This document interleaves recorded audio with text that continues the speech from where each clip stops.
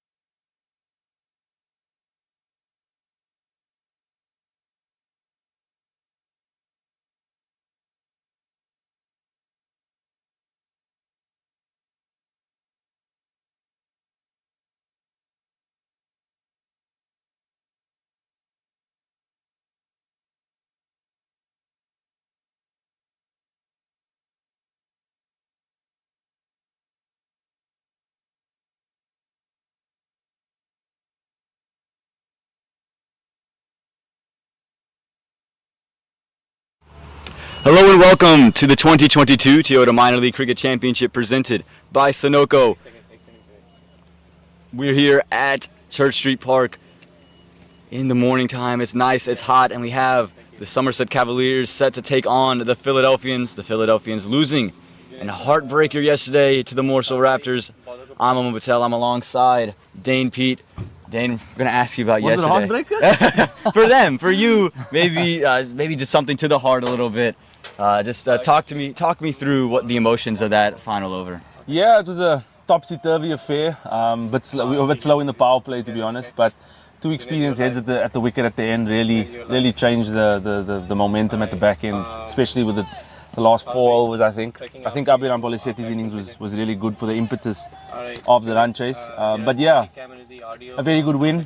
I think the plan that I'm trying to get over to the team is to give it close results so the fans can keep coming in. Well, it's definitely working if that is the plan. The plan for the Somerset Cavaliers, though, they won the toss. They've elected to bat first, starting this 2022 campaign 0-4. But they're going to face the likes of Liam Plunkett first up.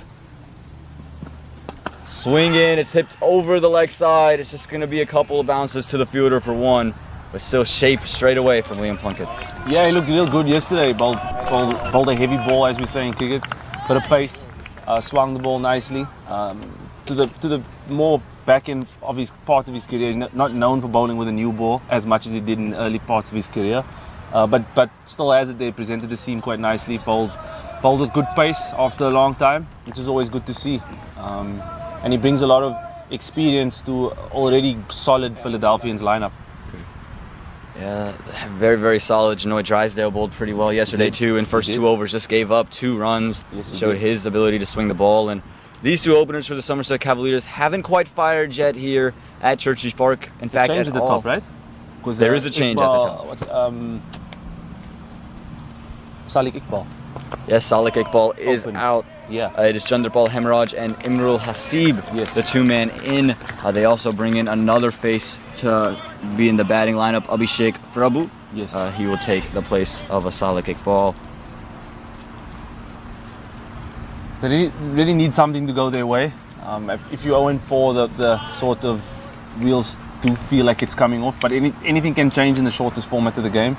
And this is it's a tough one for them because it's an inter-conference game, so they really need to try and do something to get in. Well, right now Liam Plunkett's doing something special. That nip back in nearly undid Chandrapal Hemraj, who just saw his first delivery of Liam Plunkett. And how did that one miss off stump? And we saw him do this yesterday, the big swing away from the right-hander, back into the left-hander. One of my favorite balls from last night was one of the balls he bowled to Sanjay Stanley very early on, swinging outside the leg stump, coming back to middle. Thought Sanjay did really well to defend that one, but again, he's showing off the seam position here early in the day. Keeping the Somerset Cavaliers in a slow power play, something they don't want to have happen again. They're a team that likes to be aggressive up top, and you get them slow early, it just kind of hinders their entire innings.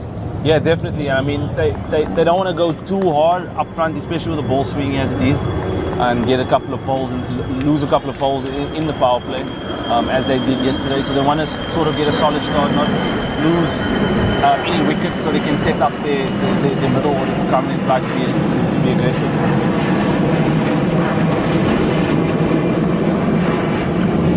That shape back in, catches an inside edge off the bat of Hemraj. Just one out to the vice captain, the young 19-year-old Anirudh Emmanuel, the leg spinner, who we'll see probably bowl a couple of overs later on in the innings. Definitely the best hairstyle of minor league this year, 2022. I love it. Absolutely, it's recognizable. You're not going to mistake Anirudh Emmanuel out there. You see the big afro, you know exactly who it is. Yeah, we actually, some of our MiLC contracted guys worked with the under-19 group in Texas in February of 2021, I think it is. And he did not have this hairstyle. So obviously, leaving schools, he's got a bit of flair going there. I absolutely do love his hairdo. Great first over for the Philadelphians. It's 3 for no loss after the first over.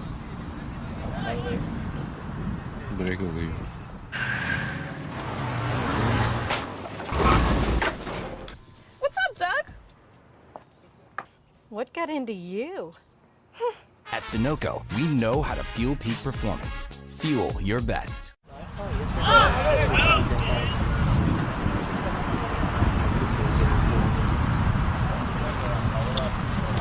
या तो रहे थे कुछ वही कर लेंगे.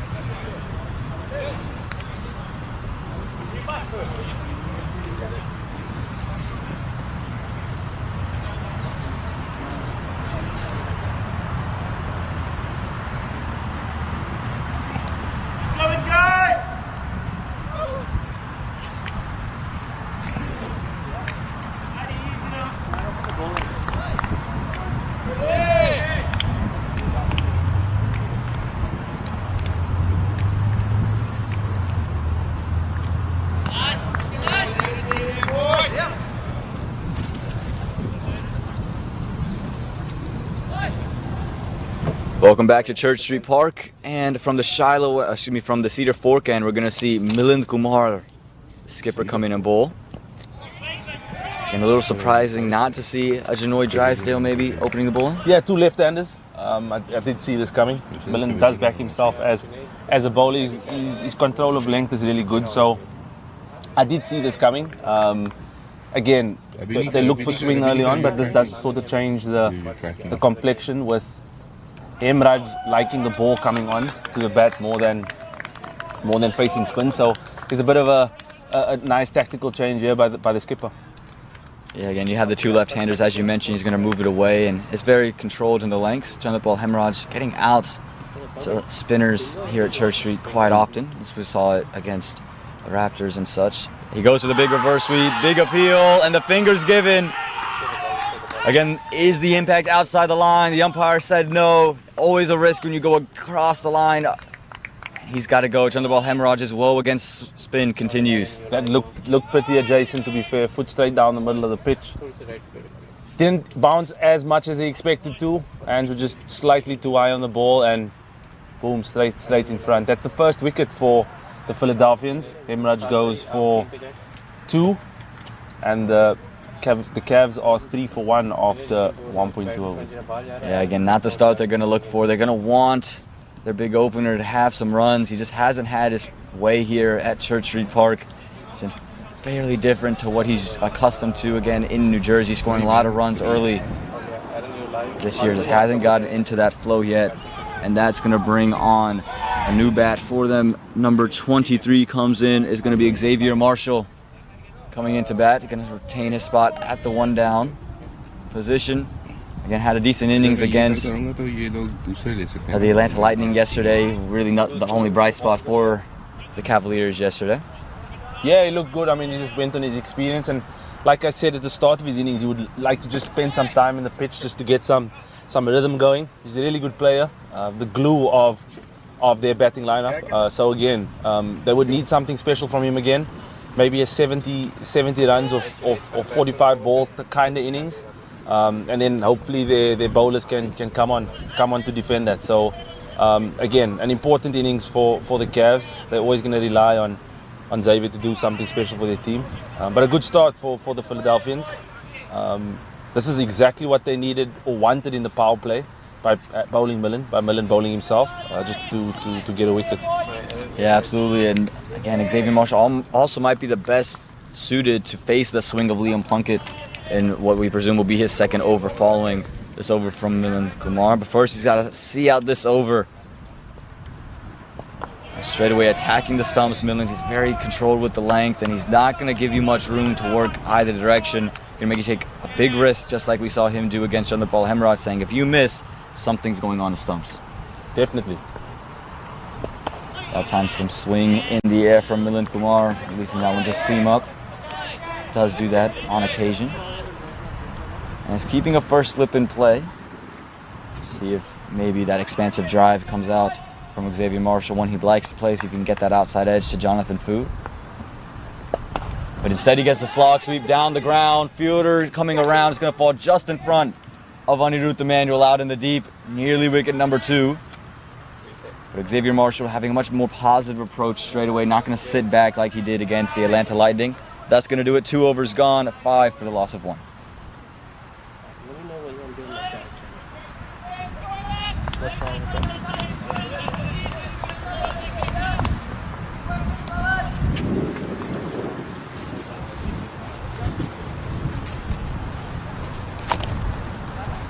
On the soup.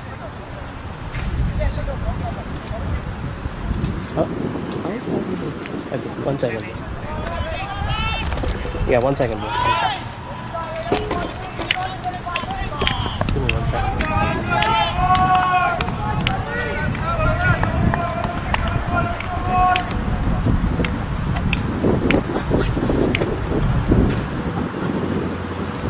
Keep on.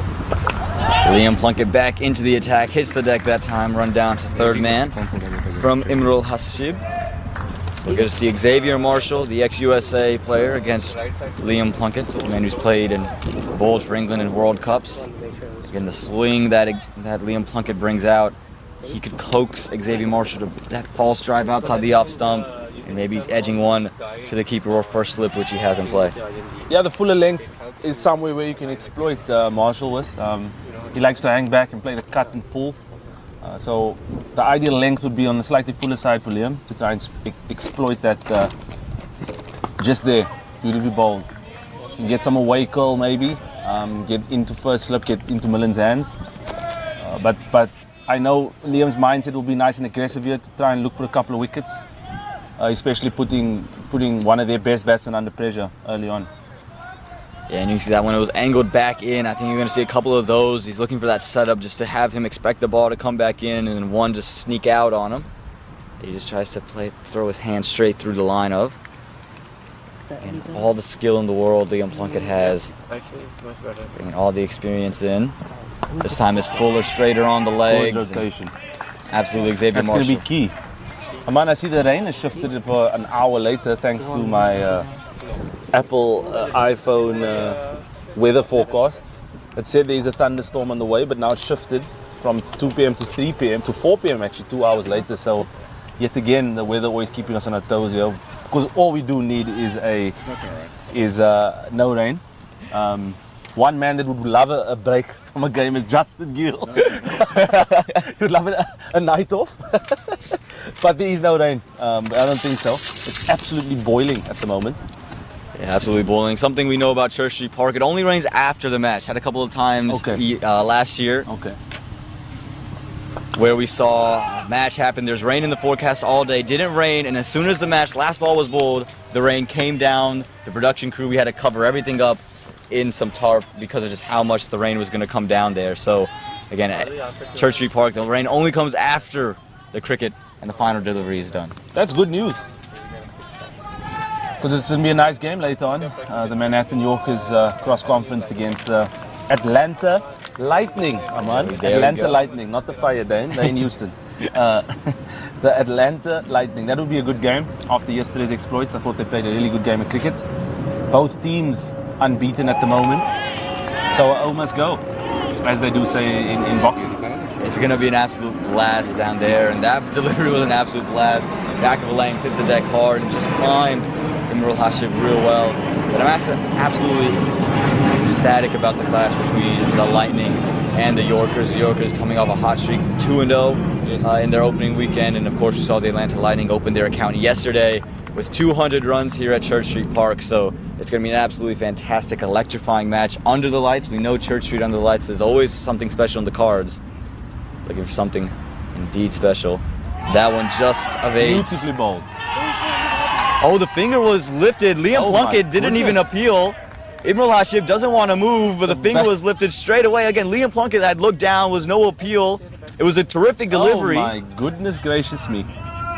Again, one thing the batsman would love to have is a snicker or an opportunity to challenge that dismissal, because there is no way that Liam Plunkett thought that was out. So Xavier Marshall's getting in the umpires here too. Obviously not very happy with the decision, pointing and talking to the Philadelphians. This was just a shocker because, again, Liam Plunkett didn't go up. It just looked like Mario Rampersad behind the stumps. Just put his hands up, maybe just to say, oh, what a delivery. And then Liam Plunkett turns around and the finger was raised up and he said, oh, okay, I'll take it. I didn't even ask for it. Looks an awful decision, to be honest. Not trying to be mean in any way, but it just didn't look like a great decision. Because in my opinion, if the bowler turns away, then obviously he doesn't know there's a nick.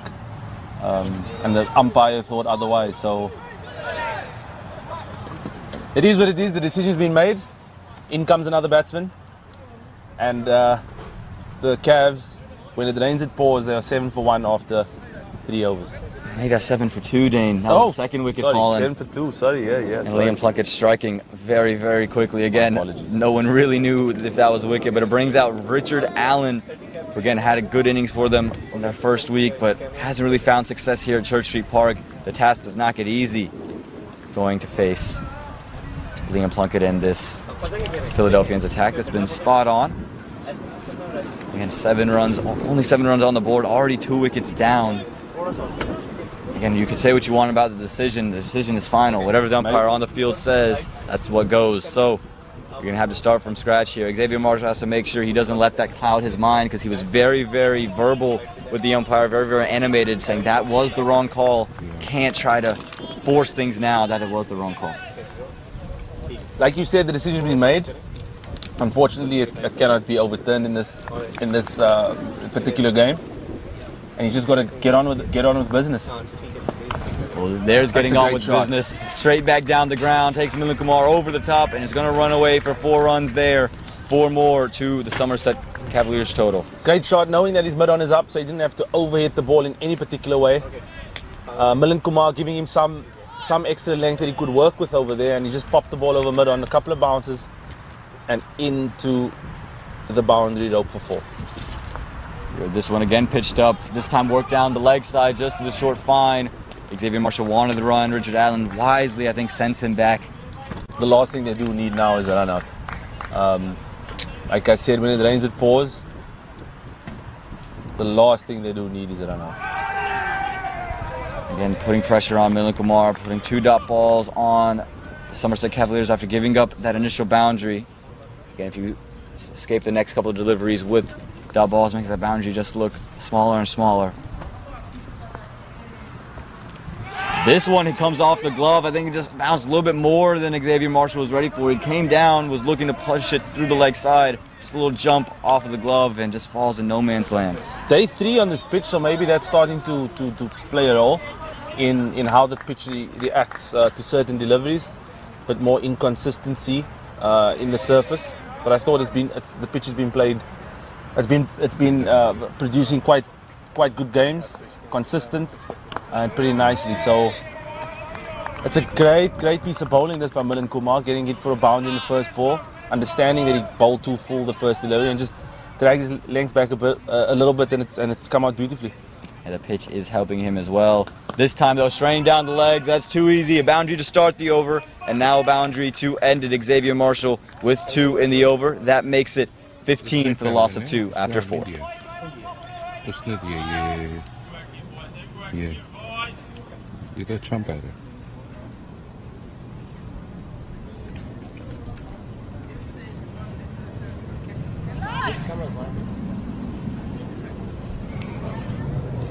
Actually, it's break commercial, so it doesn't really matter.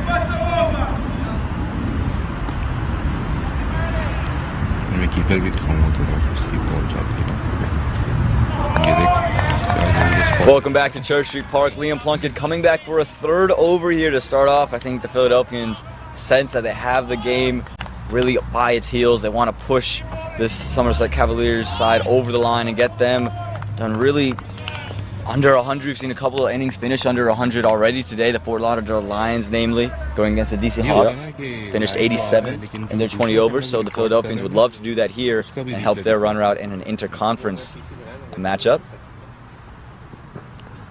The DC Hawks are 18 for 2 at the moment. A couple of strikes early on by the Fort Lauderdale Lions.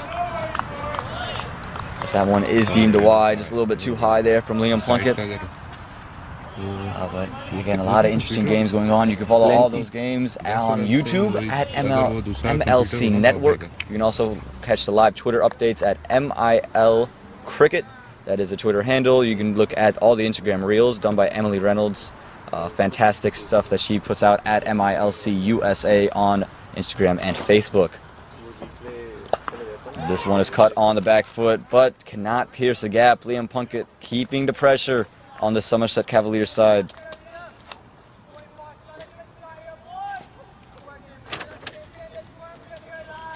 Good start again by the Philadelphians. They did that to us last night. They started really well in the power play. Got the ball to swing. And they did put us under pressure in the power play. But again, the biggest test will be in the middle. How they navigate their slower bowlers and make their bowling changes to sort of keep the strangle hold on the Cavs. Yeah, I was surprised yesterday we didn't see more of Shiranshu Bhatia, who took a fifer in week one. Just bowled the one over, that being the 19th over. But again, I was shocked to not see more of him yesterday. We'll see if he's in the mix today. This one is wide outside the off stump. No fielder out in the deep. And Richard Allen is not going to miss out on that one. A lovely lofted cover shot. Is going to be one bounce over the rope for 4, but a much needed boundary for the Somerset Cavaliers. Always looking for that. You can see in his setup, it's quite compact, so he wants the ball either very short, where you can pull and cut, or really over pitch, so you can just pop the ball over wide middle. A really good shot. And Liam going back to over the wicket, sticking with the angle. But a really good shot to get his innings going. And change the angle just for one ball, back to over.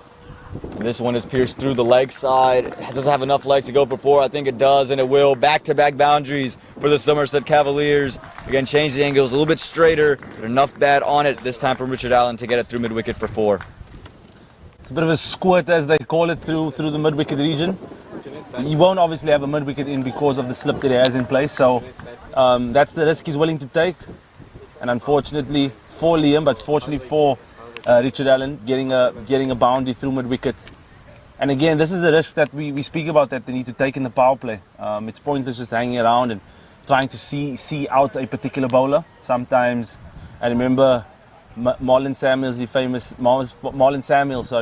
famously saying, if you take the head of the snake, the rest will follow. So he was referring to his innings that he played against Lasith Malinga in the World Cup, T20 World Cup. He went after the big dog in Lasith Malinga, took him down, and the rest of the bowlers capitulated in that particular match. Yeah, absolutely. If you put the strike ball under pressure, now you're thinking, well, he's the best bowler on the side. What can I do against this guy? And everyone just follows under pressure. Richard Allen just popped that one on the leg side, fell in no man's land. So we'll get the last ball of the 5th over bowled. The last ball of the 5th over bowled to Xavier Marshall. Again, this would be a huge wicket here for Liam Plunkett. I presume this will be his last one. I think we'll save one for the back end of the match. As you can see, sorry Aman, there's a field change going again. Millen going back into slip, which shows the mentality of how they want to use Liam Plunkett in this particular game and in their campaign. He's a strike bowler, and that's what they want him to do. So they'll rather give away a boundary, but if they get a wicket, it's all good and well. Nearly one there. It was an inside edge. It's going to just score it away through the leg side for 1. So that's going to do it. 5 overs gone. 26 for the loss of 2. वक्त आ गया है Lakshmi basmati rice को घर लाने का। Lakshmi extra long basmati rice. इसका हर दाना हो इतना लंबा, पकते हुए महके और प्लेट पे क्या खूब खिले। हाँ, मेरे घर लाने का।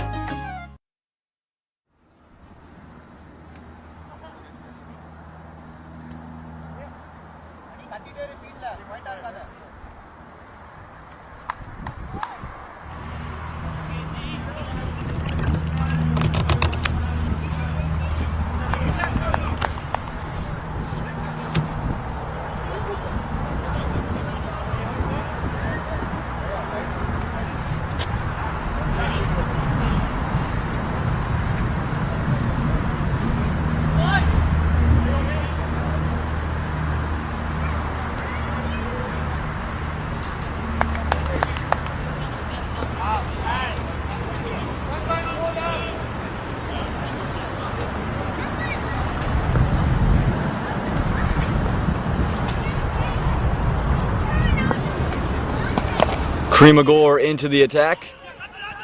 So And Xavier Marshall wanted one. Richard Allen had shut down the shot pretty early. Probably one on offer, but he said no very, very quickly and stood his ground. It's an old saying in cricket, never run on a misfield, and I think Richard Allen took that quite seriously. So he was always looking to rotate the strike. And that you can see as experienced cricketers, you always want to be looking to rotate the strike and get on with it. So you can see how he tries to bat. If there's a ball in his zone, he'll look to take it on, but not quite there. You can see how relaxed his hands are, trying to manipulate the ball into space to get off the strike to keep the rotation going. He understands that because he has a left-hander as his batting partner, so the left-hand, right-hand combination really does change things for the bowling side. Yeah, Kareem Agor very flat through the air. I would like him to be just a touch, give it a touch more flight on it, but he played for the USA, and again, part of that USA side that had Hayden Walsh Jr. and himself from the island of Antigua, so he's a very good cricketer, very good in the field. He's going to be looking to take one wicket here. He keeps things very, very tight and just dares you to do everything else. You know, very used to playing on AstroTurf and cement wickets, which that's kind of what you have to do. He's not going to search for wickets, just going to search for dot balls. That time just allowing Richard Allen to step out onto the front foot and defend. A couple of changes that Kareem has made, I can see. He's starting to get more over the top of the ball, but still with a good pace, which sometimes does help on a turf pitch, as you can see there. He is going nicely over the top. Oh, it's a good effort by Milan Kumar, but a very good shot by Richard Allen. He's looking real good today, playing with a bit more freedom as compared to the last 2 days. So he's looking real good at the moment. Just what the team needs. Understanding the ball spinning into him, so the safer shot will always be from long on all the way around down to deep mid wicket, which creates a better angle for him to hit the ball down into. Yeah, again, he's a free-flowing player. Once he gets going, he's very hard to stop. Had a good innings for them last week, and they're going to need him to continue to play. That I'm just taking advantage of a little bit of flight offered from Kareem Agor. I think it was just a touch too full. This time was much quicker, much flatter through the air, and it's going to squirt through the leg side off a bottom edge. It's going to fly past the man at fine leg for 4 more. So back-to-back boundaries for Richard Allen.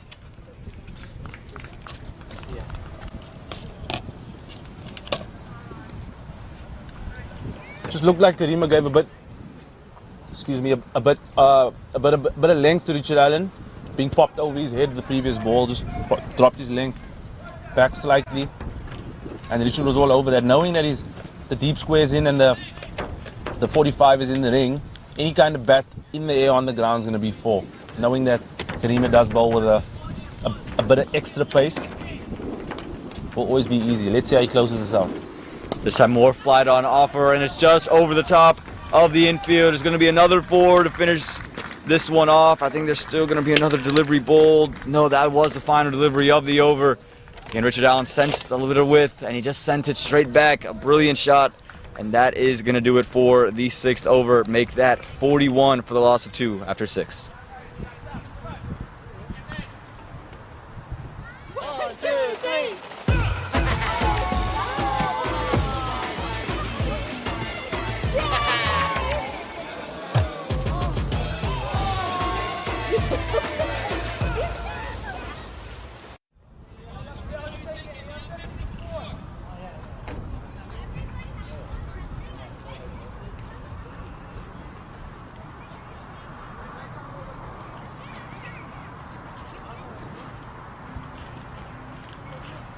Khalid भाई आगे आपका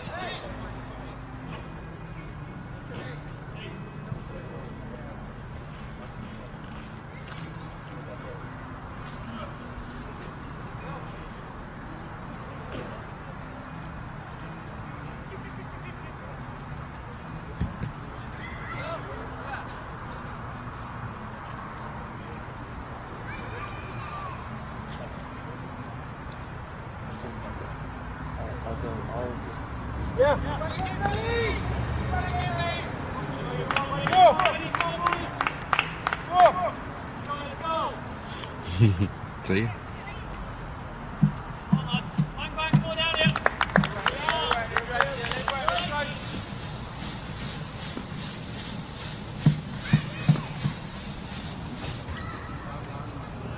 Welcome back to the 2022 Toyota Minor League Cricket Championship presented by Sunoco.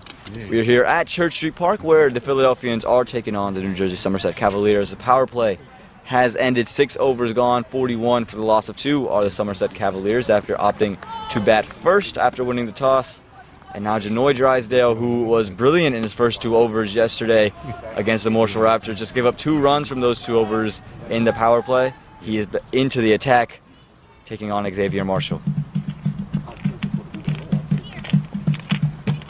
Full straight, and it's worked through the leg side. Is it going to beat the man there? No, not enough bat on it, but it is going to be enough for 2. I think, Aman, for his first 3 overs, he was really good, to be honest. I just think that he went to the Yorker ploy too early in that last over with his fine leg and square leg up. I thought he would still continue to bowl length, but again, it's a risk you're willing to take, and that's what we spoke to Kez before his final, the super over. I just told him, back yourself to bowl length, because all evening that was the hardest ball to hit. So I thought Drysdale was exceptionally good all day yesterday. Bowled with good pace, swung the ball, and a nice prospect for the Philadelphians. Yeah, absolutely. You can see him hit the deck hard, and when he was given the new ball, he was able to make some movement away from the right-hander. Why he was so difficult to face off of that length makes you decide what you want to do very, very early, and once you commit to that, there's really nowhere else to go. No, definitely. I mean, again, I keep saying this, but it's an important part of the game for both teams. The Cavs ending the power play quite strong, and now that's the next phase of the game. The Philadelphians will be looking to either contain for a couple of overs or look to strike, as we heard Liam Plunkett shouting. 50 for 4 boys, which means a double strike in any time of the game will really push the team back. Yeah, absolutely. As we see Xavier Marshall just put one over to the leg side. You get a double strike here, then you're already 2 down if you're the Cavaliers. You go to 4, and it's not the deepest of batting lineups. Yes, you have some hitters in the back, but you want to be able to preserve them for the later stages of the game. You really expose that lower middle order quickly, and it could just really go downhill and heading on to 0-5 if you were to lose 2 right now.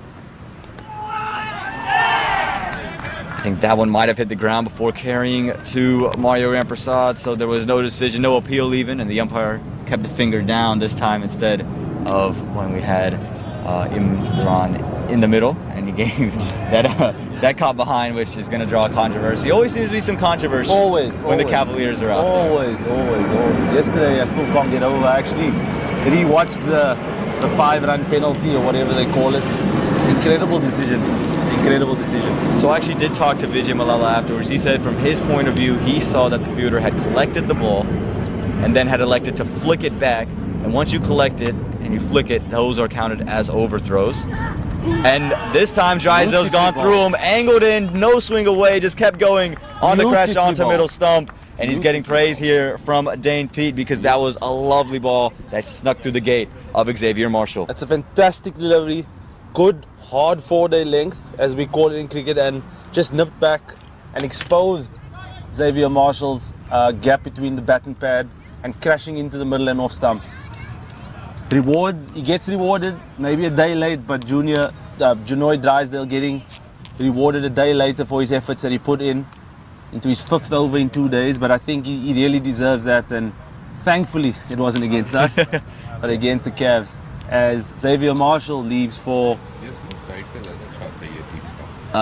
just checking his score for 17 of 19 deliveries, and the Cavaliers are now 45 for 3 after 7 overs. Still 1 ball to go here in the 7th over, and it's going to be Taha Warich, who's going to get to see him for the first time here at Church Street Park. Hasn't played in the first 2 matches and was brought on because of the injury to Pranav Rao, the young wicketkeeper bat. Taha Warich did play in the first week, if I'm not mistaken. We'll confirm that for you in a minute. But again, Taha Warich, he's someone who can come in the middle order and likes to hit around. Has not played a match yet, but he plays at nearly a 90-100 strike rate when he is out there in the bat. So it's his first look of minor league cricket here, and it's going to be at Church Street Park, and it's in a spot of bother for the Somerset Cavaliers. Again, 3 down. You're in 7 overs, and Drysdale is just in through his first over, so he still has overs to go Plunkett has an over to go. Milind Kumar has overs. Kremagor's only bowled one. Still no sign of Shiranshu Bhatia, who took 5 last week. So the bowling attack, who's been very potent, still has a lot of options. So here we go, final delivery of the 7th. Angled in just a little bit higher than Taha Warch would have liked it. That's going to do it. 7 overs gone, 45 for the loss of 3.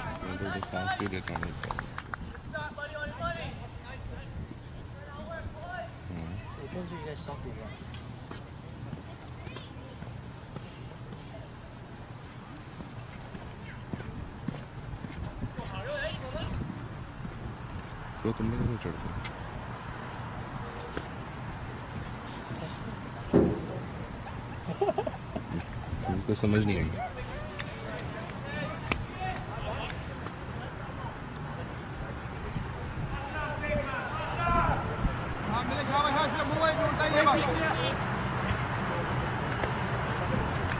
Joke करो लेकिन personal joke नहीं करो सही है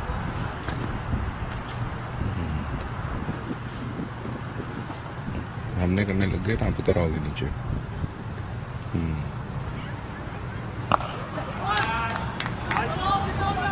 Welcome back to Church Street Park. Milind Kumar back into the attack. Bowler delivery to Richard Allen. He's going to see Taha Warich now. Again, Milind's been very, very good today. Hit for a couple of boundaries, though, by Xavier Marshall, but he's no longer here. So Somerset Cavaliers are going to have to rebuild. Again, it's a spotted ball. They're 46. And their 8th over here, 3 wickets down. That's the bigger number.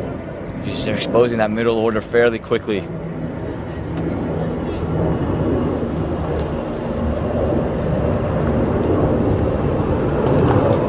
This time worked through the leg side here from Taha Warich. They're going to push for 2. Some aggressive running.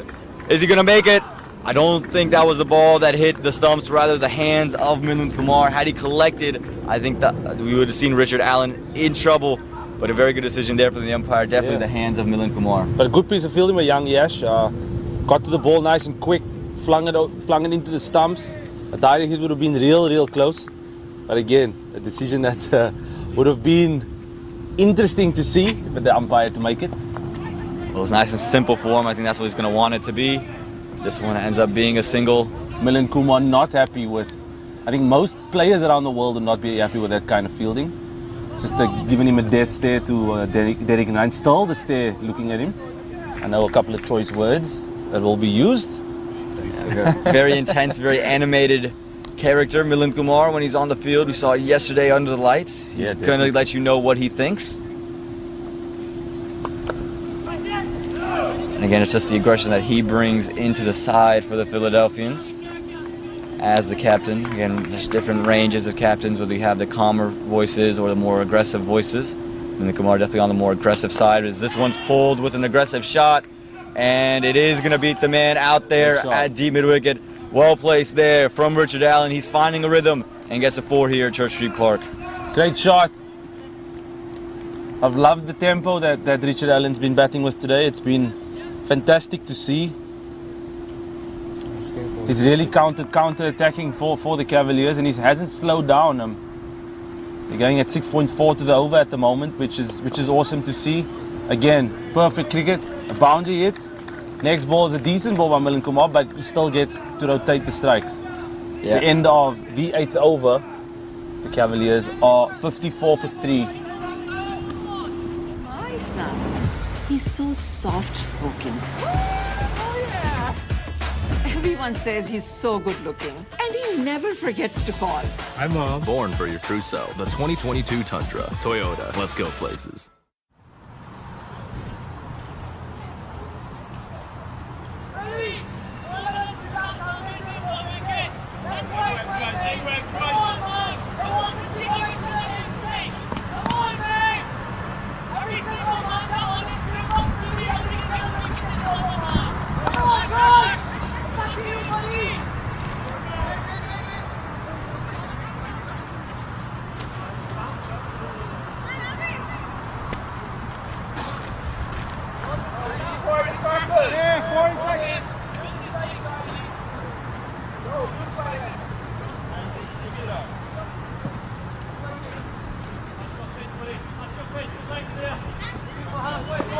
Crowd है ना ये देखो.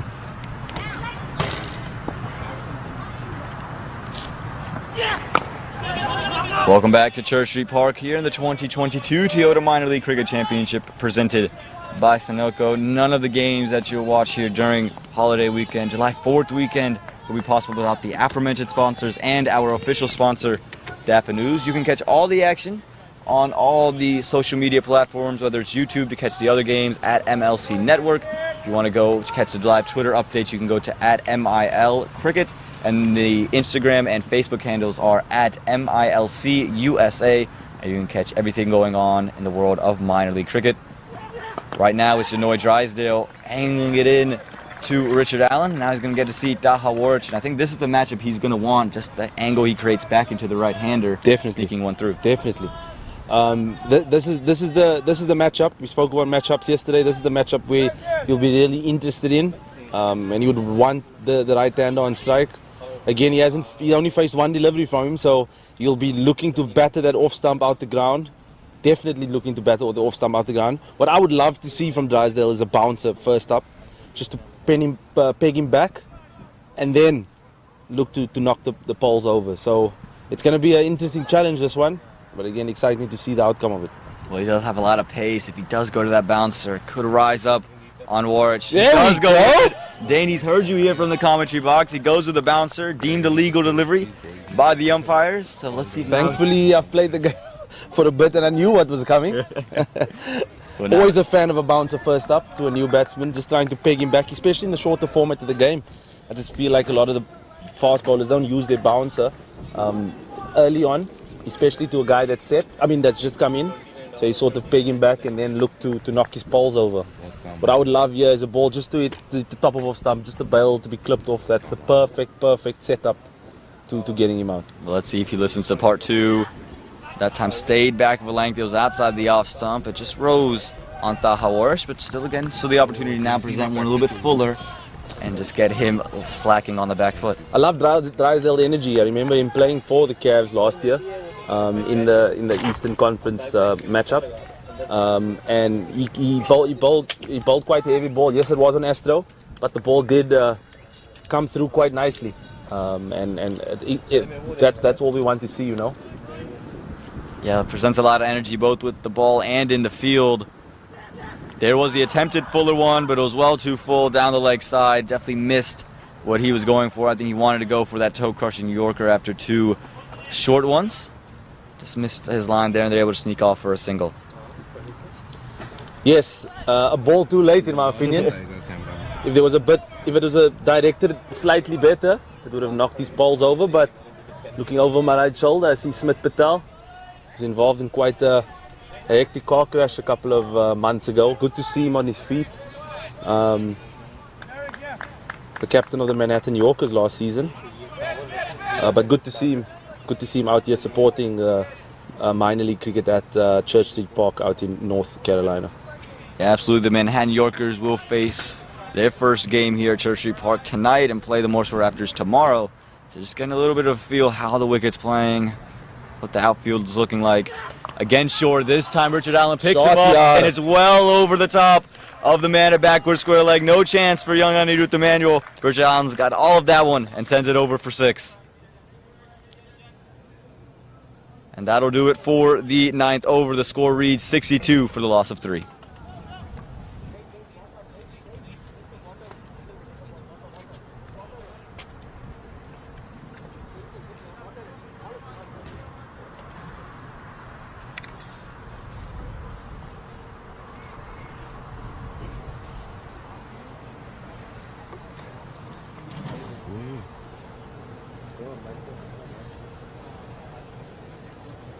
वो of किया हुआ है ना, over हो गया। नहीं लेकिन कैमरा तो पकड़ता है। खैर वो commercial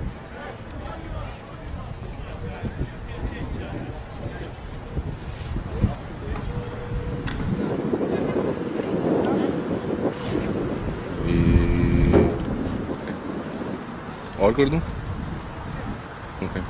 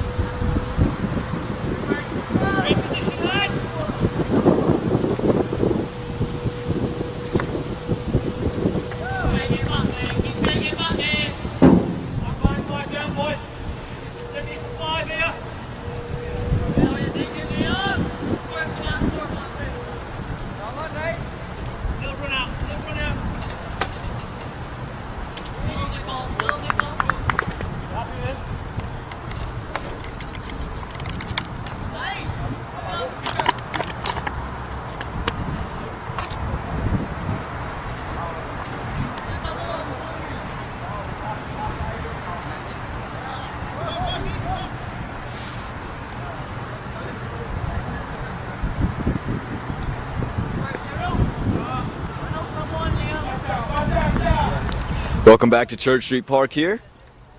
As you're going to see a change in the bowling as this one's chipped up into the air in no man's land. The new man into bowl. We'll get you his name in a second. Looks like it is going to be Chiranshu Bhatia. The man who took 5 wickets last week. Only bowled the 1 over yesterday, bowled the 19th, bowled decently well, and surprised he wasn't given more an opportunity to bowl, especially after having that 5-wicket haul. It felt like he earned the opportunity to bowl in those middle periods of the game where he's so good because he just kind of keeps it for those Raptors fans like what Aditya Badala, Rohan Fatke do. Keep it on to stumps, kind of cut it around every now and again, and just make you do something different with the bat. Richard Allen, though, he's in full flow. 36 off of 16, striking it with a 225 strike rate, 5 4s, 2 6s to his name. So this is the prize wicket at the moment. You get Richard Allen, and again, you can keep putting the Somerset Cavaliers on the back foot. He's batted so well all throughout the tournament. Can Bhatia get the prize wicket here? This one's punched straight back down the ground. Fielder making his way over, and he is going to be able to save at least 2 runs there. They're going to scamper back for a double, but again, you saw the ploy from Chiranshu Bhatia. He's just going to keep it a little bit slower. And just going to dare you to play anywhere else across the ground. Took a lot of wickets against left-handers when they played the New England Eagles, the Philadelphians. Whenever a left-hander came in, he was able to get all right onto stumps, that angle back in. You can see he gets very wide of the crease and slams it back in. Again, Richard Allen's got to be careful. Can't throw his wicket away. We've got to continue to score. This one Fuller, slower, right on stumps. And it had Richard Allen try to do something across the line and missed. Would have gone straight onto wickets, and you can see him practicing that shot, but it was a good decision because of the slower delivery. Ran his fingers over it. Again, it's a very hot day out here, and it's not going to be easy to be out there for a very long time. They got some water as they were looking for the ball that was slapped from Richard Allen. As this one slapped back towards the shallow end, the fielder's there, but it won't matter. He's got a big bat, he's got a lot of power, and he gets it over. It's going to hit the empty bleacher there, but it is going to be a big 6 there from Richard Allen. Again, striking the ball so well. Another big time shot here from Richard Allen. Just a touch too full, a touch too wide, and a touch too easy for Richard Allen. Again, been such good nick. And just having a look at the ball, it slammed straight onto that bleacher. The umpire, Alvin Barnett, seemed content with how the ball looked. See everyone looking for some shade. And he's the one who found the ball. This one is slapped over the top of point and is going to run away for 4 runs. Anirudh Emanuel was at backward point. Wasn't able to quite get up there. And runs all the way for 4. So he was not Anirudh Emanuel. We're going to see that one slide over the ground for 4 runs. Again, Richard Allen, he's in full flow at the moment. Cutting the ball, striking it straight down the ground with a great pull shot. Can you give him any bit of width? He's going to take advantage of it. If you're about to get back to keeping it on stumps, slow it down, make him generate all the power. Again, Bhatia took 5 wickets, was hit early on, but was able to get back into the match against New England. Can he get back into the match against Somerset? He goes short, it's cut, this time in front of Anirudh Emanuel, but just to the man out in the deep at sweeper cover. He's just going to keep it to 1, a brilliant throw back in. Again, a rather expensive over, 76 for the loss of 3 after 10.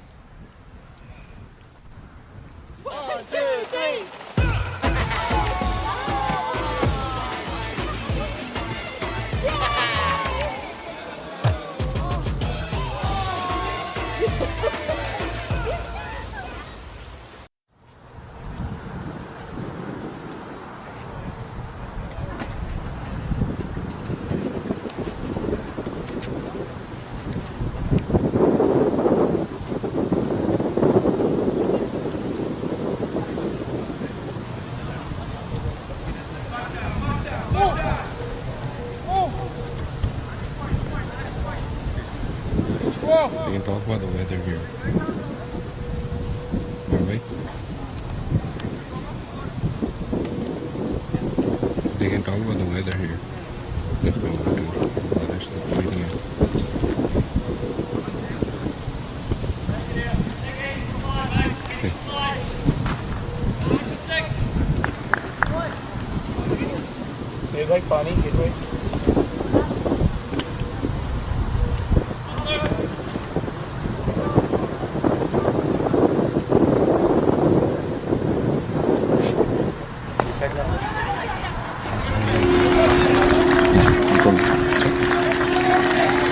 Welcome back to Church Street Park here. Richard Allen Great innings.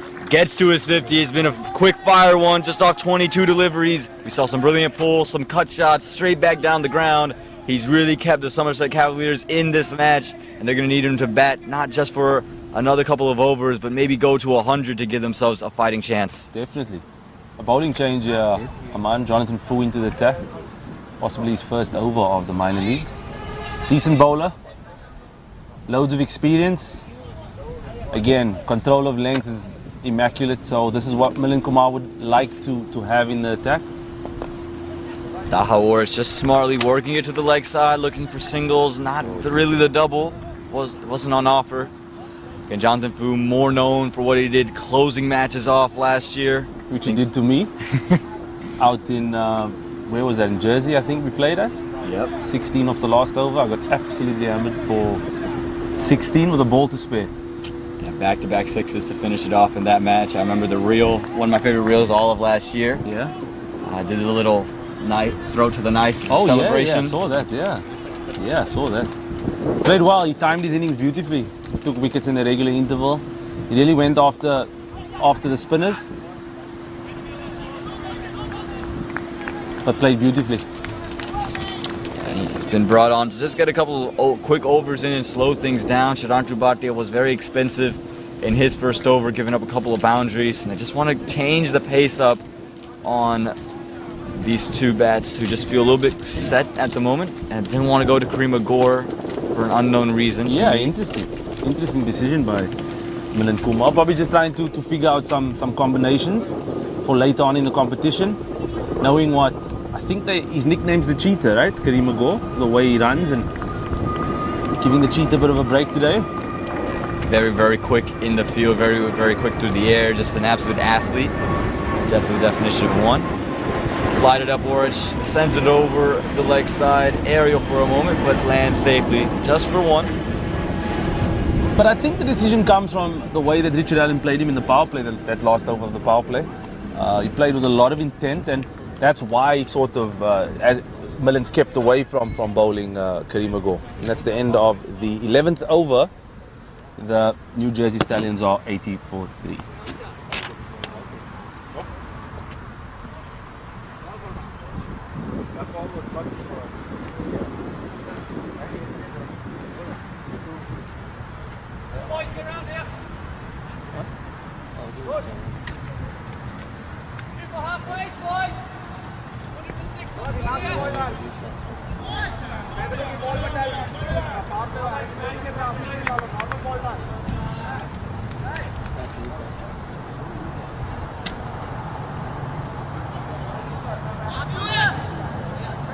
ऐसे ground दिखाना तो कहाँ से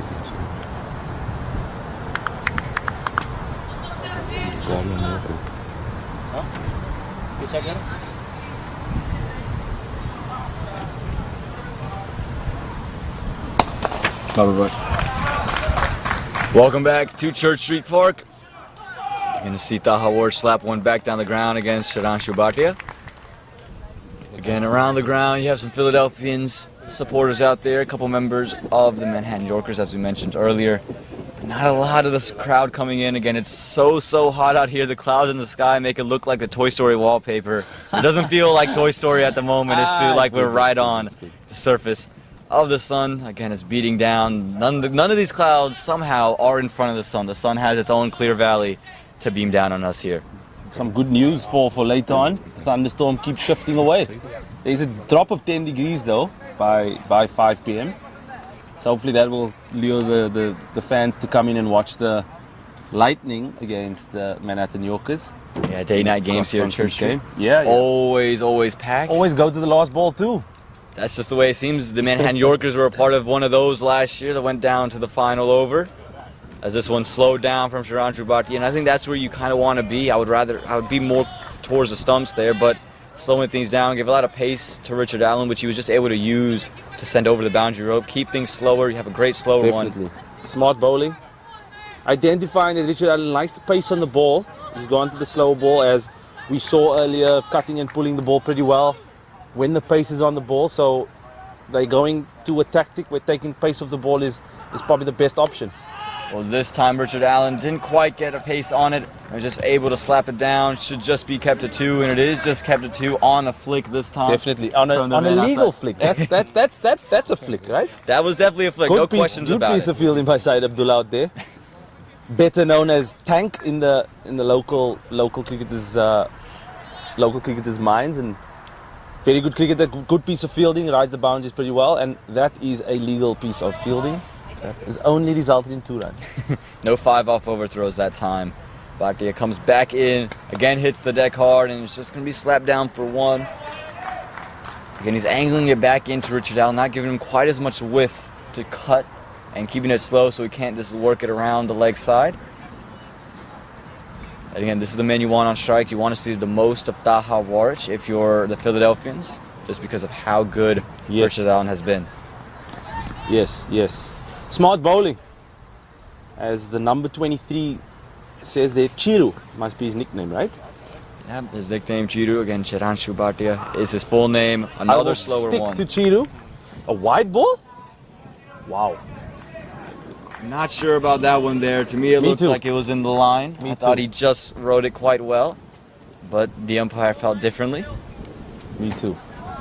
It's quite a significant blue line there to give an illustration to a wide. Look pretty okay from my point of view, but again, thankfully then I'm not the umpire standing 22 yards away. This time it's a full toss, but only going to be worked down the ground for 1. It does mean you're going to see Richard Allen get another delivery in the over. This is a couple of dead overs here. This is exactly what the Philadelphians want. Not dead in the sense of getting maidens, but lots of ones, lot of rotation of strike, which definitely slows down the tempo of the game, which will sort of frustrate the guy that, like Richard Allen, has been batting at a strike rate of well over 200 at some stages. It's bang on 200 now with 54 of 27. So this is exactly what the Philadelphians would want. And hopefully there he makes a mistake, but no, he continues with his onslaught. Roshni, the media girl for the Philadelphians, having to jump off the bleacher there, the cheap seats right at the back of the bleacher, as you can see there, jumping off out the way. An absolutely fantastic cricket shot to end off the over for the New Jersey Cavaliers. They moved to 91 for 3 after 12 overs.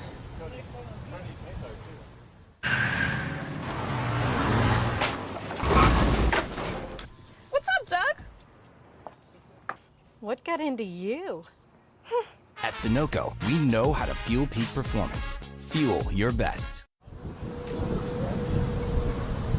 Willow TV, Philly TV,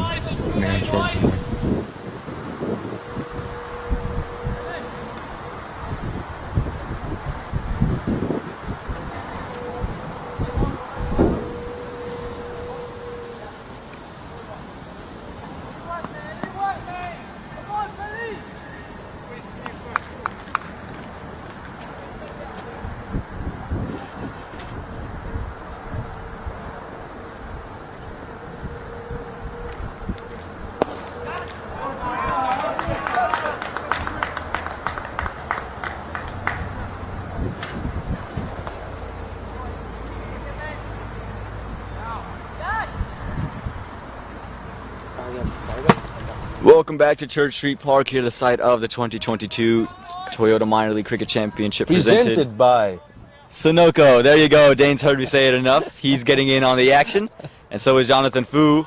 Richard Allen trying to go into out, not really able to connect there. Just gets 1. But again, Taha has done a good enough job rotating strike that you feel at least confident that he's not going to soak up those dot balls. It's a bit of relief from us now for the clouds thankfully coming over and covering the sun for a little bit.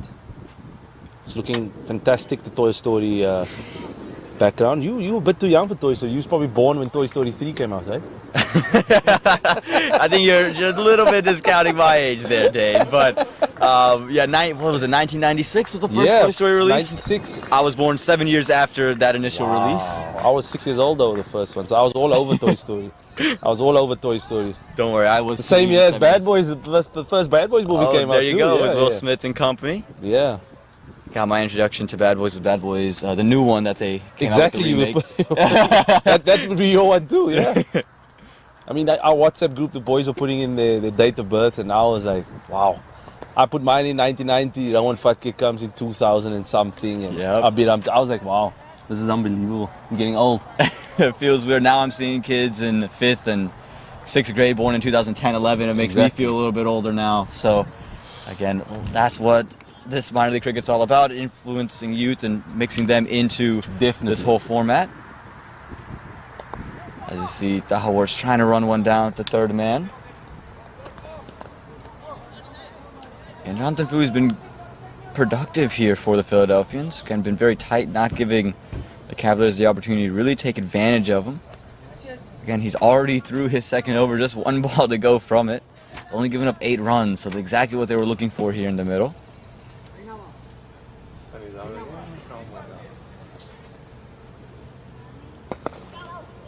And it'll be 1 to end the 13th over. And at the end of 13, the New Jersey Somerset Cavaliers, they're 97 for the loss of 3.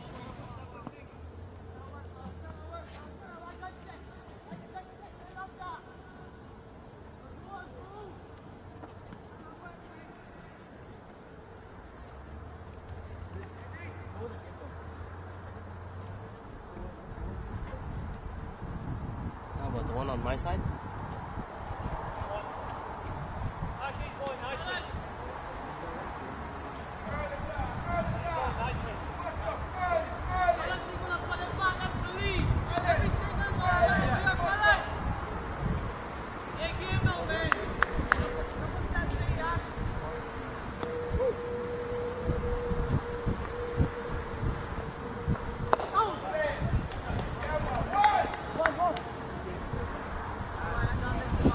Here we are in the 14th over. So you're going to see Kareem Agor back into the attack. Just bowled the one over before this one. And again, has a left-hander and a right-hander. So now he's going to be bowling to the left-handed Richard Allen. He's played really well today. I've been really impressed. He's caught up with the tempo of the game straight away. This is a favourable matchup for him. KG going with the 3-point tactic that has developed or has evolved in the game of T20 cricket. 3 points with a deep extra cover out, so he's going to be kind of smart here, trying to protect the square boundaries. This time it was pulled from Richard Allen. He was tempting him to try to cut it to one of those 3 points, but he just worked it into the leg side. Going to just pick up one, and we're going to see Taha Wards back on strike. I think Millen's really marshaled his troops pretty well here, knowing that they don't have a couple of wickets, but he's made bowling changes to sort of stem the flow of runs, knowing that there's the pitch is playing pretty well, but he's made bowling changes sort of to stem the flow of runs, and hopefully a couple of dot balls stop the game, you know. Well, here's a chance of a run out, and it is going to be one. Confusion between Taha Wards and Richard Allen. Taha Wards just tipped one to basically at the edge of the square. Richard Allen thought it was one. He just kept going. Taha Wards never responded to the call, and Kareem Agor gets one of the easiest runouts of his career. That's the 4th wicket down for the Cavaliers. I don't think they were watching Willow TV last night, though. The old Richard Allen, not seeing Kareem Agor's pace to the ball. That was an unbelievable piece of fielding. Good awareness by the young Kareem Agor to get across to the ball and just clip the bail off the stumps. But not an ideal time to lose a wicket for the Cavaliers, as Warwick walks off the field, as the Cavaliers are 99 for 4 after 13.3 overs. Yeah, and it breaks a good partnership that was building up for him. He was able just to work the singles around, and now you got to find a way to restart. And again, Richard Allen, he's been in good nick, but everyone else has just been failing, and you had one guy just able to hold down one end, but he goes off as well, so they're going to have to find some new guys to come in. Presumably the new bat would be an Abhishek Prabhu. But we will get the confirmation to you. And if I got to find a way to just get another guy to rotate.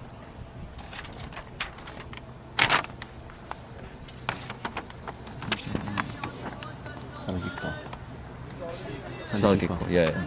And it is going to be Salik Iqbal coming in. Again, opened the batting for them. Push down the order. Yeah, much down the order, opening the batting in the first couple games here at Church Street Park. Absolute pie in the first ball of the game. Bowled a full toss. Shocking bowling. Richard Allen continues.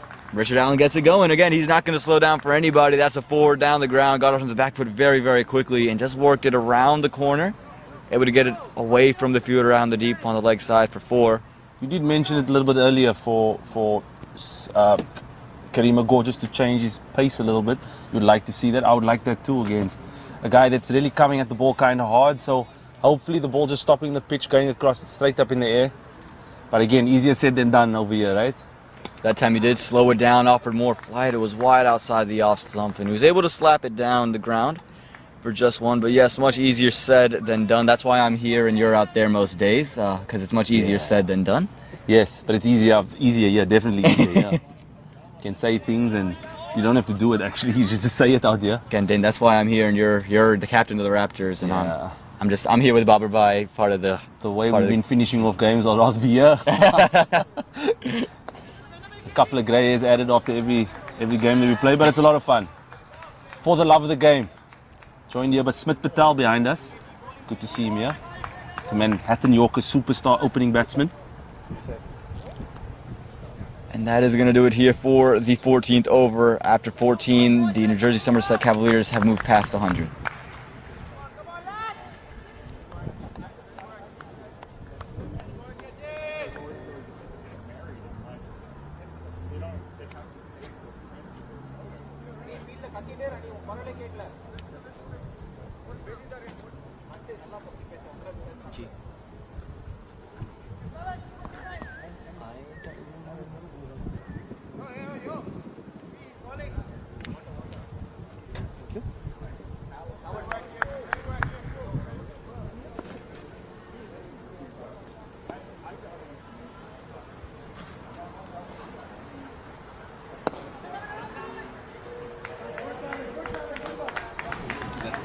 Welcome back to Church Street Park here at the 2022 Toyota Minor League Cricket Championship presented by Sunoco. None of the matches that you're seeing all throughout the weekend would be possible without the aforementioned sponsors and the official sponsor, Dafa News.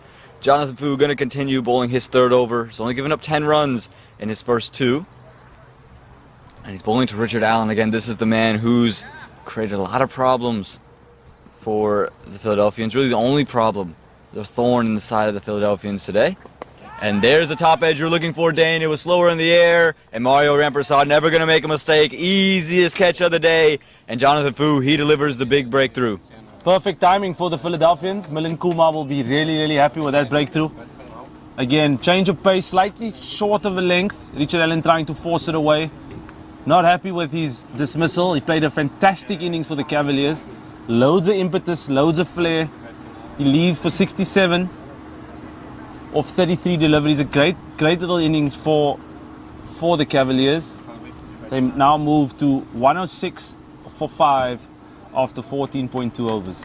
And this becomes the problem here for the Somerset Cavaliers. He gave you a great foundation, but that score of 148, that seemed very much attainable. You could have pushed to 160. Now you're going to have 2 brand new bats in the middle. Salik Iqbal more than capable. And it's Iron Man. And it is Iron Man. It is going to be Umaid Asif.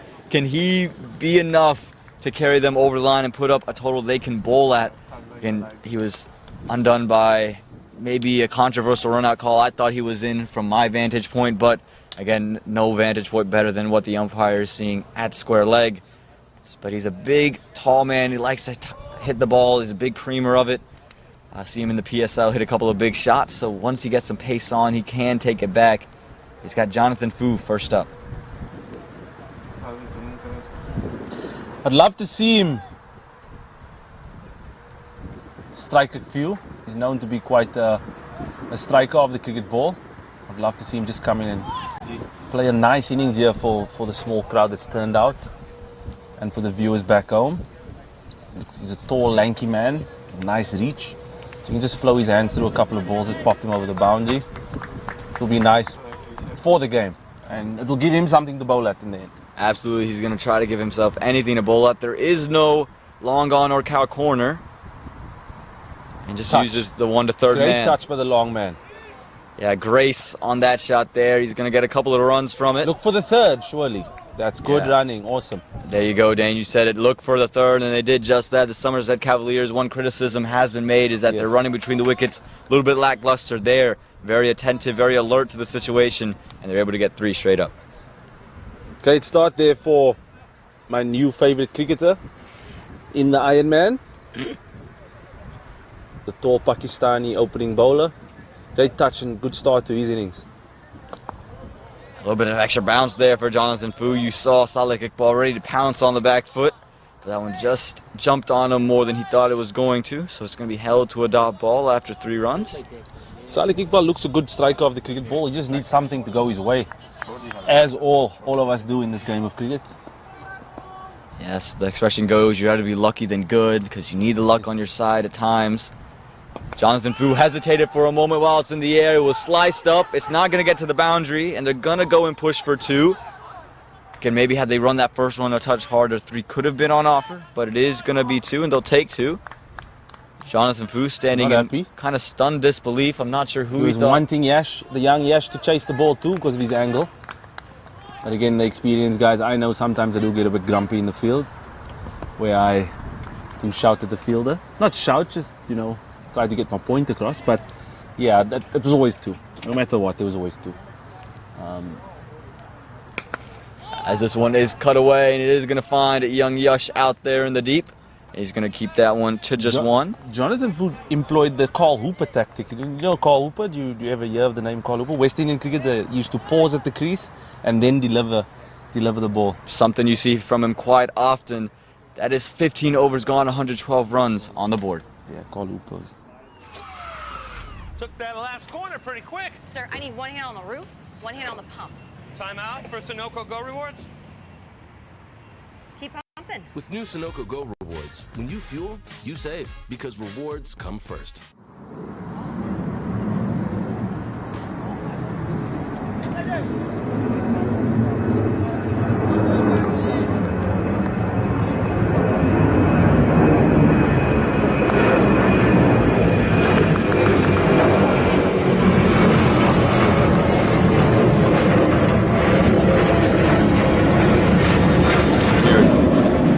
Magor back into the attack.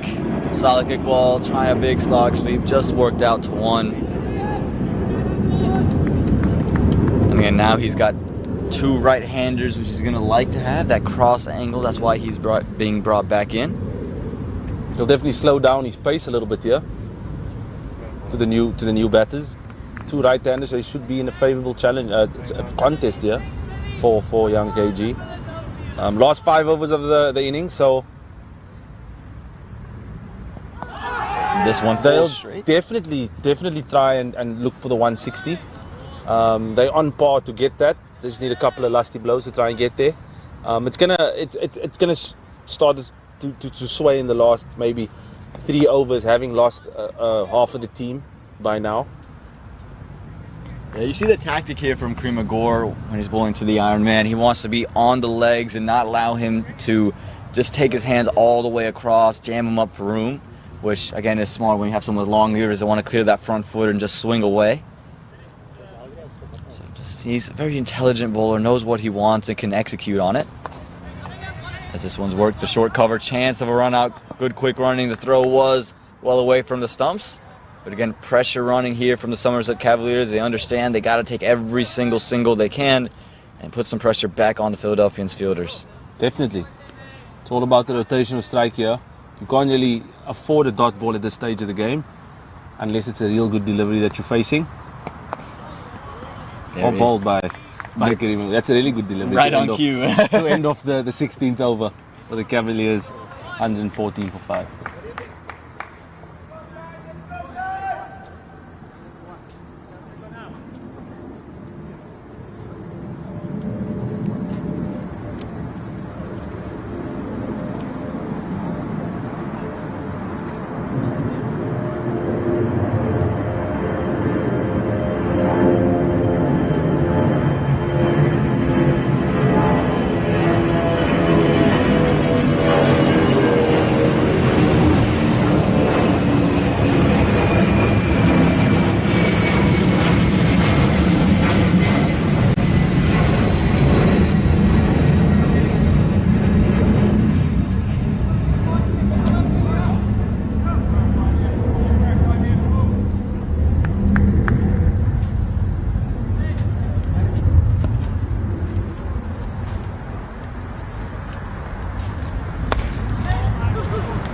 Jonathan Fu going to bowl out his final over here in the 17th. Has just given up 16 runs before this one, taking a wicket as well.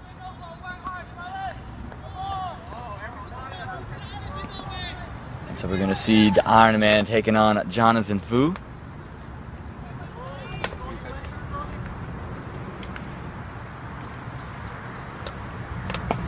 The Iron Man goes to the leg side. Has he found the gap? No, he's just found the fielder. Just going to be one. And you see Jonathan Fu push it outside. His arc pushes outside the off stump to keep him from allowing the power.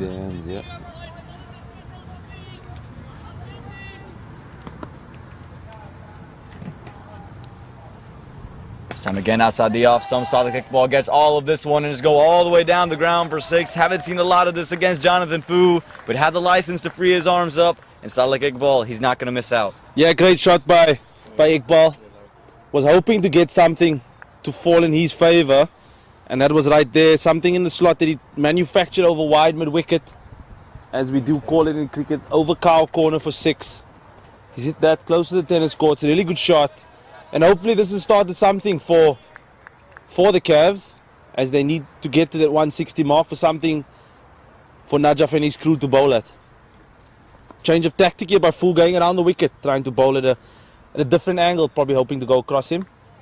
Yeah, went across him that time. We saw him do it for Najaf Shah, and after one boundary said, I'm going to keep doing it for Salek Iqbal as well.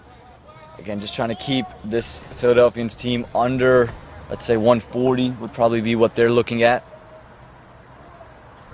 This one is wide outside the off stump, chipped over the infield. Is it going to have enough legs to carry? Yes, it will. It beats the 2 men that were trying to converge on it. It's going to be another 4. By far, Jonathan Fu's most expensive over. The head down there. A nice shot from Salek Iqbal to bring up 4 more. The fact that Kareem Agol almost chased that down is incredible. Not even a 19-year-old or 18-year-old Dane Pete could have done that. That's an incredible chase down by Kareem Agol. But like you just said now, by far the most expensive over by Jonathan Fu. I feel that's a bit unlucky with myself being an off-spinner too. Sometimes you feel that you just bowled a good ball back of a length. Sometimes just bounced a little bit, gave it some extra width to the batsman, and he's chipped that over point, and it's just trickled away for another boundary. How does Jonathan Fu respond? This time a little bit fuller, and it's driven this time through the covers, and that's going to do it. 17 overs gone, 128 on the runs on the board, and they're making their charge to 150 here. The New Jersey Somerset Cavaliers. वक्त आ गया है Lakshmi basmati rice को घर लाने का। Lakshmi extra long basmati rice. इसका हर दाना हो इतना लंबा, पकते हुए महके और प्लेट पे क्या खूब खिले। हाँ, मेरे घर लाने का।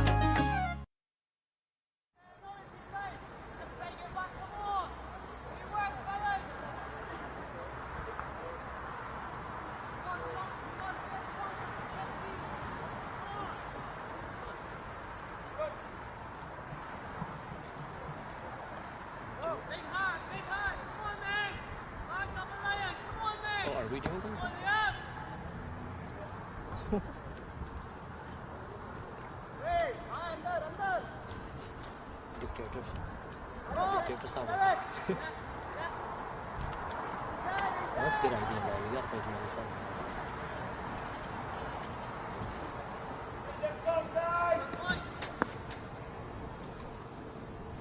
Liam Plunkett set to bowl his final over, starts it off with the wide, trying to drag it in to the wicket. Barely clipped the edge of the pitch on this one. Again, just getting stuck in the hands. Maybe just slipping a bit, doesn't get quite this warm up in England, so maybe the sweat and the humidity just doing something to his hands and the ball.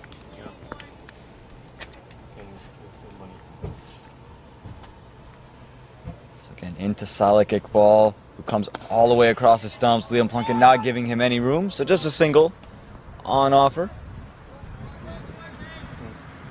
Again, Umaid Asif has these long levers, has big power. We've all heard about it. Haven't really seen that one shot that makes you go wow yet at Church Street Park from Asif, the Iron Man, but we know if he can get onto one, it's going to be something special. Yeah, you can definitely get a couple of lusty blows away, the tall man.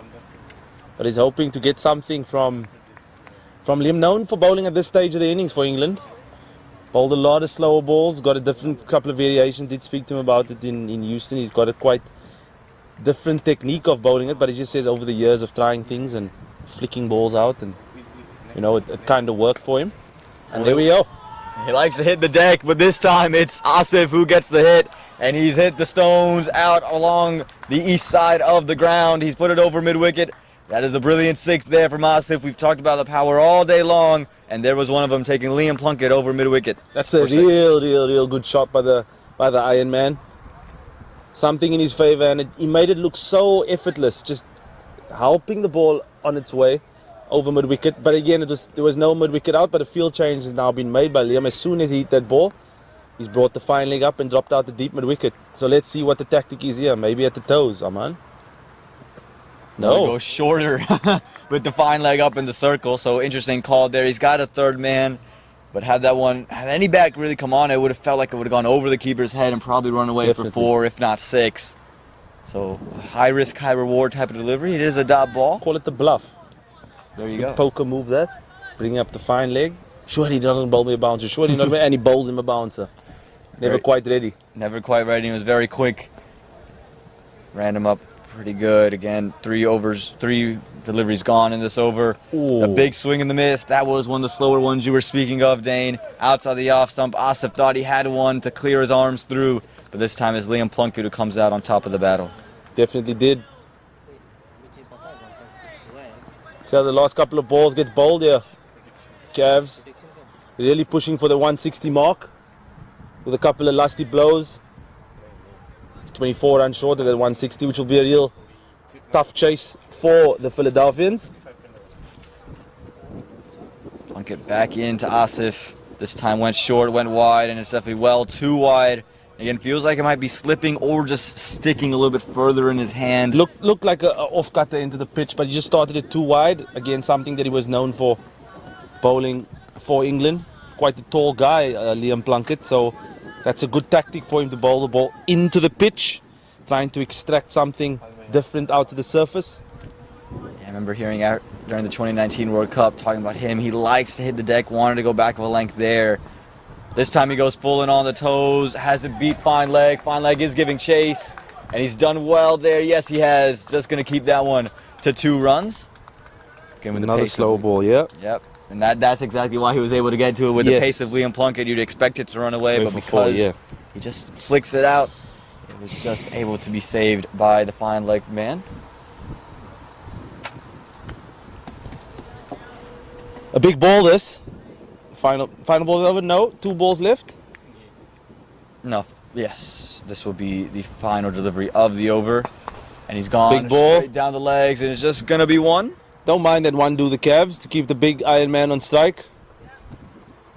And that is going to do it here. 18 overs gone, 140 for the loss of 5. 1, 2, 3.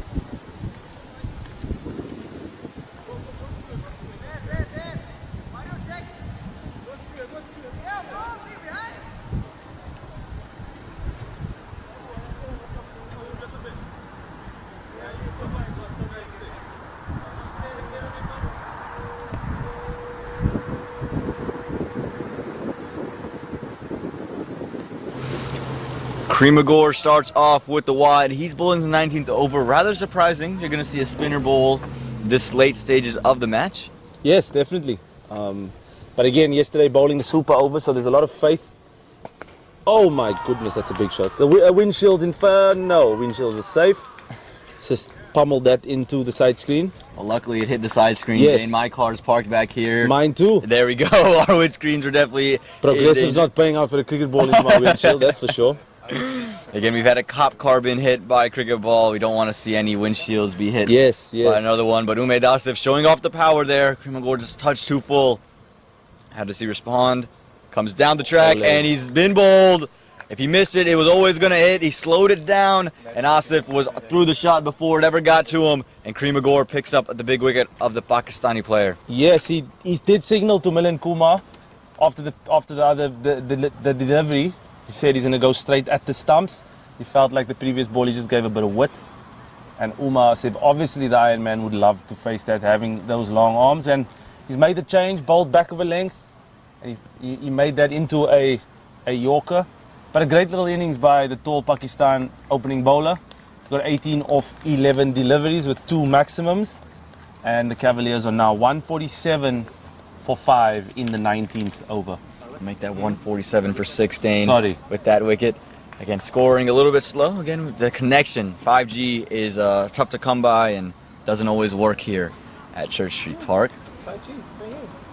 Except for Babar Bai's 5G. 5G is hard to come by and maybe a little bit off the work. Babar Bai, of course, the production manager here at Church Street Park, making all of these beautiful views that you have possible.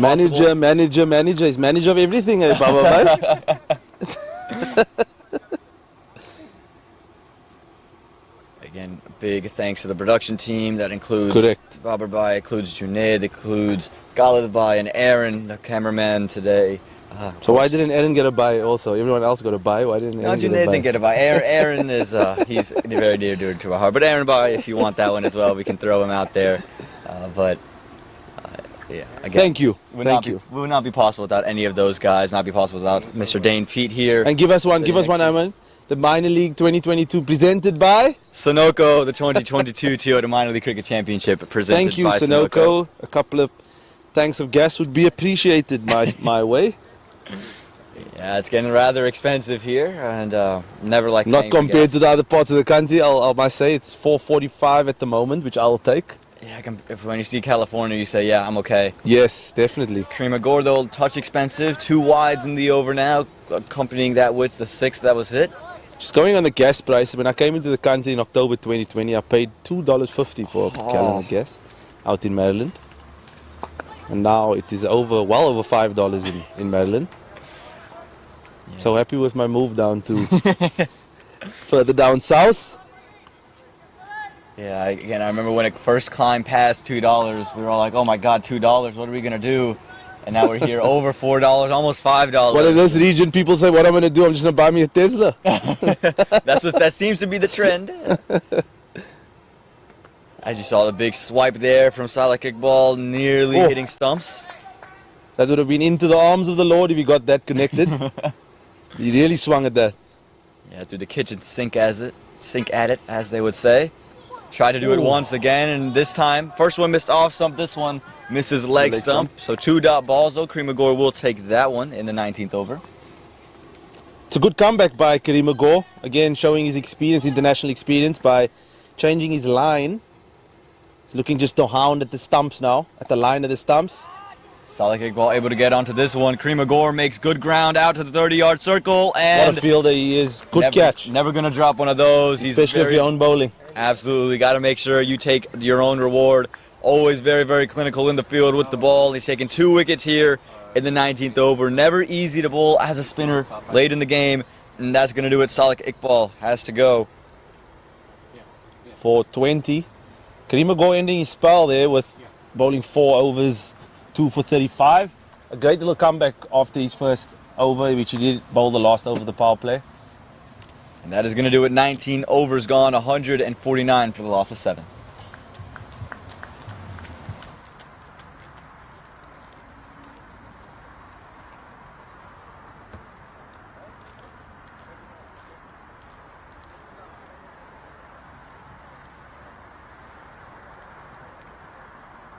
Barbara, can I reset?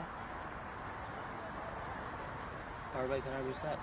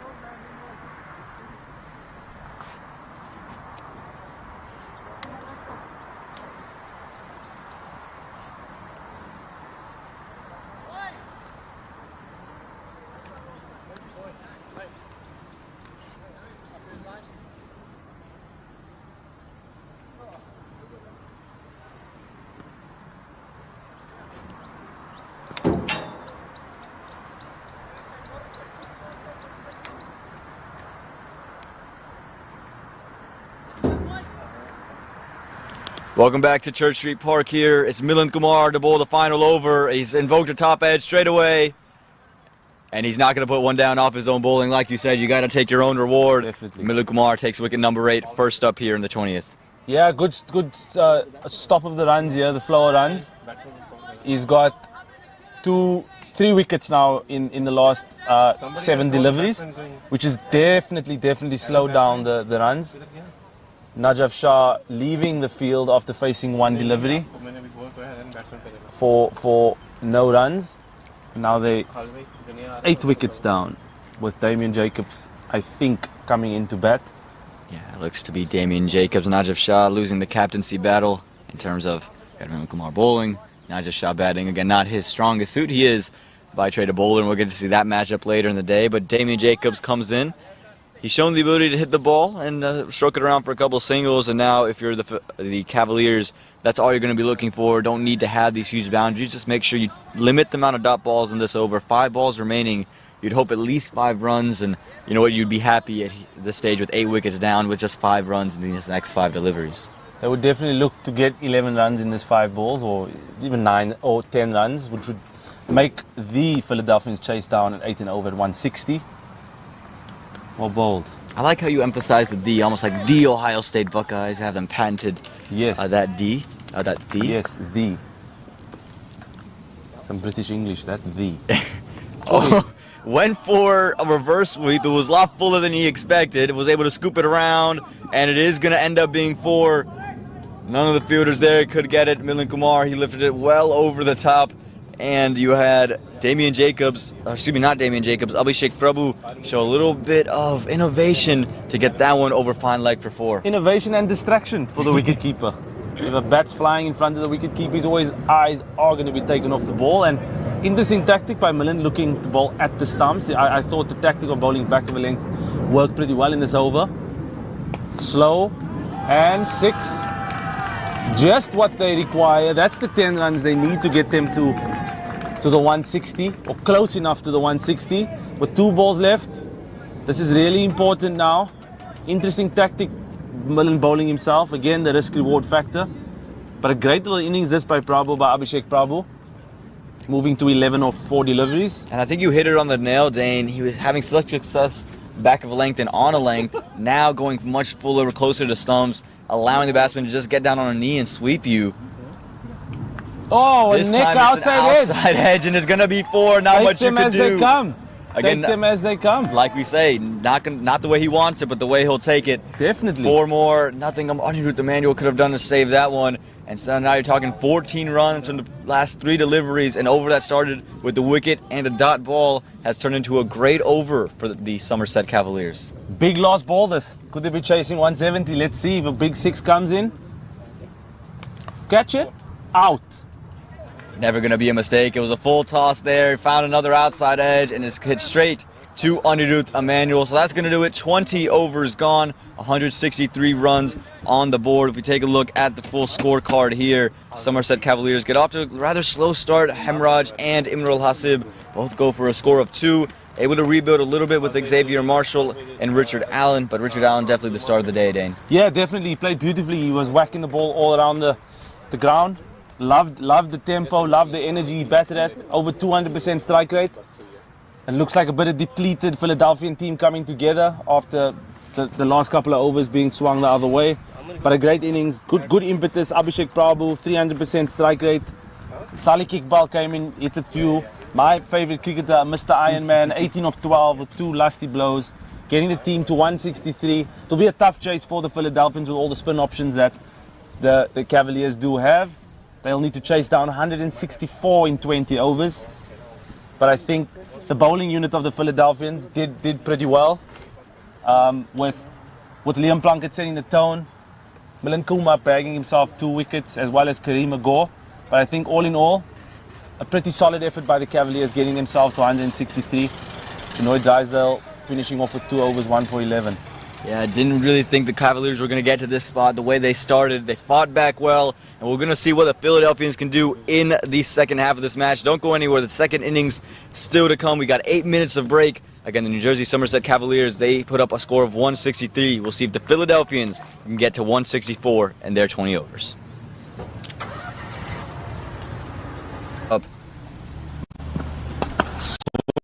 in. It's tipped over the leg side. It's just going to be a couple of bounces to the fielder for one, but still shape straight away from Liam Plunkett. We saw it against the Raptors and such. He goes for the big reverse sweep, big appeal, and the fingers given. Again, is the impact outside the line? Something indeed special. That one just evades. Beautifully bowled. Oh, the finger was lifted. Liam Plunkett didn't even. He's just got to get on with business. Well, there's getting on with business. Straight back down the ground. Takes Milind Kumar over the top and is going to run away for 4 runs there. And it's come out beautifully. And the pitch is helping him as well.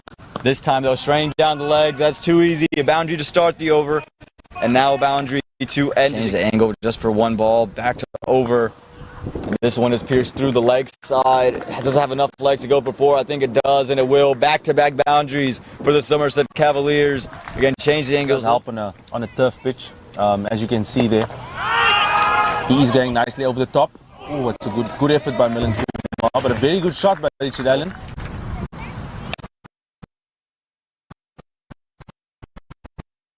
This time was much quicker, much flatter through the air, and it's going to squirt through the leg side off a bottom edge. It's going to fly past the man at fine leg for 4 more. So back-to-back.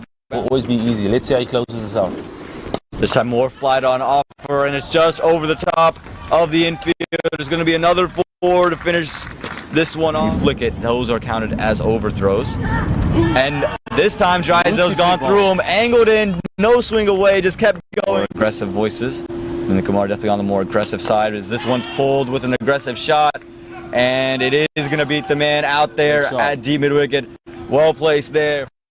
What the outfield is looking like. Again, short. This time Richard Allen picks him up, and it's well over the top of the man at backward square leg. No chance from Richard Allen. As this one slapped back towards the shallow end. The fielder's there, but it won't matter. He's got a big bat. He's got a lot of power, and he gets it over.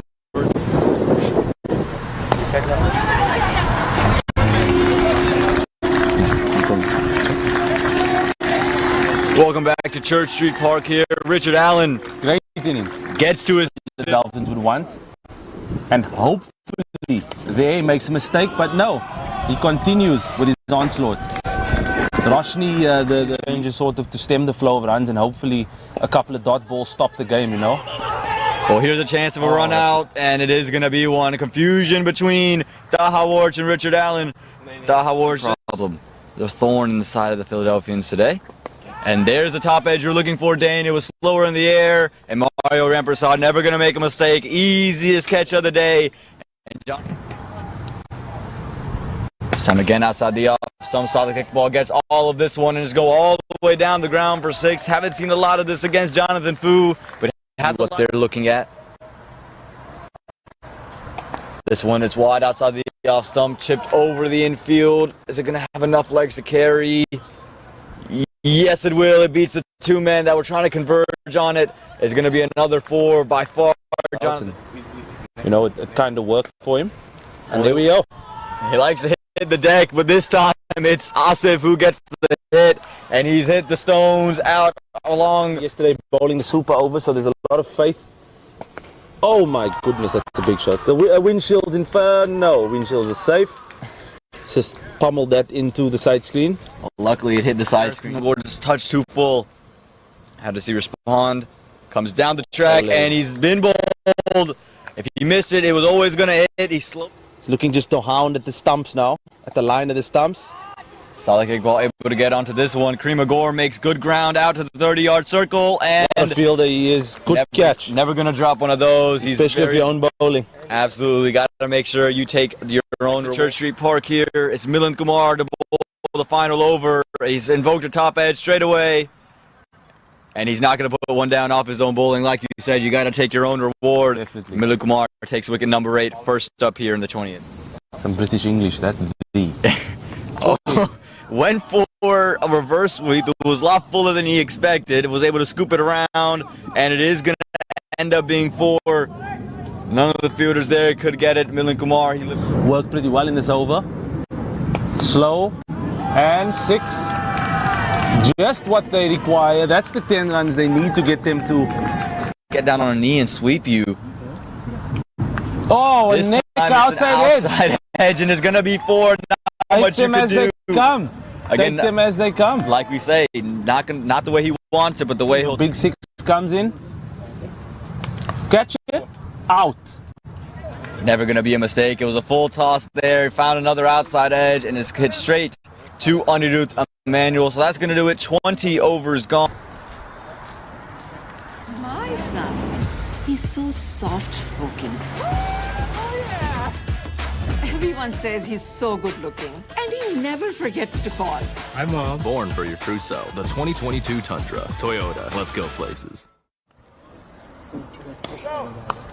You're watching the Toyota Minor League Cricket Championship, presented by Sunoco.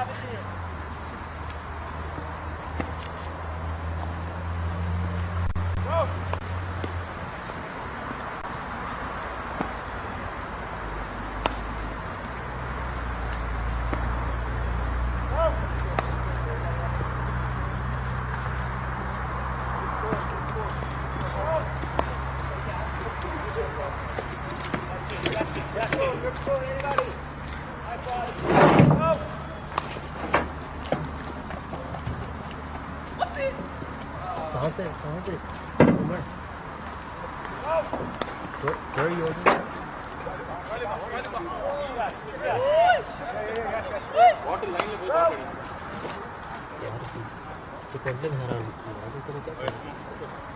You want something fast, right?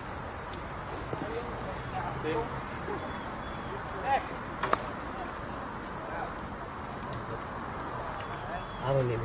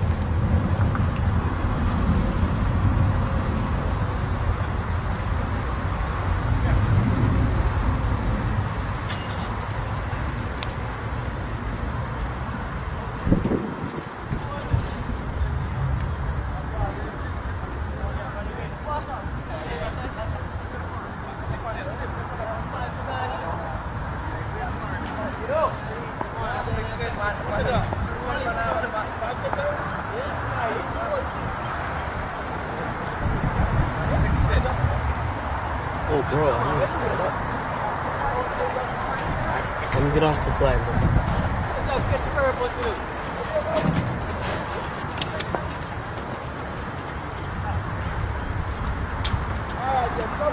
Alright, bro. I'm resetting my camera. Alright? Yeah, okay. He just downloaded that, bro. Hey, Narayan! I'm here, right? Hey!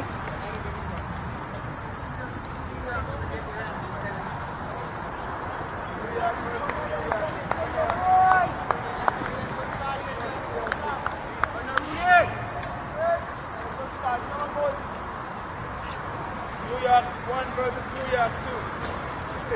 Let's go and play this safety. 9 man for him keep it out of New York. Yeah, come road.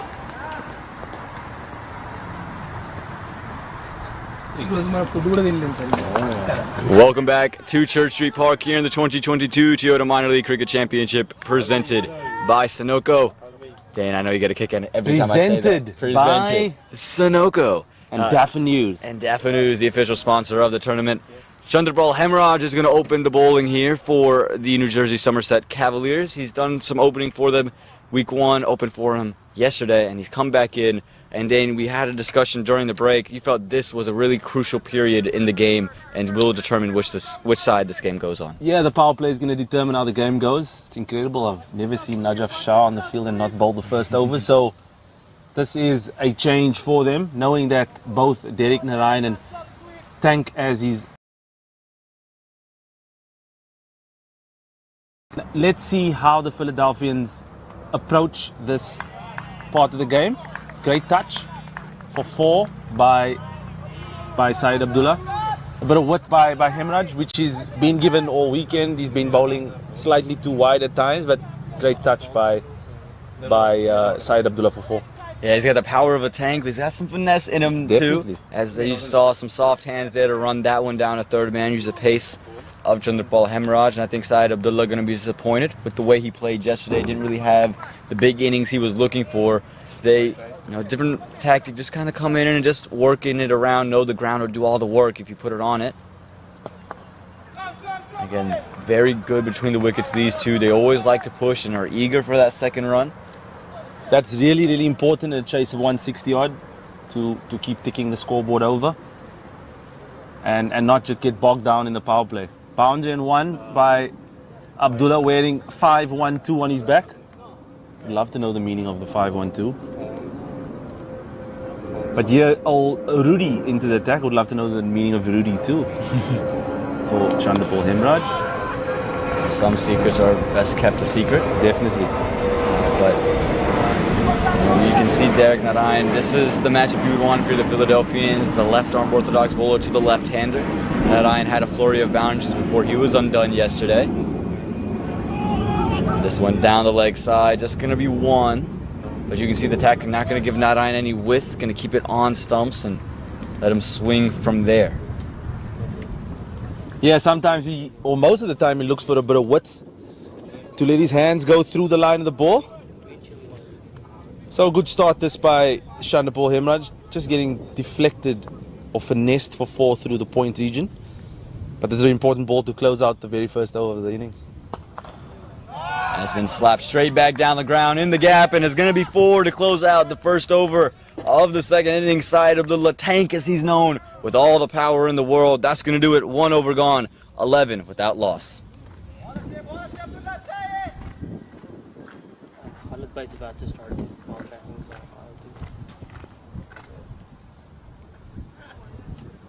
so yeah, I'm gonna do a veggie bowl. Veggie. I don't know. Acha, veggie bowl.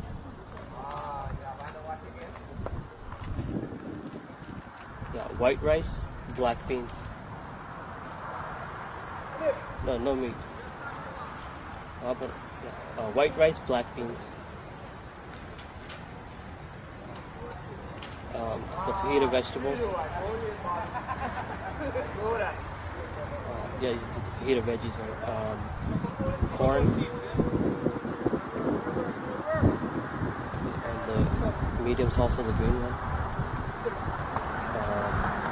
Cheese. Come on, yes, Skip. Another one. Very top heavy, bucket here. Very top heavy. Come on. Get plunky inside. Come on.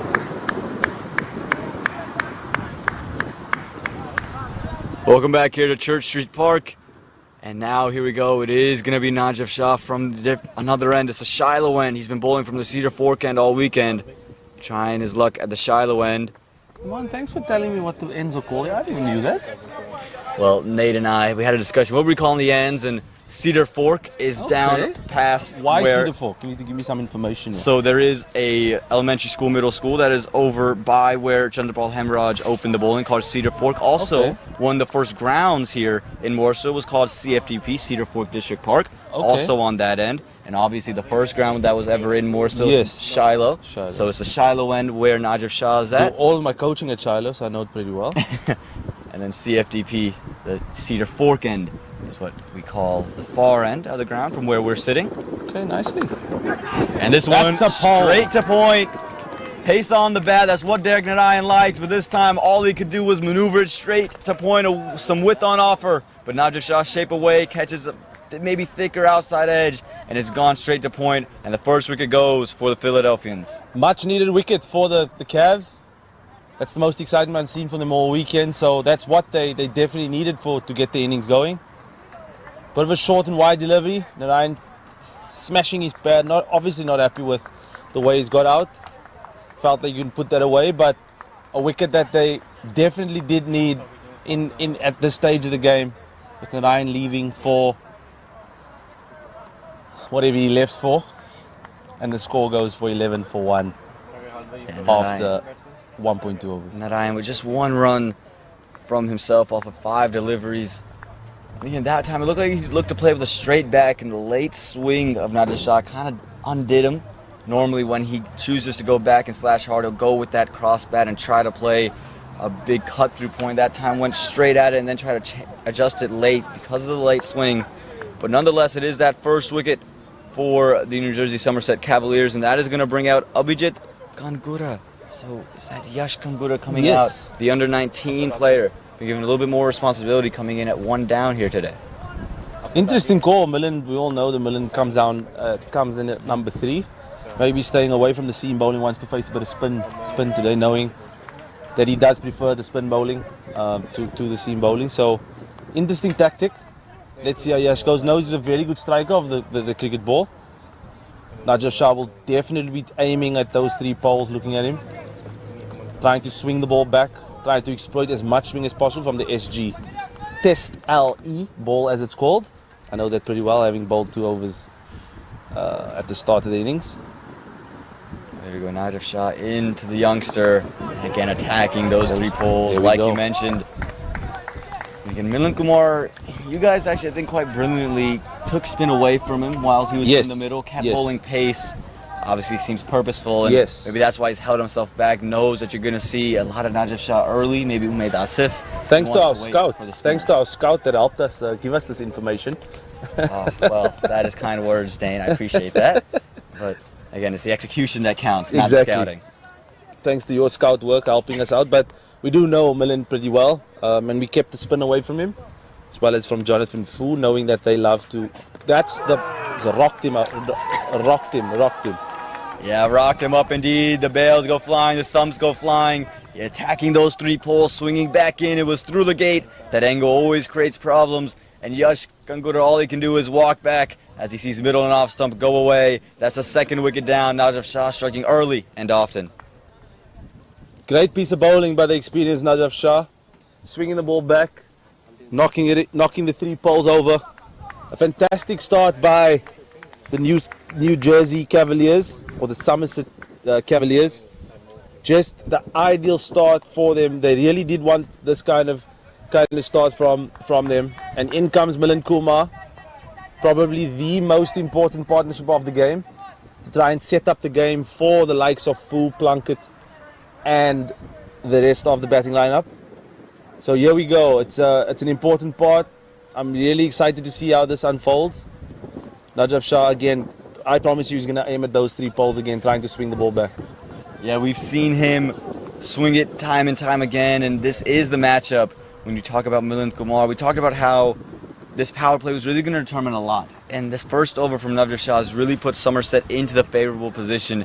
If you're Milind Kumar, you got to find a way not only to see him off, but also score. You don't want to just let things get too out of hand. Give your big hitters in the back end an opportunity to come in and smack it around and maybe finish the game off if it gets to that point. And that's what they speak about, scoreboard pressure, because all of a sudden you look over your left shoulder at the electronic scoreboard here at Church Street Park and you see things starting to balloon out of order, and you try to catch up with that, and then all of a sudden you're caught behind the 8 ball. So a fantastic part of the game. I always do like wickets in the power play, not against my team obviously, but as a neutral watching the game, I always like wickets in the power play just to see how guys maneuver the innings. That one was maneuvered between a couple slip fielders and the gully.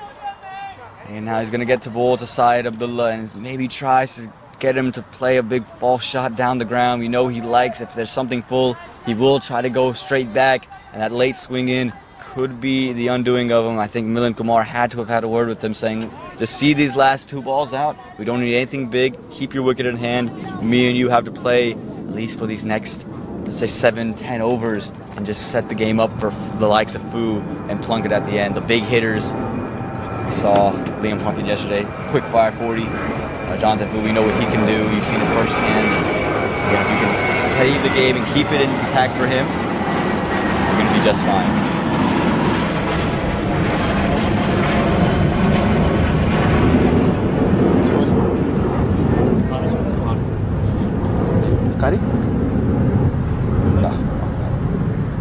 Here we go, full straight. Well done by Syed Abdullah. It was a great delivery.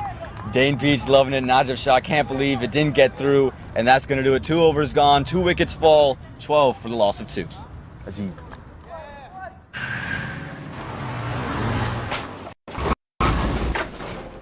What's up, Doug? What got into you? At Sunoco, we know how to fuel peak performance. Fuel your best.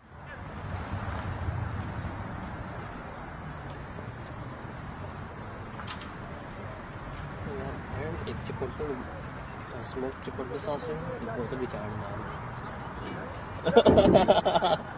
एक चार ही नाल वो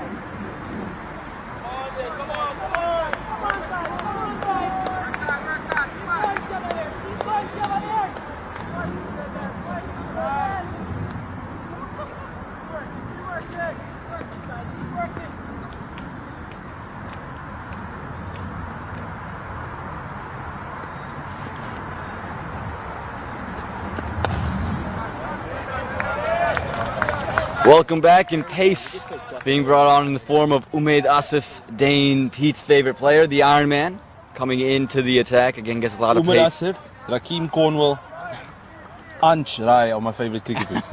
Ansh Rai, one of the young left arm spinners, part of TCL youth here. Looks like Mick Jagger, old Ansh. He's got the great flow, right? We talk about underneath manual. He's got a great cut though, of Ansh. Not a cut, it's just the flow actually. It's just a flow, and that's the biggest part about him. Yeah, definitely. Umaid Asif is just probing at that off stump and that outside edge of Milind Kumar. Again, pressure on, and never going to be easy. They'll definitely attack Milind with a bit of pace bowling. Like I said earlier, he favors spin bowling. So this is a good period of the game. Iron Man will definitely back himself here, try to hammer the pitch, try to exploit as much as possible. But a couple of wickets does make the target look like 180 now. So it's an interesting part of the game.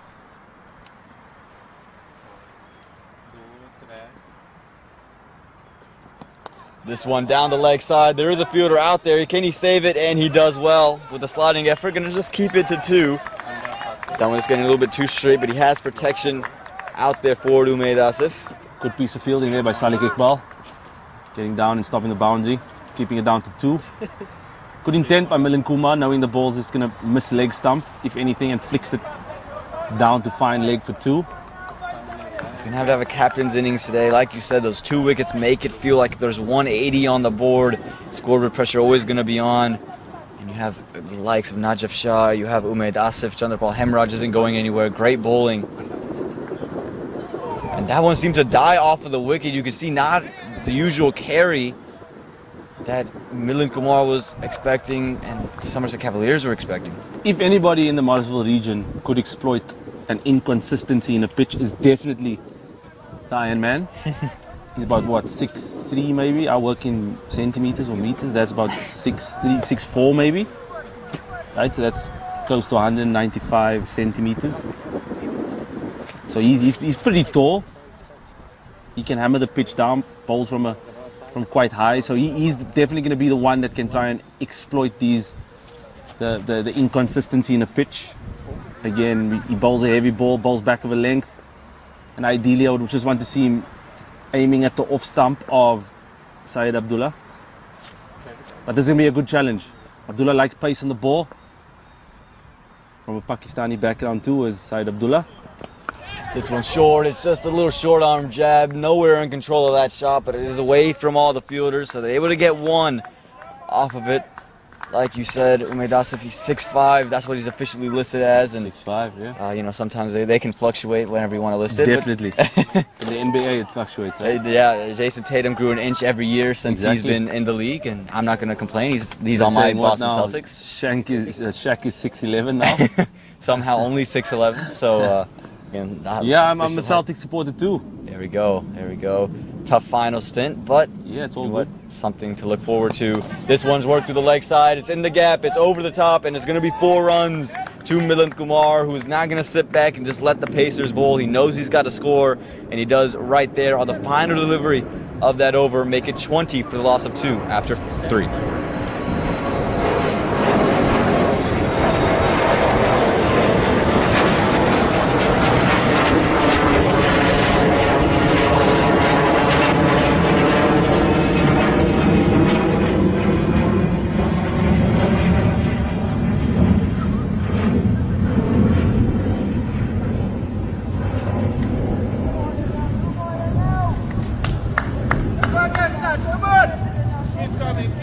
Keep coming.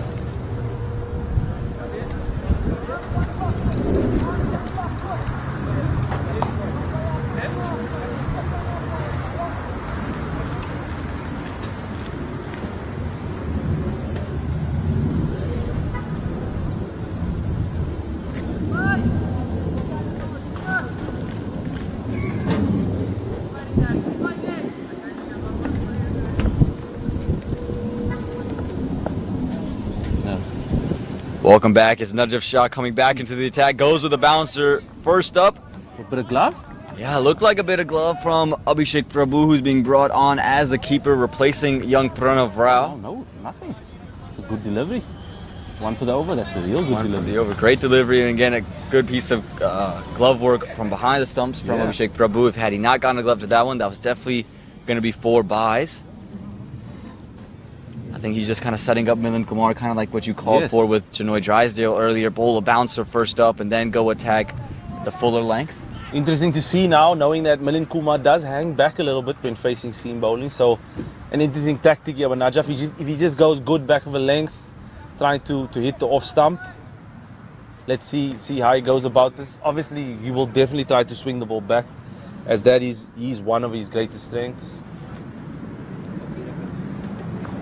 Goes hard, back of a leg. It swung away this time, but Milind Kumar hanging back. He was able to cut that one away beautifully. One of the best time shots of the day. Runs all along the ground for 4. Another 4 for the Philadelphians. Najaf Shah won't be happy with that delivery. Just sort of falling away in his action, just going across him. And Milan Kumar was all over that, knowing that it was slightly short of a length. He could just penetrate the point region for 4.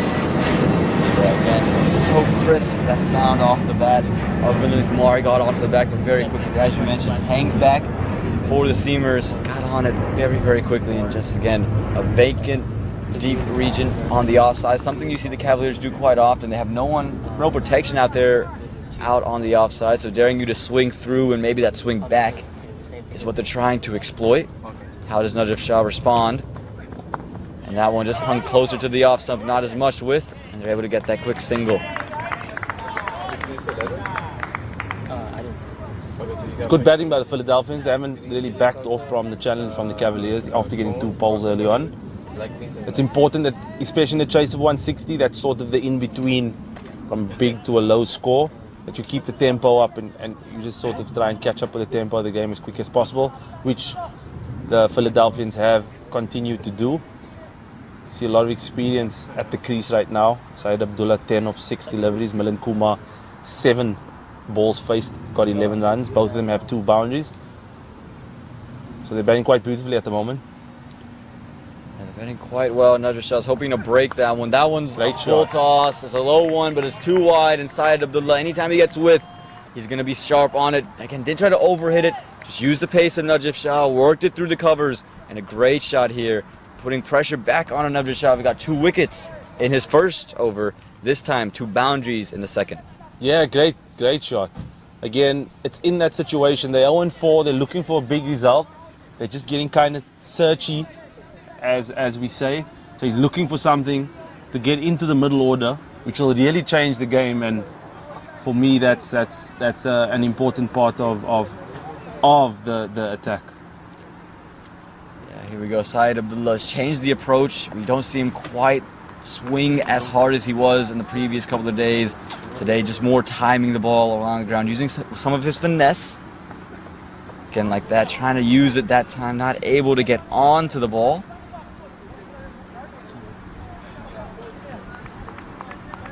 And some linger stares from Syed Abdullah, some linger stares from Najaf Shah. And Milan Kumar just having a word with Syed Abdullah. A lot of experience, as you mentioned, between these two. And they know they got to bat long. They've got to carry this innings that's just into the 4th over. Already 2 wickets down.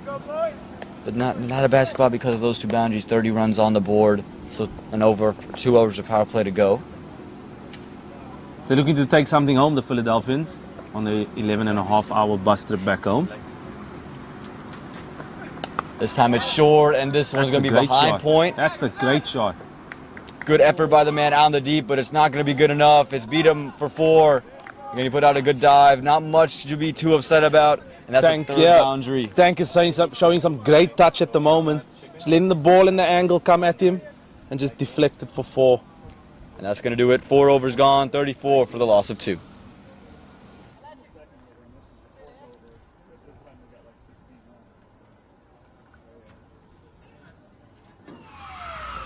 Took that last corner pretty quick. Sir, I need 1 hand on the roof, 1 hand on the pump.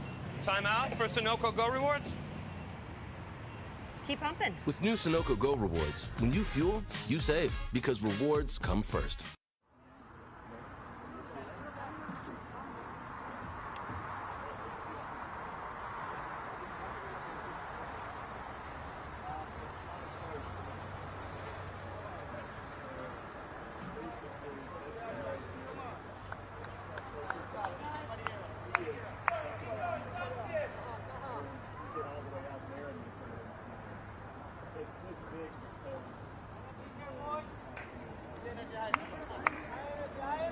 Ask him to just add the tortilla on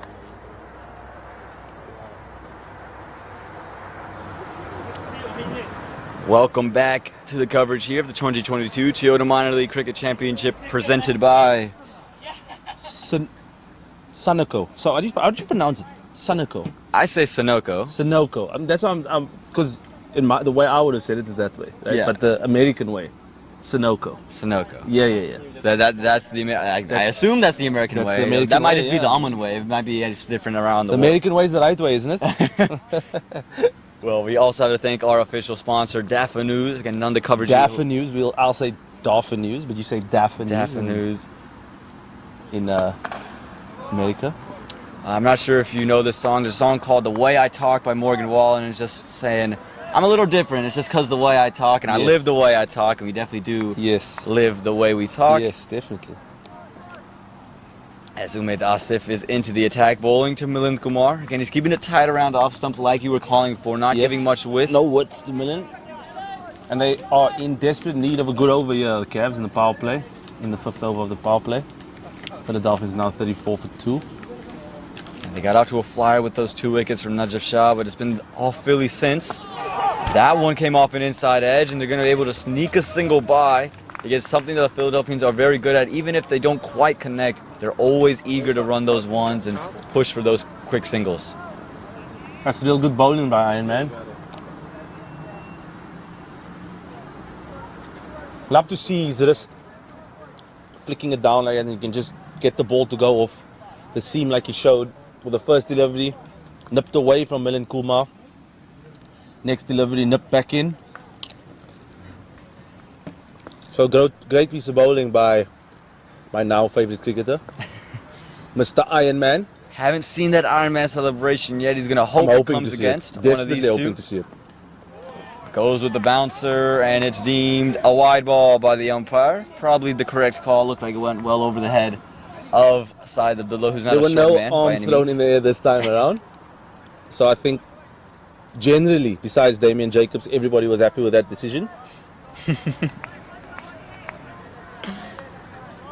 Well, again, Umaid Asif, he's been tight. He's been tight all day long, making life very, very difficult for both sides. For both of these bats, they haven't quite found a rhythm.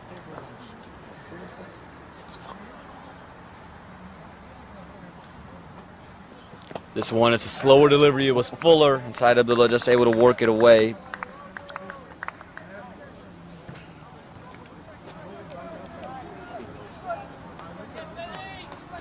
Good power play this for the Philadelphians. Yes, they have lost 2 wickets, but they've continued with the momentum, or tried to gather some momentum of the innings. Yeah, could easily shut things down once you lose 2 wickets, but they've just been eager to pounce on anything. It's not been easy, but anytime they get some width, some room, they're always eager to run those singles and put those away for boundaries. Oh, beautifully bowled. And you could see him once he jumps, and usually jumps straight through. This time it came across with the angle and just angled it back in. And there was a nod of appreciation from Abdullah, because he knows the type of skill to do that. Go wide of the crease, nip it away. Mohammad Shami did that to me in a test match a few times, and that's real difficult bowling to face when they jump away and they have the ability to nip back. Because normally when they jump away, you expect them to nip the ball back into you, but to go the other way, it takes a lot of skill. So a nod of appreciation by the batsman. Always good to see that in the heat of battle. Yeah, I'm not sure that nod would have come had it hit the stumps, however. Exactly. Would have seen just look up in the sky in frustration. But again, he's been so tight here. Umaid Asif, only 9 runs given from his first 11 deliveries. And you can make that 10. Yeah, you can make that 10 very quick between the wickets of these two. That's going to do it. 5 overs gone, 37 for the loss of 2.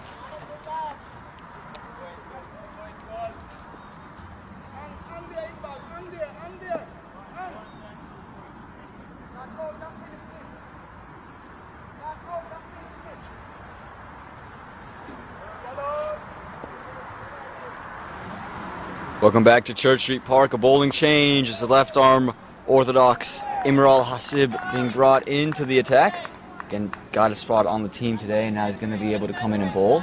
Open the batting. Didn't quite get the start off he was looking for. Was run out in maybe one of the most awkward of fashions, disappointing fashions. And Syed Abdullah sends this one straight back, and it's too good. And it's going to be one bounce over the rope for 4.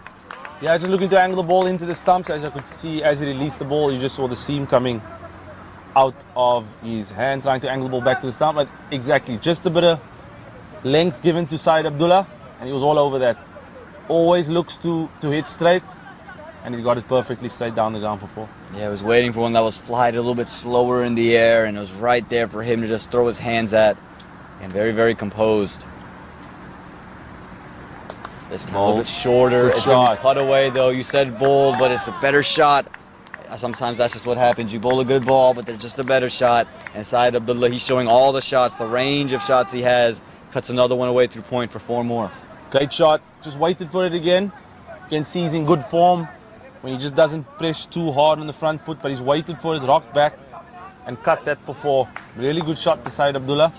His innings is getting going now, and this is just what the Philadelphians quite need in the last over the power play. And you can see a change of approach. I think the first couple of days he was once he committed to the front foot, he was all the way there, and then he just throw his hands real hard at everything. Today, you can see him just hanging back a little bit more, just being a little bit weight more in the middle, and then just using the touch that he possesses rather than just the power. Great shot. The touch on display just carves that one through the gap on the offside. Was very, very easy. Went into out on it. And he was able to split the gap at wide, mid-off. That's 4 more. It's been an expensive over to start off. Interesting call not going with Hemraj in the last over of the power play, who has a lot of experience. Again, what I've liked about Syed Abdullah's approach to the game today is really had some touch, some control. He's just not been full brute force all the time, so it's been good. Love the fact that he's playing this way, letting the ball come to him. I wish he did that when he hit the ball back at me. Just played a bit with a bit more touch and not brute force. Not out. This one was angling down the legs, but always interesting to see what the umpires do. Yes, you never quite know. It ends a very eventful over. That's going to do it for the power play. 6 overs gone, 49 for the loss of 2.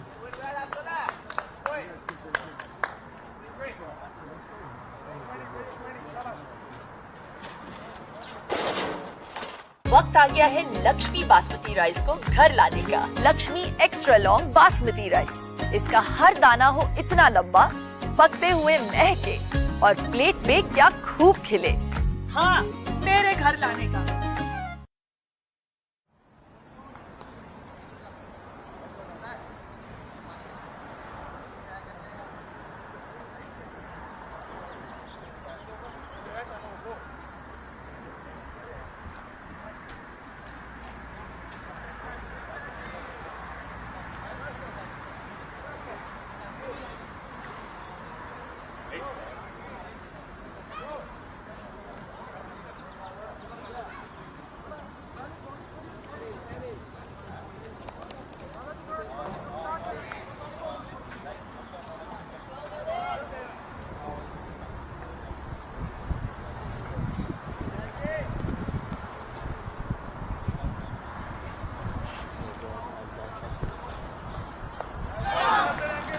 Damian Jacobs has been brought on to the attack. Again, been sporadic here. Was only given 2 overs yesterday against the Morrisville Raptors. Against you guys, took wickets in big fashion, made the game a lot closer than we thought it was going to end up being. And we know what he can do here. Took 5 for last year.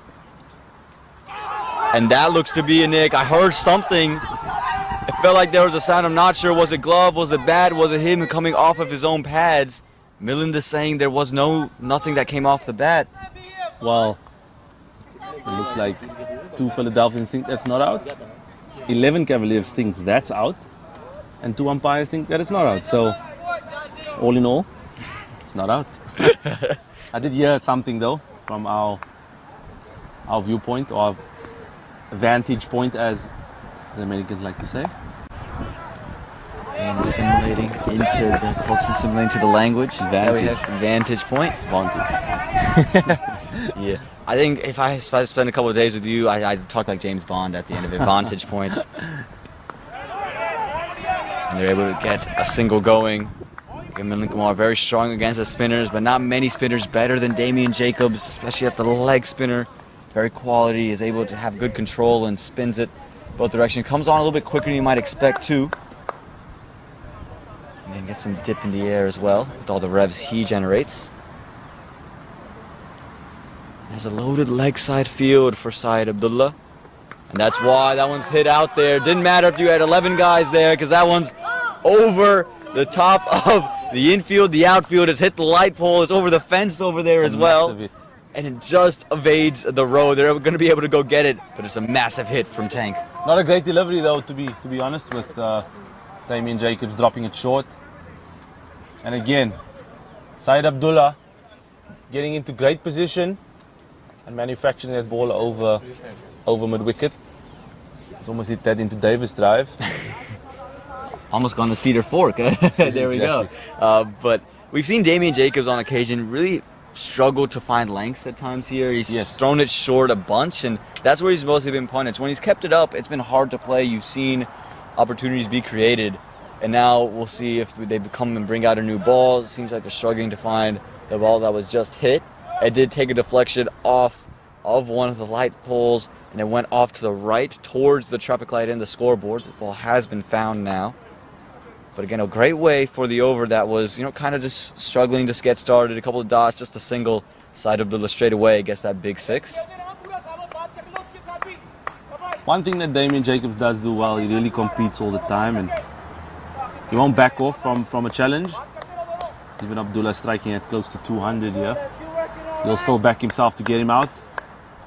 Again, sometimes as a bowler you feel hard done by a decision in an over, but you just need to keep coming.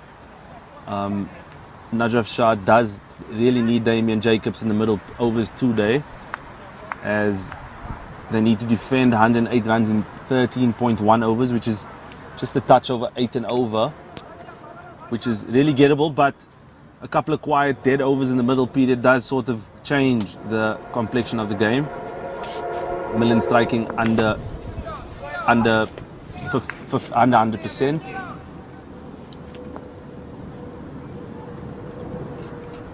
This time well down the leg side, short again. He's able to push it behind the corner. Not a great delivery. It spun back a touch, but not enough to create any problems for Syed Abdullah. He's shown great touch, didn't try to overhit it, just helped it around the corner, and that's going to be a 4 to end the over. So 10 runs to end what started to be a phenomenal over through the first 4 deliveries. That's going to do it after 7 overs. The score reads 60 for the loss of 2.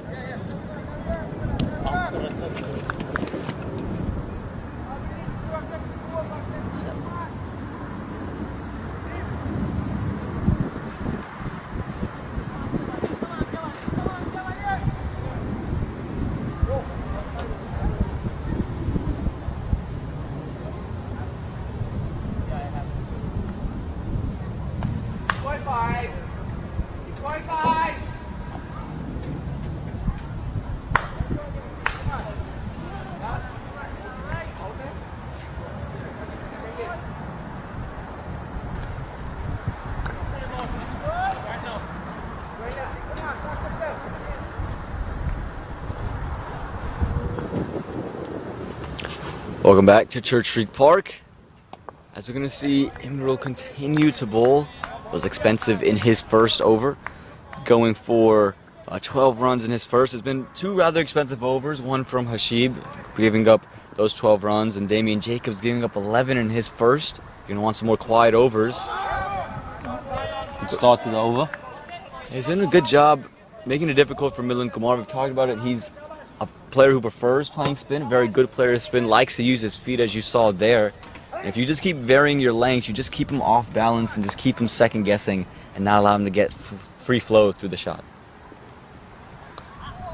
That time use his feet to come down, try to open it over extra cover, just found an inside edge.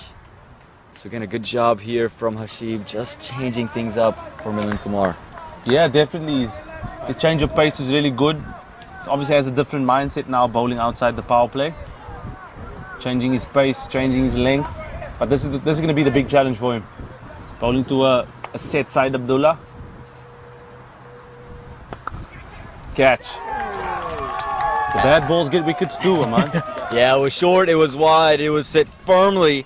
And it's that man with Rudy on his back. Chandrapal Hemraj, we thought maybe we see him bowl a little bit more. Just the one over, but he's taking the blinder of a catch. It was straight to him, and if it sticks, it's going to stick. But firmly off the bat of Tank, and it's Tank for a reason. You saw firsthand yesterday how firmly he strikes the ball. A sharp catch from Chandrapal Hemraj. Hit of the bat against the pads first side. Abdullah was batting so well, and he's gone in the 40s. You won't be happy with that dismissal. He was well set, batting well over 200% strike rate. The tempo that the Philadelphians needed after losing 2 quick wickets. He's played beautifully, Syed Abdullah. Leaving for 41 of 20 deliveries. The game evenly poised again. That's what a wicket does. Absolutely evenly poised as Kareem Gore comes into the middle. Came to bat at 4 yesterday, batting at 5 today. Again, we saw the Yash get the promotion early on in the innings. Was cleaned up by a beautiful in-swinger from Najaf Shah. So now it's going to be Kareem Gore, who's played all over the country, and Milind Kumar, the very experienced player. But Milind Kumar hasn't really found any rhythm quite yet. Again, it was really Syed Abdullah who's doing the bulk of the scoring. Now Milind Kumar is going to have to find a way to get things going now and just help out Kareem Gore at the other end. Yeah, definitely the responsibility is all on his shoulders. Again, as the skipper of the team. It's an important situation of the game here. Going close to 8.5 and over the required rate. So he's got to just pick up the tempo that Syed Abdullah had the team going at. The good thing about Philadelphians, they do have firepower at the back with Fu and Plunkett still in the sheds. And Kareem Gore off the mark right away with a quick sneaky single. And you can hear some yelling, and that is because no one was backing up that throw, and had Ashib not been able to handle it, they would have easily been able to come back for a second run. Again, we saw some lackluster stuff running between the wickets, sloppy in the field at times, the Cavaliers, and this is another example of that. Yeah, definitely. Fielding that doesn't make me happy too, and a full toss that he's just crunched through the extra cover region for 4. And that's what you can't do if you're Hashib. You've bowled so well, you've kept Milind Kumar really off his rhythm. That's a welcome shot there for Milind Kumar. Got a full toss, works it through covers, and that's going to do it. 8 overs gone, a wicket in the over, 66 for the loss of 3.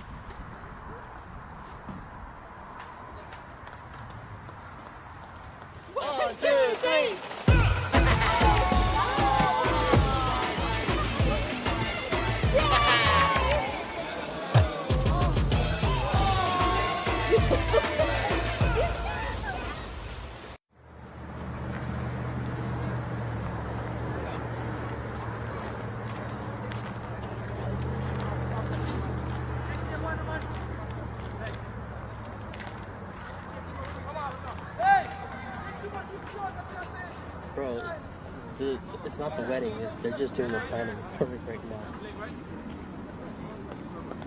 Okay.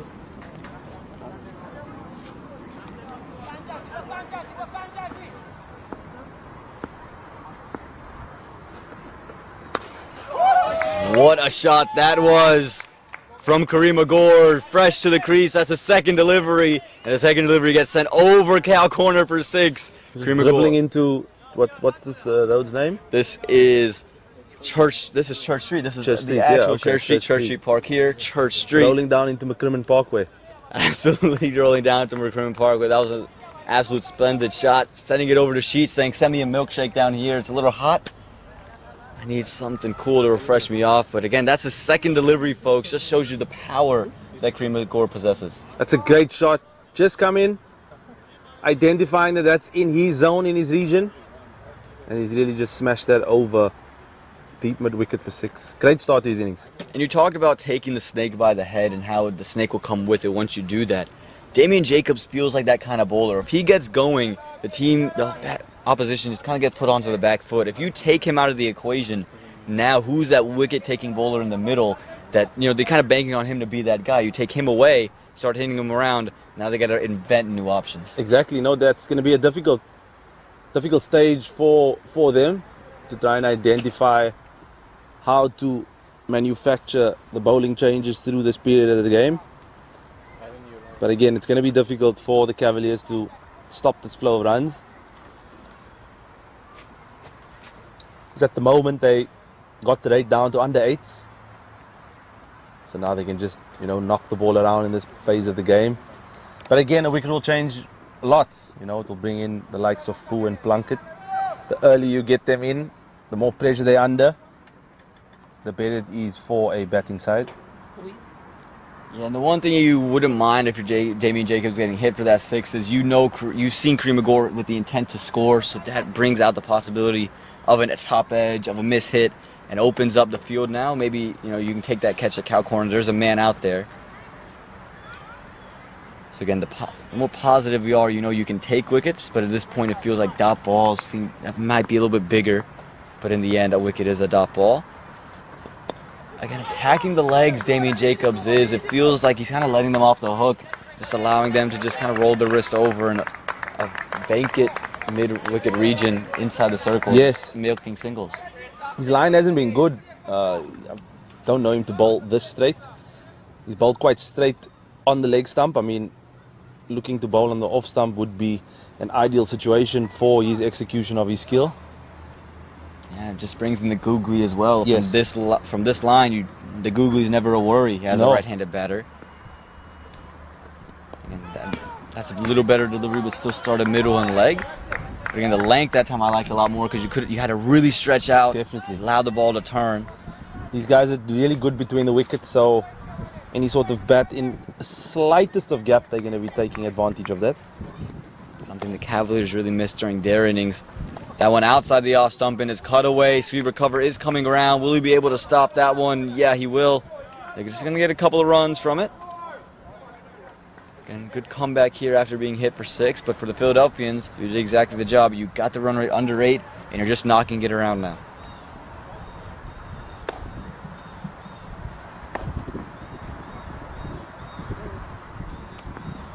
This one again outside the off stump, Great again shot. cut away, and there's no chance for any fielder this time. Yeah, it's going to run all the way to the boundary for 4 runs. Again, another expensive over from Damien Jacobs, gives off the 6 from the very first delivery, gives up a 4 from this one. Again, there's still a delivery to go in this over. If Damien Jacobs doesn't come away with the wicket, you're going to have to think twice about bringing him back on for a 3rd.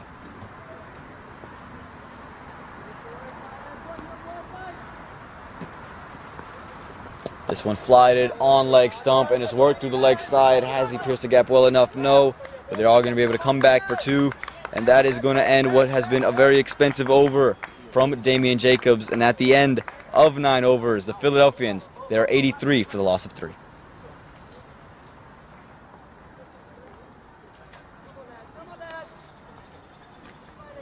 My son, he's so soft-spoken. Everyone says he's so good-looking, and he never forgets to call. Hi, Mom. Born for your true self. The 2022 Tundra. Toyota. Let's go places.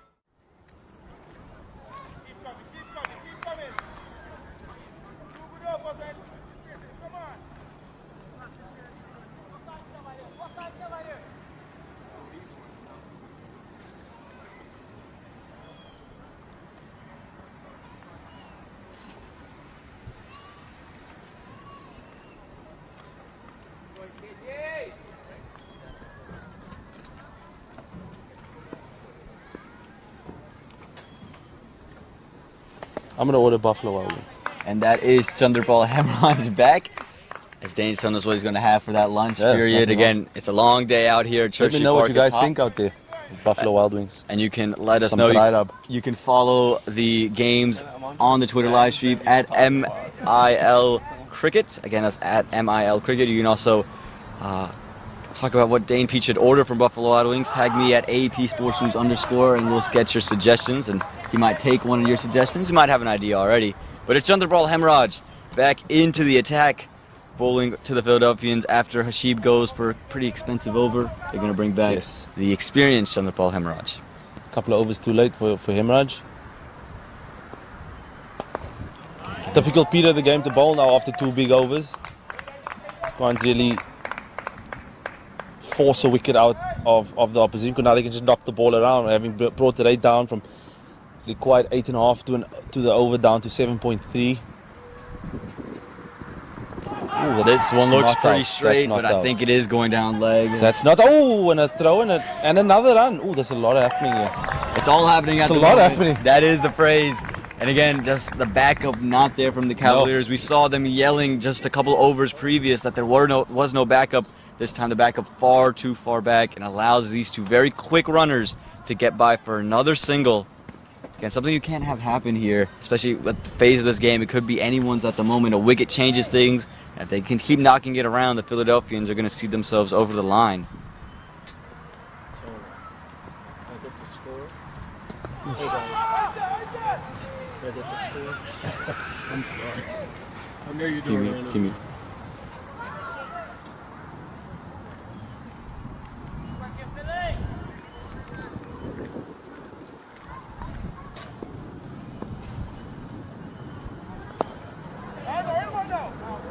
Sorry to keep bugging.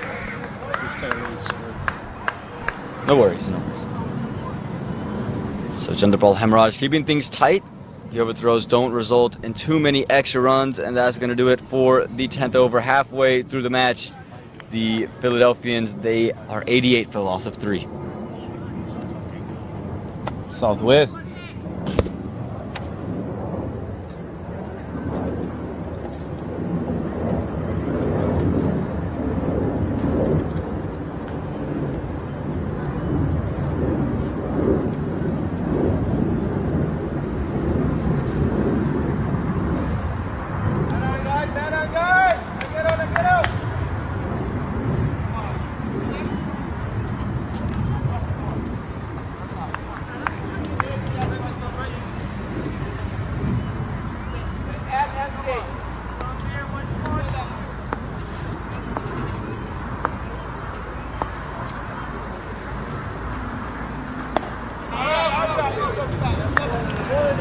Welcome back to Church Street Park here, the site of the 2022 Toyota Minor League Cricket Championship presented by Sunoco. There we go, the official Couple of thanks of guests come my way, please, guys. The official sponsor, Daffy making all of these things happen. And again, we're going to continue to see a change of end for Imral Hashib. So he's bowling from the Shiloh end previously, now bowling at the Cedar Fork end.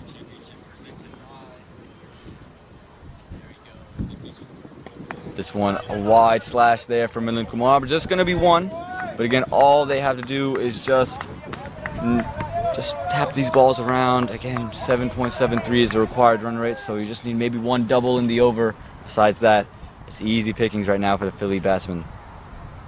Love the intent that Kareem McGowan has shown through this innings. Look kind of busy, knock the ball around. He's a good partner in this Milind Kumar. They can run quite well between the wickets. It always puts the fielding side under pressure. There's a cut, but it's again only to sweep or cover, but that's not to worry for the Philadelphians. They're just going to want to keep singles rotating. There's going to be a bad ball maybe, and you just take advantage of that one. If not, you know at some point a bad ball will be bowled. You hit your boundary there, you basically just get all the runs you need.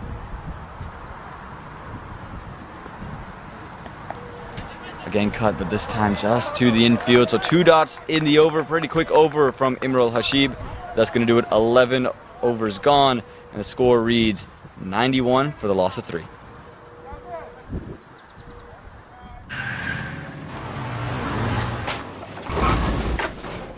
What's up, Doug? What got into you? At Sunoco, we know how to fuel peak performance. Fuel your best.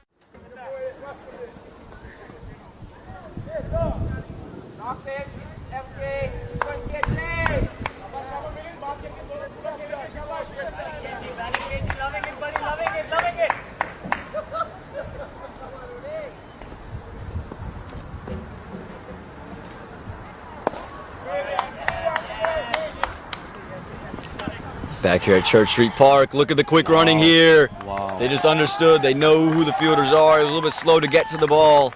And the two of these guys, Milind Kumar and Kareem Agor, they said, we're going to continue to rotate Shah. We're putting pressure on you. And they took that second run.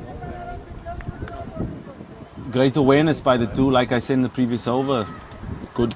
It's always good having a partner that's quite aware of what to do. He's worked quite nicely through that period.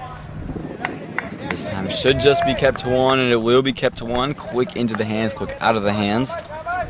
Again, this over from Chandrapal Hemraj from the Shiloh end. I'm wondering if he prefers bowling from the Shiloh end. He started at the Cedar Fork end, only bowled the one over, and then was brought onto the Shiloh end with Hasib, who was already bowling 2 overs previous to this, and then his third over came from the Cedar Fork. So I think that had to have been something. And maybe Chandrapal said, hey, I'd rather bowl from this end of the ground. Milind Kumar not been in full flow, but he hasn't needed to do too much. Just keep working singles around.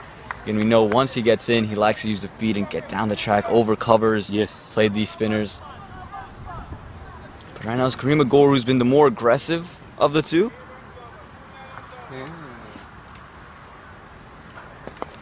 And shots like that, nearly a one-handed stunner. It was slower in the air, it stuck in the wicket. Kareem Agor went for the big shot back down the ground and just gets out of the right hand of Chandrapal Hemraj. How spectacular would this catch would have been? That's definitely a game-changing moment. If he had held onto that catch, it would have brought in the likes of Fu and Plunkett to try and get the game over the line for the Philadelphians. But it's evenly poised at the moment after a quiet over in the previous one. It's a big couple of deliveries this for Hemraj, and there's a stop in play. What for? Maybe the ball? We'll have to get a look, but look at the kids and look at all the fans out here. Again, it's hot, so not as many as there will be tonight, but always some people here to watch some cricket at Church Street Park. It is a lovely place to be. There's a playground here for all the kids that you're seeing, so they can watch and be on the playground. If you want to go play some tennis during some interval breaks, you could do that. Get a multi-use facility in Church Street Park, one of the best facilities in all of the USA. Yes, and you've called it, Dane. It is going to be a ball check. Again, the previous delivery just came off the hand of Chandrapal Hemraj. So what must have been on the hand of Chandrapal Hemraj to damage the ball like that? Yes. And again, it has been beat up, hit the light poles, hit the bleachers a couple of times, hit the road. So maybe some scuffs, and now the umpires say, making the change. It is that time. So the players are going to get some much needed water. And we're going to take just a short break while they get the ball. No, Najib Shah has already gotten the ball out. Very quick to do so. Again, as soon as he saw the water being brought in, he said, okay, the ball's ready to be picked. Yes. Don't want to let anyone get overly hydrated. Another SG Test LE on the way.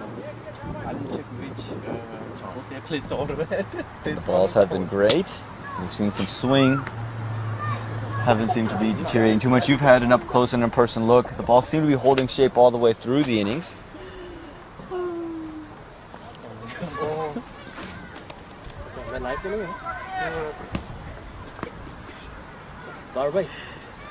Oh my god, can I call this over? Yeah. Yeah, he's fine. Sorry, you said cool. Oh my god, because that's a...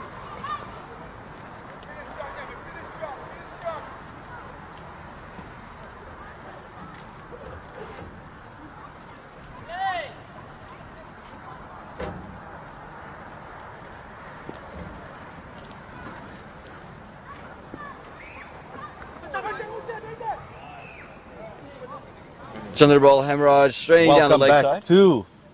Welcome back to what, Dane? You tell me what we're welcoming him back to. Minor League 2022, presented by Sunoco. You forgot the Toyota though, Dane. We got to work on that. Toyota, sorry. The 2022 Toyota Minor League Cricket I Championship. love the Tundra, by the way. The Tundra looked great, didn't it? Yes, we got to see it here at Church Street Park for a little bit. Looked fantastic. Yeah, Liam was driving it yesterday. Looked really nice. And right now the Philadelphians are driving this innings. 97 for the loss of 3 after 12.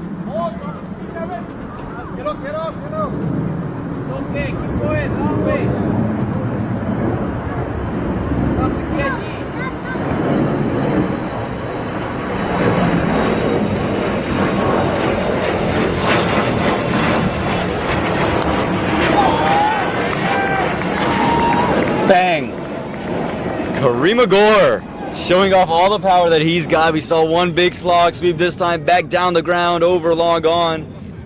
And again, he's been the pick of the two batters at the moment. He's been more in touch, and he's showing off the power. Great shot by Kareem Gore, using his feet, moving nice and late.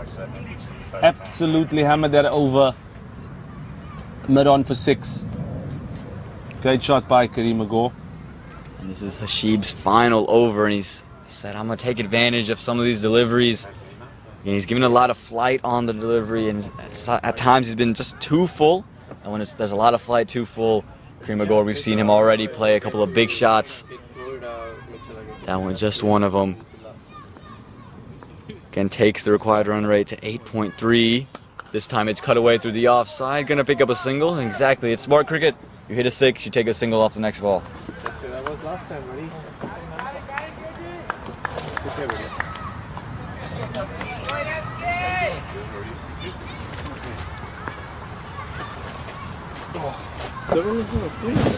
This time Inland Kumar using the legs like he often does to come down the track. Didn't get any bad on it. But Kareem Gore gets back on strike. They get the single. So again, already 8 runs in the over.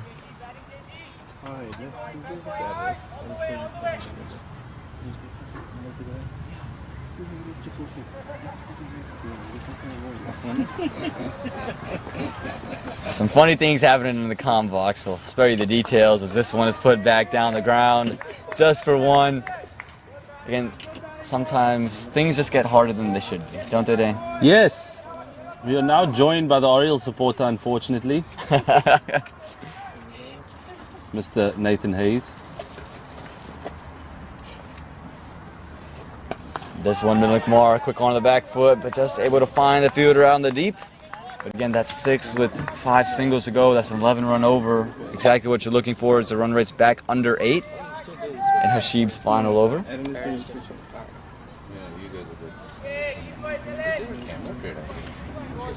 Don't worry, man. I know. Today it's right? Yeah. Static one? Yeah. How does that happen? It's okay. Here we go. Fine. This delivery coming into Kareem Gore. Work through the leg side. Just an easy single. And that is going to do it for the 13th over. After 13, the score reads 108 for the loss of 3. वक्त आ गया है Lakshmi basmati rice को घर लाने का। Lakshmi extra long basmati rice. इसका हर दाना हो इतना लंबा, पकते हुए महके और प्लेट पे क्या खूब खिले। हाँ, मेरे घर लाने का।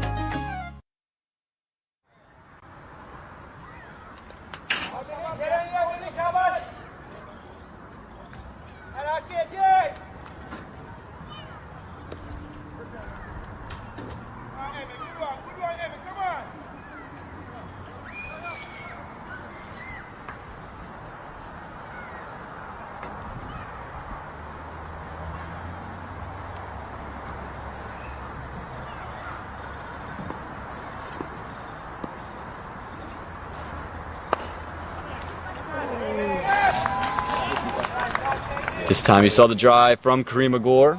Just playing that extra cover drive. He's shown great intent. Just falling short of the fielder at short cover. Again, it's Chandrapal Hemraj coming back in from the shallow end. This time again his work just straight back.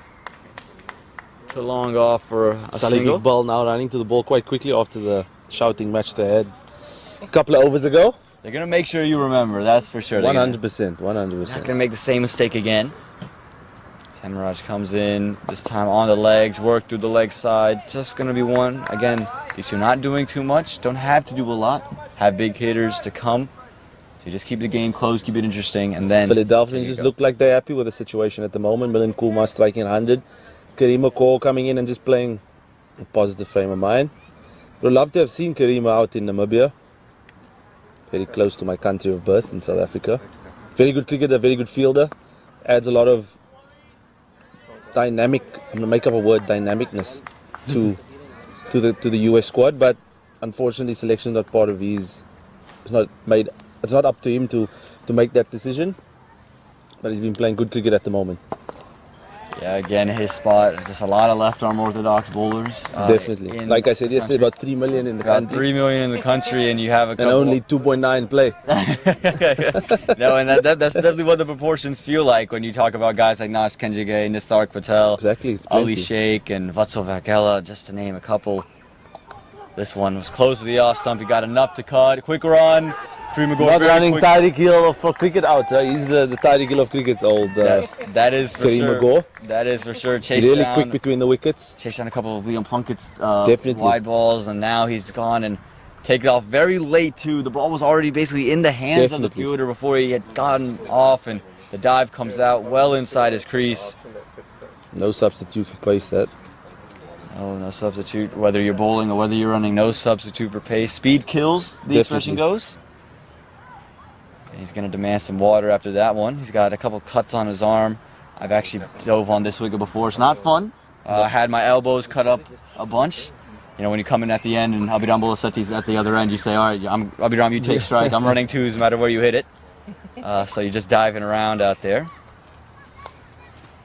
6 overs to go, 52 required. Interesting to see how they would manage this phase of the game. It's been a couple of quiet overs since the onslaught of the spinners in that middle period.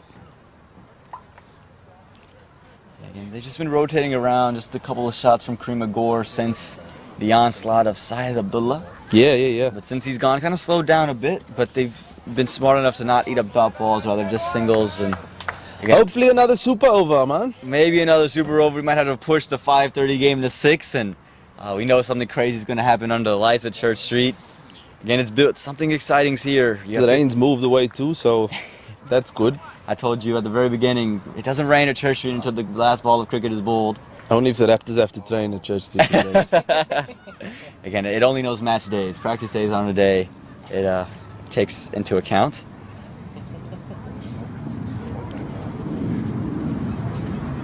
And Kareem Abdul just with a couple cuts on his arm, tying up his shoes, getting back into the state of things. 14 overs gone, 112 runs on the board. Looks like we're going to get to see some Umaid Asif come into the attack, so they're going to take off some spin and bring on the big 6'5" Pakistani pacer. Again, Dane Pete's favorite cricketer. Mr. Iron Man himself. 6'5". To think that wide receivers are 6'5" in the NFL. That's 6'5", but they not just 200 pounds. They're a lot bigger than 200 pounds. 6'5", 200 to run 40 yards in 4.4 seconds. They're freaks of 220. nature. Metcalf's like 235. Yeah, it's just special to watch. DK Metcalf is just a force of nature. Oh. I mean, you see him get hit and the defender's injured. He's the one who's standing upright. Here we go, Mr. Iron Man. A freak of nature. Make it happen. Right. Go short. Just worked off the pads by Milind Kumar. Gonna get one. Big over this in the context of the game, I think. A quiet 1 year will just push that rate up to about 9.5 in the required rate. But again, last night, Kezran Archibald and Abram Jacobus Pina are showing that 27 of 2 is possible. End up getting 26 and end up being a super over. So hopefully the same thing happens here. Hopefully the Philadelphians get 51 runs in 6 overs and we're back into a super over. It'd be something special. We saw 2 super overs yesterday. To have a super over today as well. Again, every game here at Church Street has been exciting. That's our plan. I told you. That's in our team discussions. I'm like, boys, let's make it a close one so we get more fans. Absolutely, gotta appeal to the fans. We want people from Charlotte to be driving down for games now. Okay. I think you're gonna get more and more of it. Again, the Raptors 1-off-1, and then the super over. So things heat up at Church Street Park, and again, we're gonna have people all over the country kind of come down and say, Church Street Park under the lights. Yeah, let's make an exception. Let's do it. It's free entry, by the way. That is also true, free entry. If you get here early enough, you can park at the ground. If not, there's parking close enough. There's shuttles that will loop around, so you can meet Baba Bai if you want to. Absolutely, you can see everybody in the comm box and try to resurrect the Chipotle order. Yeah. Maybe you could show them how to change the location. Exactly, on the app as well. All kinds of trouble here at the moment. The Philadelphians, though, they've gotten out of the phase of trouble from the earlier state. Somerset Cavaliers would love to get a wicket in, just reassert themselves in the match. Coming into Milind Kumar. Again, goes back of a length. Milind Kumar does well to hold this one. They look nice and composed, do the Philadelphians. There's a lot of discussion between the Cavs trying to find a way to get a wicket. Again, a wicket changes everything. A couple of boundaries change everything. So, evenly poised at the moment, in my opinion. It's creeping up to 9 and over. But we do know, in 2020, anything's possible. It's just how you stay in the fight and try to compete for as long as possible. Yeah, absolutely. Again, reminiscent of the partnership yesterday between Obis Pinar and Sanjay Stanley. They're just rotating it around, didn't try to do too much, hitting the ball down the ground. And again, that's what Obis did all the way through and was able to carry it. And then the last over, the flurry of boundaries. I mean, again, we know the big hitters to come for the Philadelphians. Jonathan Fu, a match winner. Liam Plunkett, quick fire 40 yesterday. So if they can keep it close, they would like their chances in the last 5. Paul. This one, a slower delivery, dipped quite nicely on Kareem Agor. Very good dot ball, that. Followed him as he moved outside the off stump. Didn't allow him to free his arms or hit through the line through the leg side. Now there's a bit of chat from the Cavs. They know the game's getting nice and tight. I think out of all the teams in the minor league 2022, sorry, the Toyota minor league 2022, presented by Sunoco, the Cavs do need something special. They definitely do need something special. They have a lot of special players. This one is short. Is it legal? And it's going to be given wide by the umpire. The New Jersey Cavaliers, they don't like it. I always love the reaction. Cricket in America, always love the reaction from the side of the field. Again, still talking to the umpire about it. Again, it looked close on camera and live in person. Xavier Marshall saying every time you bowl a short ball, it's a wide ball. How is that possible? He's asking. Well, he's not going to bowl another short ball because that was exactly that's the one for the over. And again, for those of you new to the game, maybe watching for the first time, if he bowls another one of those types of deliveries, the batsman gets a free hit, which means it is ruled a no ball and they get a free hit, which means cannot be bowled, cannot be caught. The only way you can get out is a run out, and he's just basically gotten a free ball to hit away. It's a batter's game, Aman. It's a batter's game. Definitely a batter's game here in 2022. This one straight down the leg side, worked around the corner, and it's just going to be, they thought about 2 for a while, but the throw came out a lot quicker than expected. It's just going to be 1.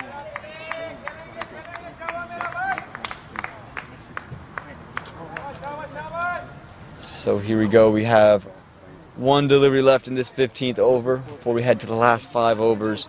47 needed from 31 deliveries. All right, just ticked over 9 now. Now it gets interesting. At 9 and over, with a scoreboard pressure. It's all about keeping calm in the situation. The Iron Man needs to bowl a big ball here to see the over out. Goes back of a length, goes on the legs again. It's just going to be 1 to finish off the over. So at the end of 15, 118 for the loss of 3 as we head to the last 5.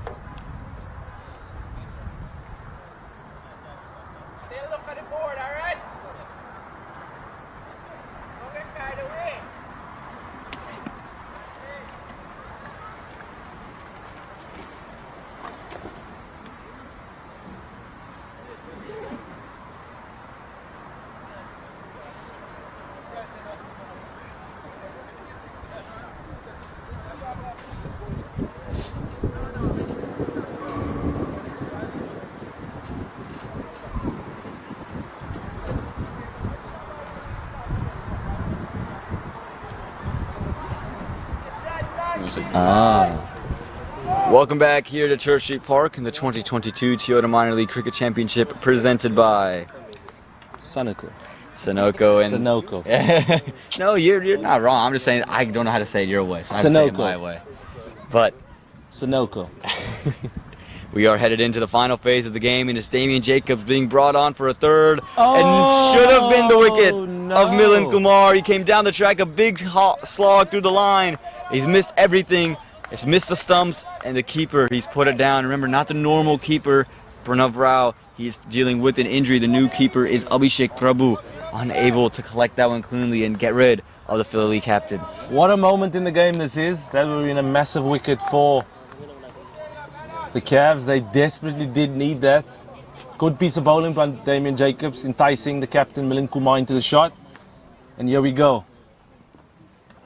This time it's cut.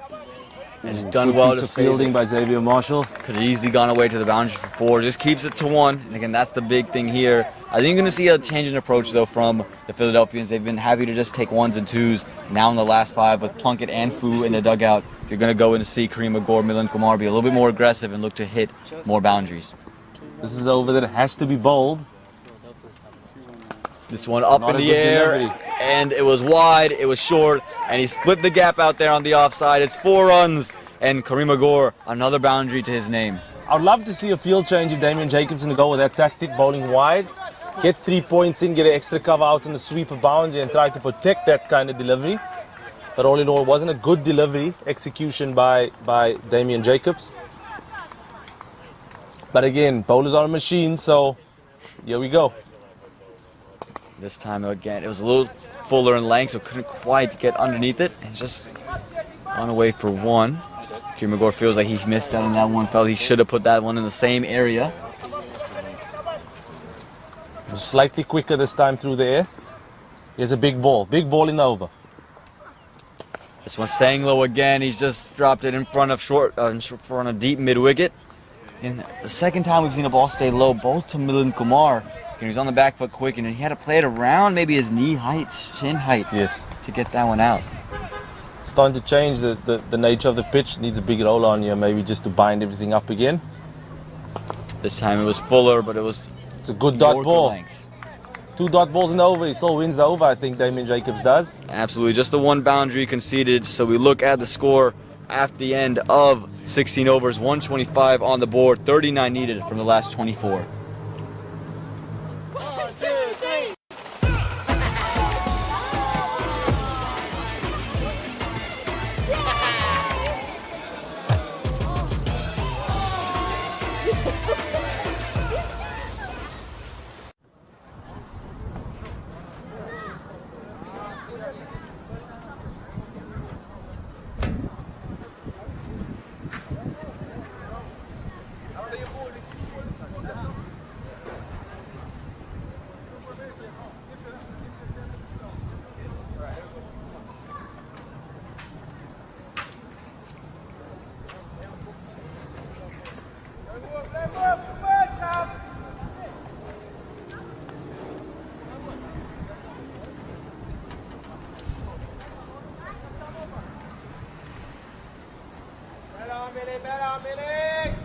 For sure.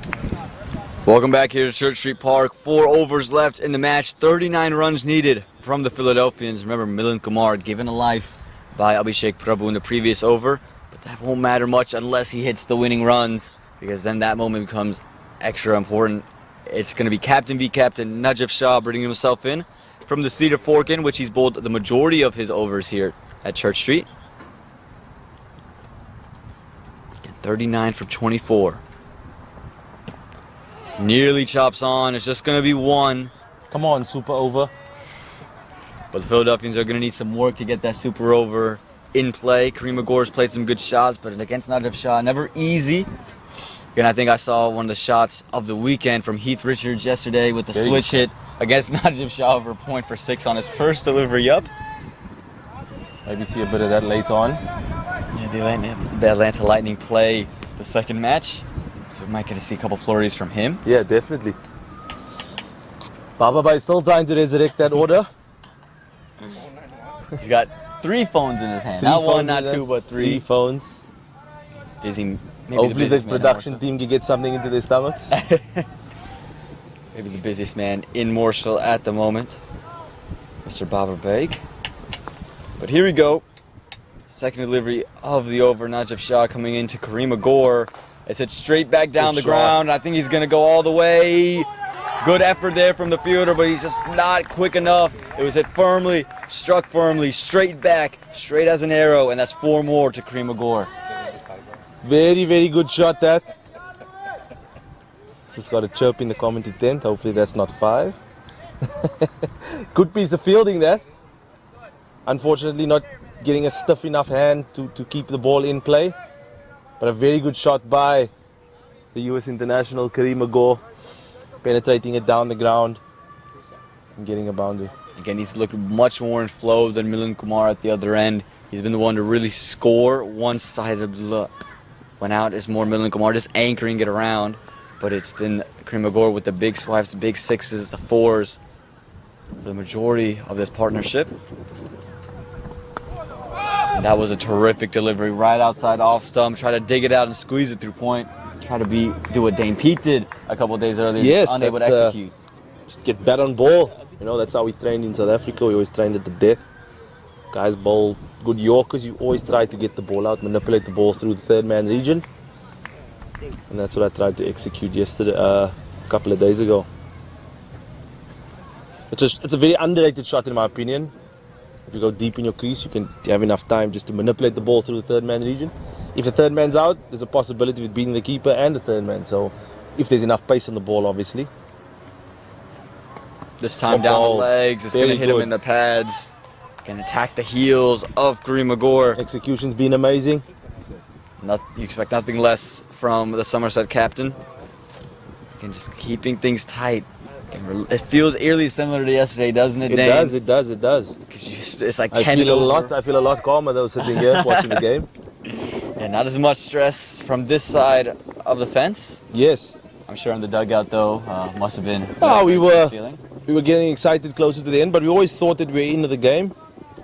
Like I said earlier, the young Bolasetti's innings just changed the momentum of our game. It would be nice for him to smack the winning runs, but yeah, it was a complete team effort from everybody involved.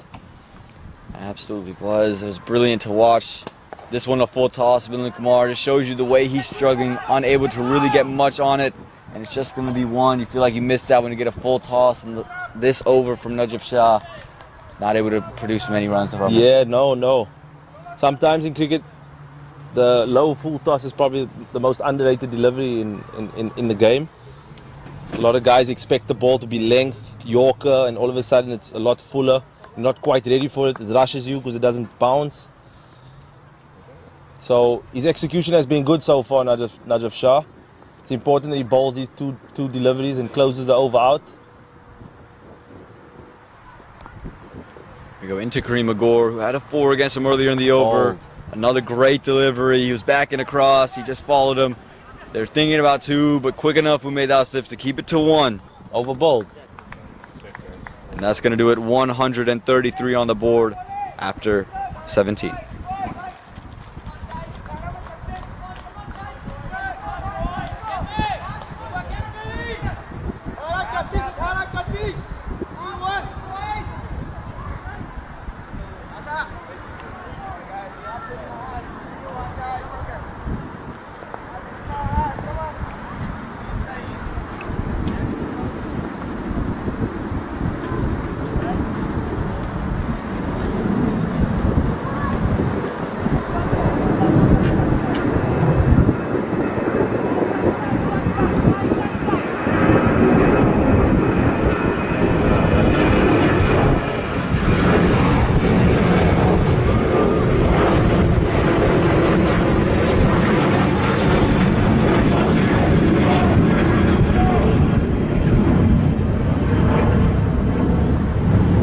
Welcome back to Church Street Park as we head into the final 3 overs. And we saw, oddly enough, spinners in the first innings in the death, and Damian Jacobs back to finish out his full quota.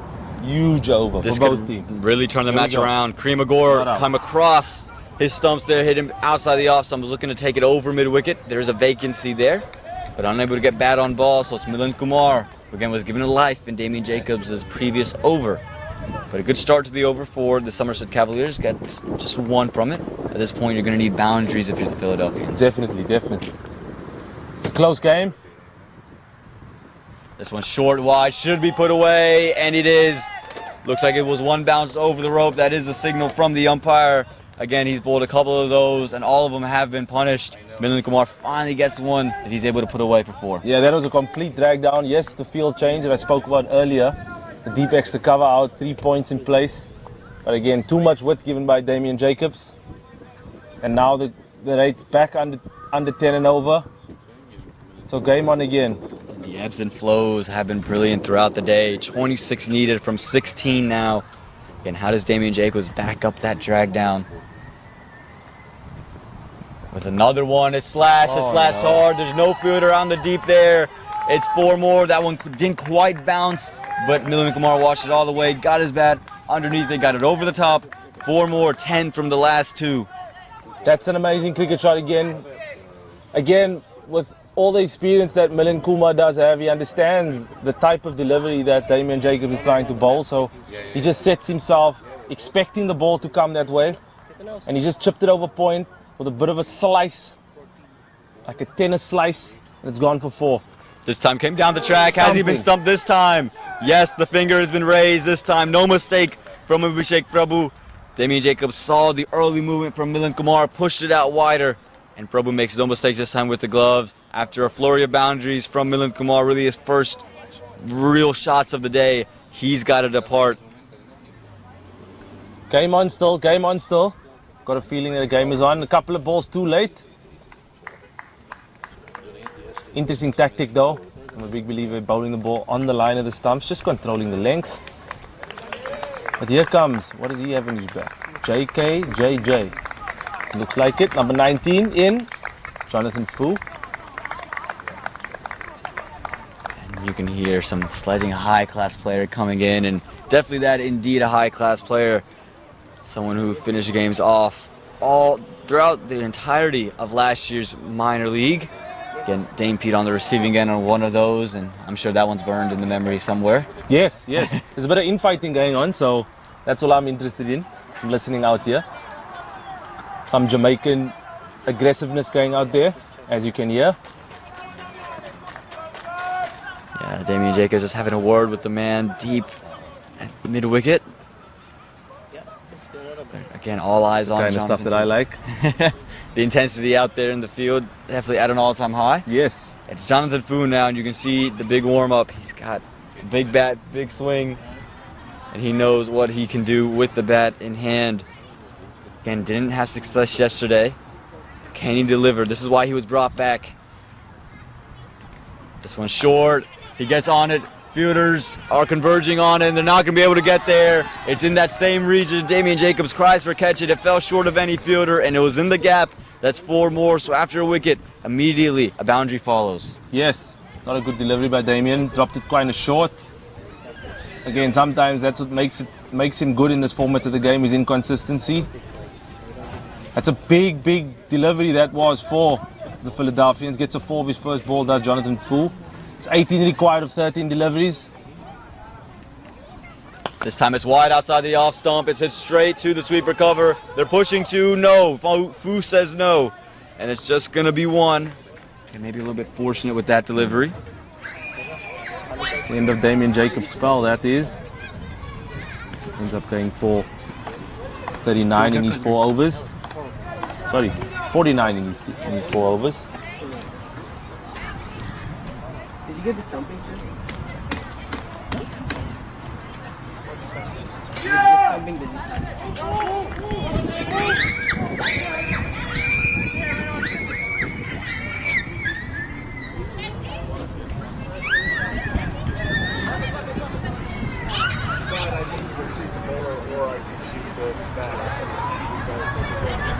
You shooting me too? I do. We didn't either. You had a very nice inning. Yeah. That's what it is. What ball, man? You get some of those shots? All right. Where do I get them? I'm working for the league, so the league. Okay.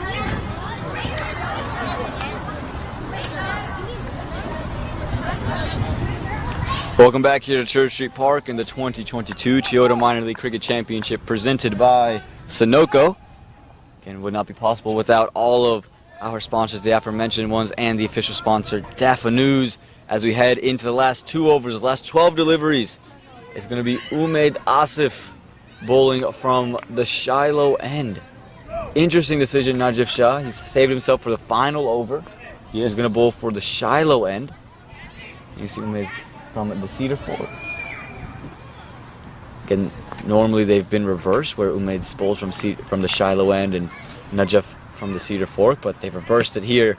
Here we go into Jonathan Fu. And he's put it straight back down the ground. He's only going to... Oh, no, it's a misfield. Should have been kept just to 1. It's going to at least be 2, and it's 4. You can't afford those misfields. Dane Pete, you can hear his expression, and that's exactly why. That's 4, and that makes the equation 13 from 11. No! Whoa.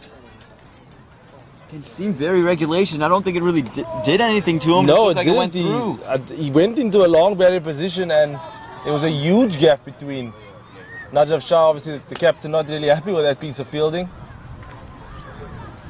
Lost for words, man. Really lost for words. Again, should have been just kept to 1 at the most. Instead, it's 4. Jonathan Fu gets back on strike, and it's 13 from 11. How the complexion of the match changes with that equation. Changes. And this is the kind of pressure these final overs do bring. This time, Jonathan Fu comes down. He slices it up in the air. It's going to fall short of any fielder, and they're just going to get 1 because you got the 4 on the previous delivery. Again, it's not a big deal just having 1. If it was just a single, that would mean you would be dealing with 16 from 10. Yes. Rather, you're dealing with 12 from 10. Yeah, it's a complete change of the game. But as we do know, the game is never over. Never over. Kareem Agor struck the ball beautifully today, so I would like him to take it over the line for the Philadelphians. Trying to get their campaign up and running again after last night's defeat. Again, a heartbreaking and very, very close defeat for the Philadelphians.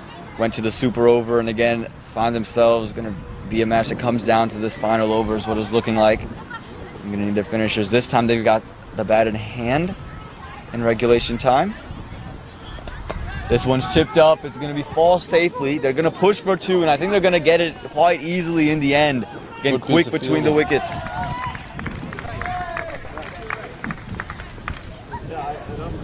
And that 4 just changed this entire over, because if that's 1, then it's 1 again, and then it's 2, and it looks totally different. Now it's 10 from 9.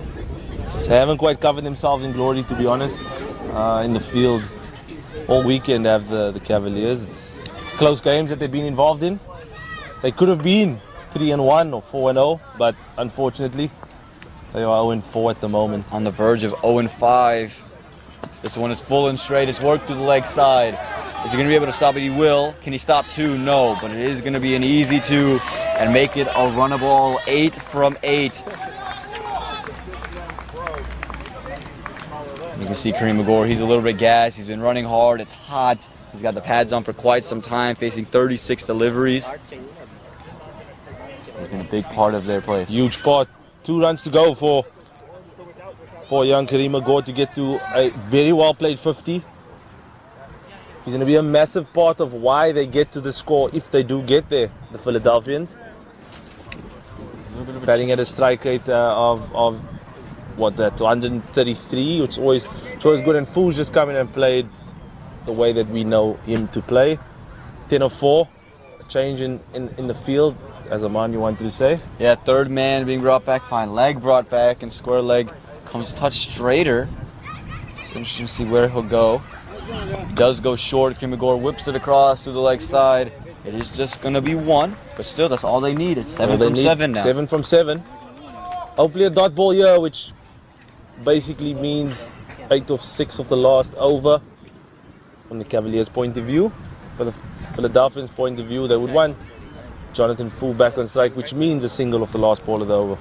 Again, you're just looking for singles now. If you're the Philadelphians, don't have to do anything fancy. You don't need to finish it off in style. Would it be cool? Absolutely. It could be for a great highlight, but you should just be looking to work it around.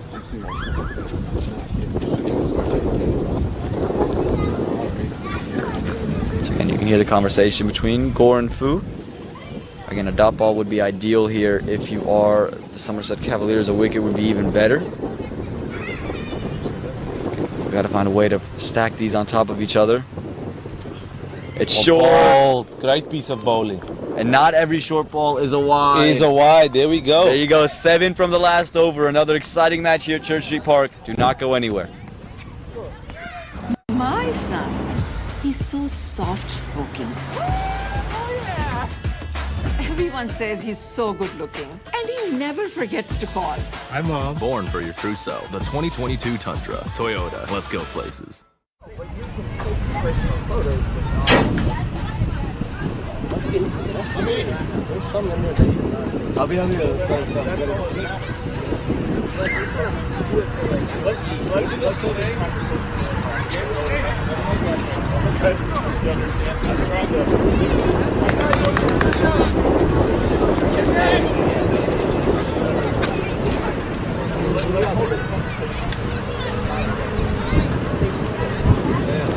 Welcome back to Church Street Park. Here we're in the final over. It's Najaf Shah who's going to bowl. It's Kareem Gore on strike. Kareem Gore on 49, but I don't think he cares about that really at all. It's the 7 from 6 that he is going to look at, and for everybody involved, they'd want Kareem Gore to at least get a single off this delivery. I really hope that they only get 6 runs in this over. Again, a super over. We had one yesterday. Why not one today on Sunday? And it's July 3rd here, Sunday, in Warsaw, North Carolina. A small town, but action-packed. Church Street, a big part of that. Here we go. Najaf Shah into Kareem Gore. Goes full straight. It's a great delivery. It's hit straight back, and that is going to be 50, but they're pushing for 2. Jonathan Fu is going to get back. Kareem Gore. Oh, my goodness. And he is out. He gets 50, and he's run out. Najaf Shah didn't touch the ball. It was a great throw in from the deep, and you can see he's hurt himself on the process, which is not something you want to see either. Hopefully it's cramp. Hopefully that's what it is. Hopefully he's cramp. Hopefully he's not injured. But there you go, 50 and out for Kareem Gore, and that's huge because it puts the new man, which we presume will be Liam Plunkett, on strike. Unfortunately, not good awareness by Kareem Gore. Really unfortunate. He was watching his partner in Fu. Didn't quite watch that side. And the ball came through and knocked the stumps down. So only 1 run scored of that over. And a bonus for the Cavs. The new batsman on strike will probably be Liam Plunkett. So this is it. The 2 finishes at the crease now.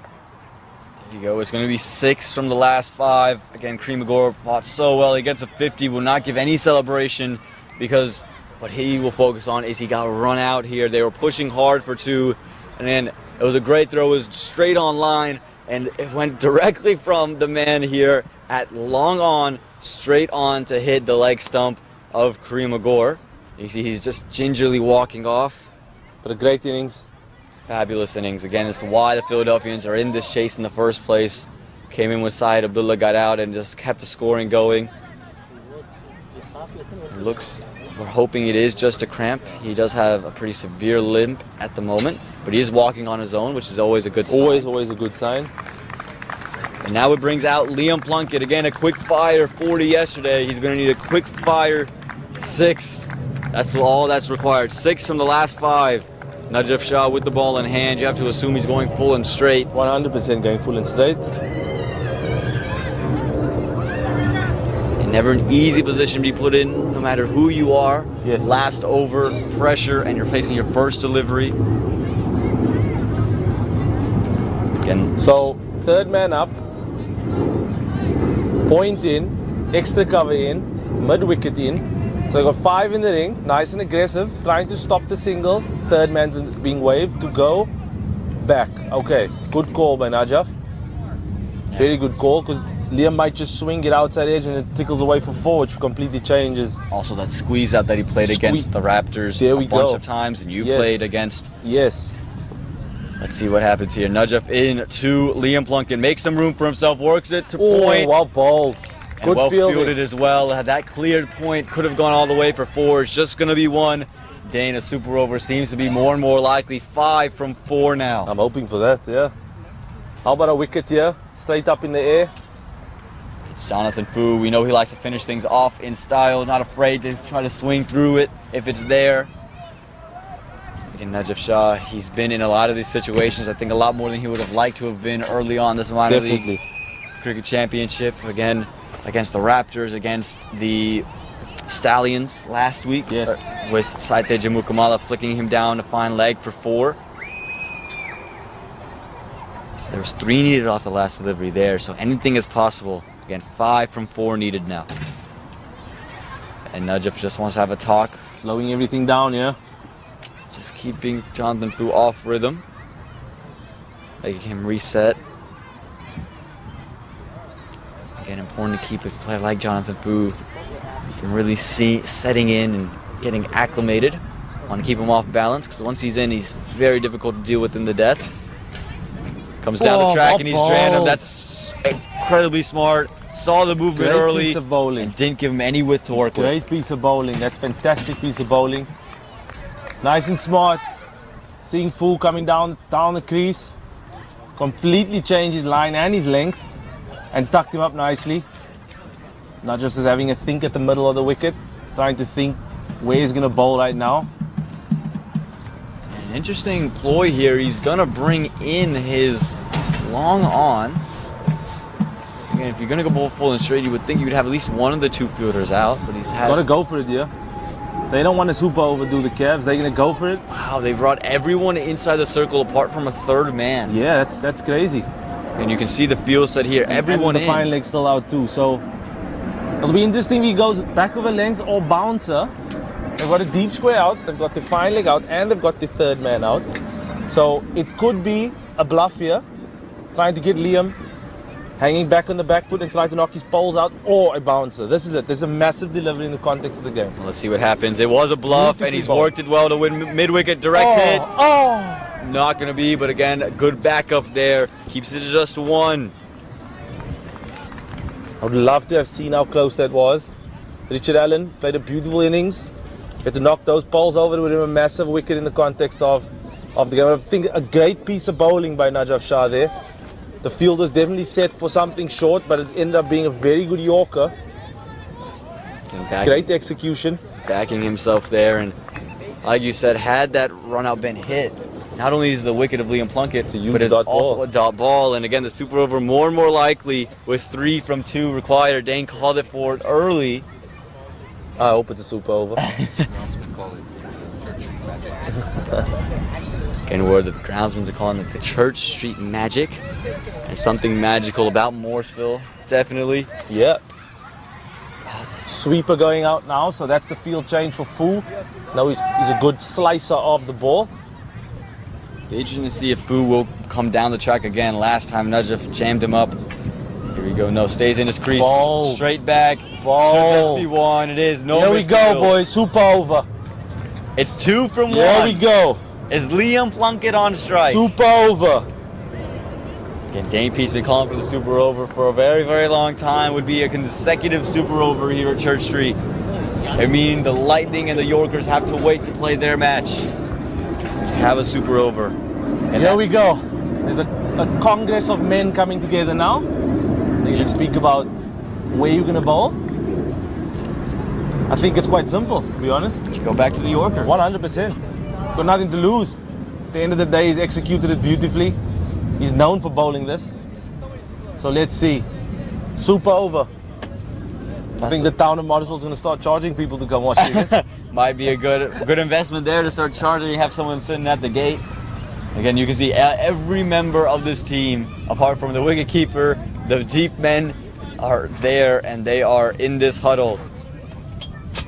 Again, where do you bowl? What is the idea? Do you keep any fielders out? I think you have to. I would love to hear this conversation right now. We need a mic in there. We need Nate Hayes running in with his 100%. microphone. Yeah, I would love to see what's happening or hear what's happening in that conversation.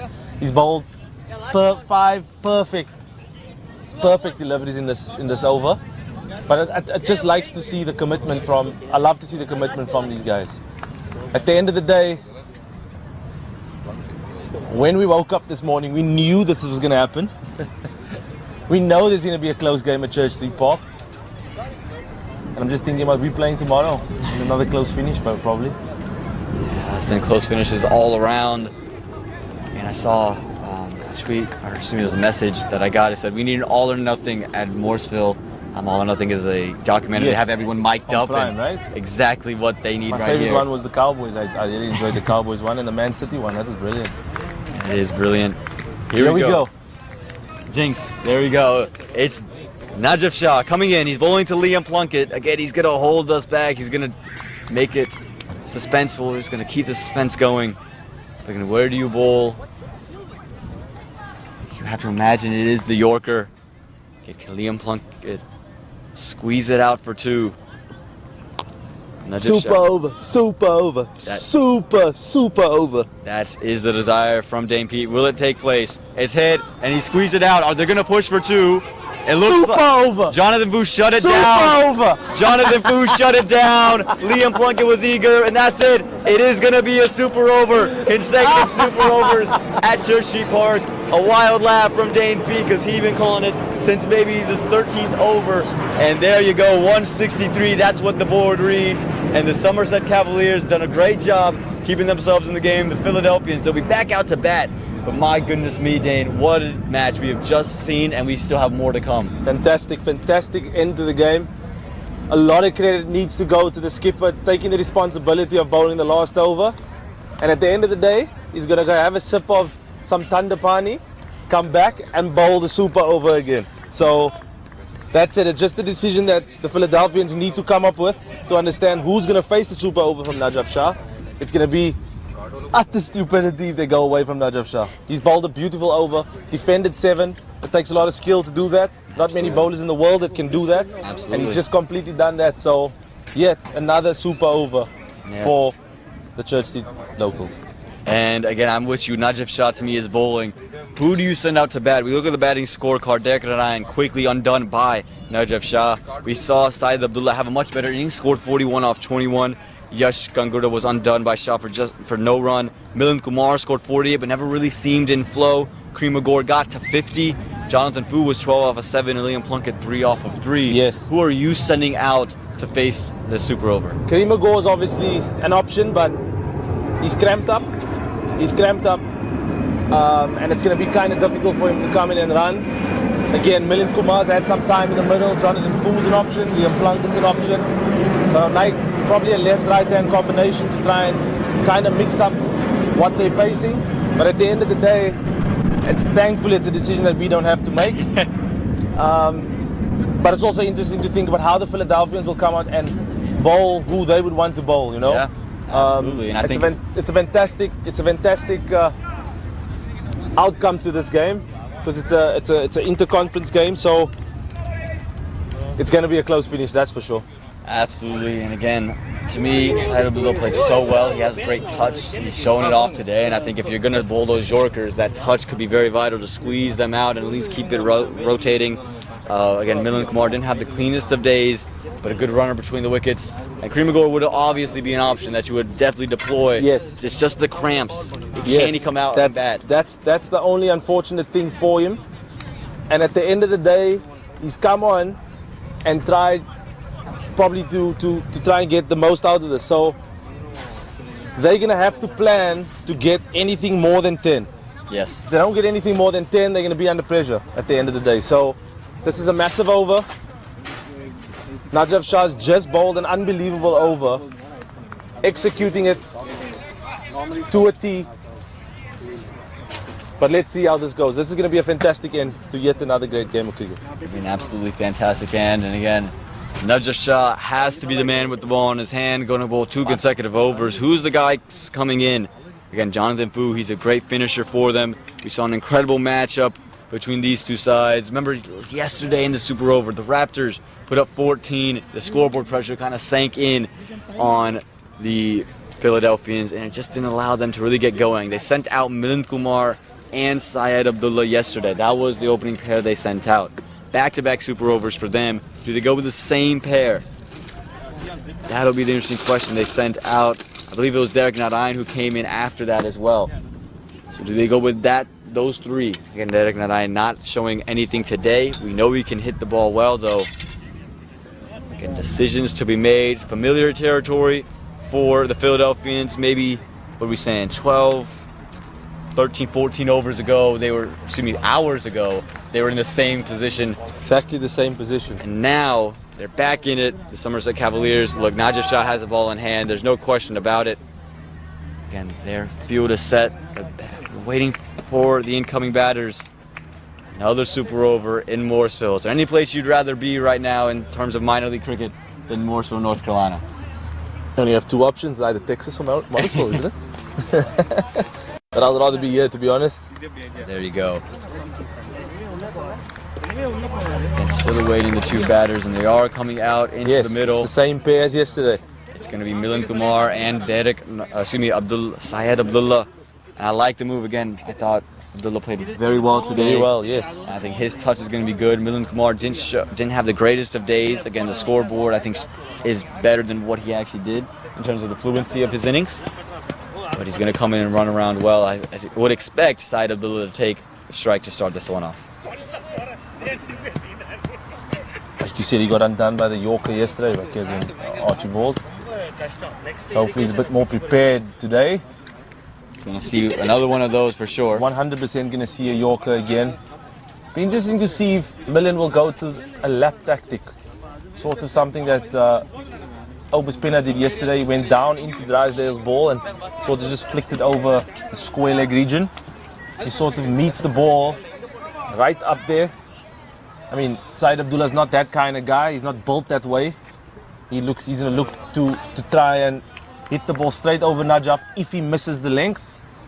As you can see, he's probably batting on about 2 leg at the moment, so he's hoping to get some sort of length that he can just hit over Najaf Shah's head. But here we go, yet another super over. Yet another super over. Najib Shah comes in full straight. There's some width on it. He slices it, but there is a sweeper cover. Going to keep it to 1. Thinking about 2. No, they settle for the 1. Good piece of fielding out there. That's the standards they sort of want or wanted in their minor league campaign. Again, pressure, it either turns you to dust or it creates diamonds. And right now, the Cavaliers showing that they have some diamonds in the group. Great fielding there, Najib Shah showing some great bowling. Now, Milind Kumar, again, struggled for the majority of the day. Didn't really have the greatest of times. Yeah. What can he do? All that can be forgiven with this super over. If he can put a couple boundaries away, put some scoreboard pressure on the Cavaliers, could just change the whole outlook of the match.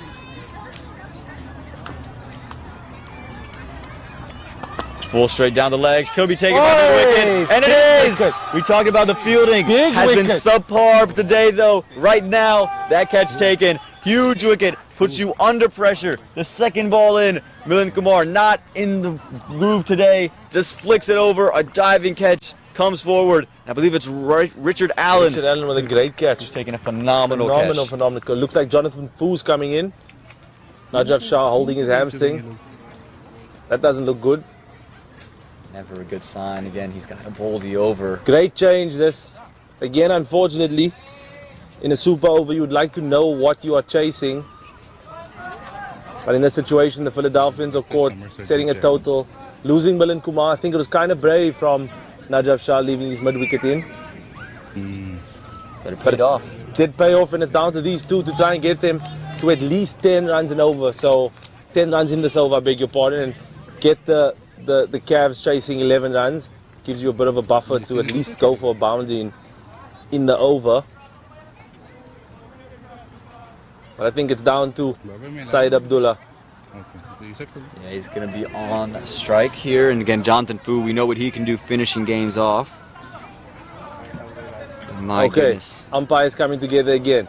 I'd love to know what this conversation's about. The ball definitely did. Oh, they're speaking about if they crossed or not. Yeah, you can see Najib Shah asking that question as well. Did he cross? Impossible that they crossed. They were very, very quick. They didn't cross. They didn't cross. The umpires are saying that they did. They're going to let Syed Abdullah on strike. They didn't cross. And it hung in the air, didn't hang in the air for that long. No, it didn't. He hit it straight to a wicket. They didn't cross. It looked like Milind Kumar was actually planted in his crease as well. It didn't look like he made any movements down the ground. Yeah, they didn't cross at all. That is the decision from the two umpires. But anyway. But all that can be. They just needed something to stay in the game, did the umpires? Here we go, Najib Shah coming in to Syed Abdullah. Can Tank get some runs? Ooh. Full straight again, perfect Yorker, straight to the man in short cover. That's 2 runs from 3 balls. He's not giving them anything, Najib Shah. It's been unbelievable. 9 unbelievable deliveries bowled by Najib Shah. He's continued to do this. He's flexing his hamstring a little bit. Well, I think his quad slightly sore. I don't think he can complete this over. Hands on his knees. He needs some time. Yet more dramatics here at Church Street Park. Fantastic, fantastic. Again, Najib Shah, he's hands on knees at the moment. He's grimacing in pain. A very obvious limp as you see him walk off. Who do they hand the ball to? You got to figure maybe Umaid Asif, who has a lot of experience. Mr. Iron Man. Mr. Love Iron to see Man. Mr. Iron Man bowl this ball. But how about a turning point in the match? Najib Shah's bowled such a good over in the final one. So far, a great over. Bowled 9 unbelievable deliveries. And now you have Umaid Asif, who you know has a lot of experience, has bowled in Pakistan in the PSL, but he hasn't quite been as good as Najib Shah today. Exactly, especially executing those Yorkers. If he gives any room to Jonathan Fu will take advantage of it. 100%, yes. And never easy to pick up things in the middle of an over, especially an over like this where all the pressure's on. You know the batsmen are going to come down and come big. Yes. It's 3 massive deliveries. It's all down to execution. And the first 3 deliveries have only resulted in 2 runs. But similarly enough, the Raptors as well. The first 3 deliveries only resulting in 2 runs. 2 runs, yeah. It was a late flurry from Archibald at the end. Never out of it. 3 big balls coming. Here we go. Oh, it's a full toss, and how has he messed that one up? It felt like it looked like got a bit of a top edge as well on it. That's good keeping by Prabhu. Great keeping there. Could have easily gone through him for 4, but Jonathan Fu's going to feel as if he missed out on that one. 100%. That's great keeping. The Cavs really turning up in the field here when it's required. I mean, in my opinion, the hardest job in cricket is being a wicket keeper, and that was a great piece of keeping. Never easy with a ball bouncing in front of you. Smith Patel smiling at me here. I would never want to be a wicket keeper.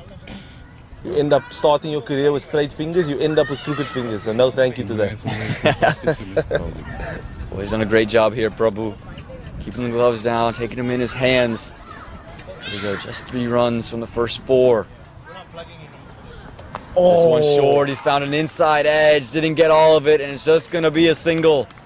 So 4 from 5 now, 1 ball to go, and they need a 6 to get to double figures. Tank has really missed out there, as you can see, swinging his bat in disgust, because he knew that's his area and that's his zone.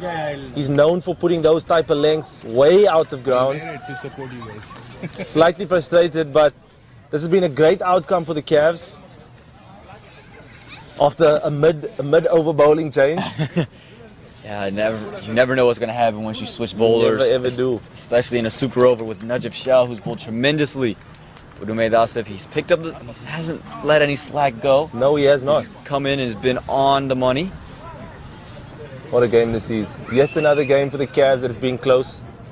He's going short here. He's taken 3rd man back and he's brought in his long off. It's just another bluff. It's another full toss. It's going to be at least 1. They should push for 2. Gotta go back. Gotta go back. Throw comes in nicely, but it's away from the No, stumps. not a good throw, unfortunately, but yes. Only 6 runs though, Dane. 7 to win. 7 to win. But what did Najib Shah do? The same thing. It was 7 to win in the final over of regulation. Are we going to a boundary count? And the boundary count reads as follows. 21 for the Philadelphians, 20 for the Somerset Cavaliers. So the Philadelphians have the edge in the boundary count. They do. My goodness, Dane. Who's going to come out and bowl for the Philadelphians now? I think they've got to go to Mr. Experience compared to yesterday. I think they'll probably go to Liam Plunkett. I agree with you there. Most probably go to Liam. Kerry McGore didn't really bowl today either. It was more bowler by committee, and I think Liam Plunkett is the guy for the Somerset Cavaliers with the bat. Richard Allen, to me, has to be at least one of the 3. Where do you go from there? Do you send out your Chandrapal Hemorrhage, big hitting? Yes. And that creates the left, Richard Allen and Chandrapal Hemorrhage, both lefties. And then you can have maybe an Xavier Marshall be your right-hander there. You know, when you talk about big hitters, Umaid Asif has been able to connect on a few. But to me, I think it comes down to Xavier Marshall, Richard Allen, and Chandrapal Hemraj as my guys. That's a good call. I would do the same thing, yes. I would definitely do the same thing. It looks like Liam is busy warming up to bowl, so he will definitely be bowling it. Again, like the move, he hit those Yorkers, bowls those slow runs really nicely with the flick of the wrist. Also digs it into the wicket as well. Again, we're going to rely on all that experience. They can't afford to lose another game here at Church Street to an inter-division rival. Yes. Again, both in the Eastern Division. It's a very tight Eastern Division, very strong Eastern Division. You don't want to fall behind in run rate in the head-to-head matchup. Definitely. And after a loss there for the Philadelphians yesterday in a close manner, they don't want to come out on the wrong end of another super over. And they love to give the Somerset Cavaliers down to 0-5, basically taking them out of any playoff hopes. Exactly. And I know a couple of Eastern Conference teams will be watching this game quite closely and will be hoping to eliminate one of those teams. So they were hoping for the Philadelphians to get over the line here. Because if they give the Cavs an opportunity to get back in, create some sort of rhythm, it's going to be close because they do play one more game than other conferences. I do know, playing in the Eastern Conference last year, they do play one more game than that we do in the Southern Conference. So it's going to be close. Absolutely. It's going to be close. You talk about not letting teams get back in. Empire State last year was kind of down in the dumps to start off, and then finished as one of the best teams and all of them the favorites coming into championship weekend. So again, anything can happen. You want to bury a team while they're down. The Philadelphians have this opportunity to do it to the Cavaliers. Again, Liam Plunkett going to come out. It's just who you signed out with the opening. I think you got one right-hander and Xavier Marshall. Who's a left-hander? Is it going to be Hemraj or is it going to be Richard Allen? I think I would go with Richard Allen. He showed good form. Man's got 50 today, so you'll probably be seeing the ball well. Probably end up going with him, trying to have that left-right-hand combination. But at the end of the day, we don't know. We don't know. I mean, it's their decision to make, thankfully. We were quite clinical in our decision-making. With the two batters that were out there, I said, listen, they got to stay and do it. And then we had Lahiru padded up. So we were quite clinical in our decision-making. And it looks like Xavier Marshall's standing out there. Thankfully for the Cavs, it's not a big total as like 14, 15 that they have to get. So they don't have to get 2 boundaries, a 6 and a 4 early on and try to win it. So they're going to need everybody here now. The Philly boys are going to need everyone. And it's Chandrapal Hemraj and Mr. Xavier Marshall to come out and try to get these runs. Again, for Philly, they're a good fielding side, but a lot of pressure now. Again, 7 from 6. We at least need 2 dot balls in this over. Absolutely. A boundary in the over basically kills it. And if Xavier Chandrapal can get one of these early boundaries, you feel very confident as you're the Cavaliers. The Cavaliers, at this stage, would have to be in front of the game. But with Liam Plunkett with the ball in hand, anything can happen. And we're in a super over. Dang, we've just been gifted a treat of a match here. It's a great game of cricket, this. It's all down to Plunkett to try and win this game. So interesting to see where it goes. If he goes length, if he goes Yorker.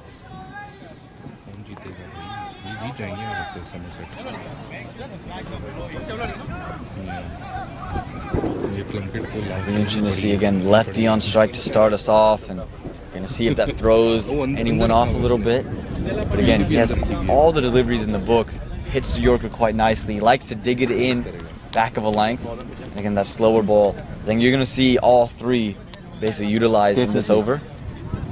You don't want to get too predictable with Chandrapal Hemraj or Xavier Marshall, because once they pick up on what you're doing, they're very good at adjusting and playing different shots around the ground. It's worth the risk maybe to get an extra fielder in. Have five guys in the ring, try to get a dot ball early. But he's definitely protecting the leg side. Millen looks to be staying in the ring. So the whole leg side plus fine legs up. The big thing about Chandrapal Hemraj, he does like the ball back of a length. He does play that Quinton de Kock kind of pickup shot over square leg, behind square leg. So he'll be hoping they bowl that there. And it's with the angle too. With the angle around the wicket, Liam Plunkett. Maybe Liam would try and employ a wide sort of slower ball, breaking away from Chandrapal Hemraj, but here we go. Here we go indeed. It's angled in. It's a Yorker. It's good dug out start. well. And it is just going to be one. So again, 6 from 5. Here we go. Xavier Marshall now in the middle. The key part as a bowler is just to keep your head nice and clear and kind of execute to the best of your ability and not try to have a clustered mind of thinking, where should I go, where should I go? So the decision has to be made at the top of your mark where you want to be bowling. Third man's coming in. It looks like they're going to send out a deep point. No hesitation there. Draw an extra man from the leg side over to the off. Just like they're going to cloud up that point region, send someone into a cover inside the circle.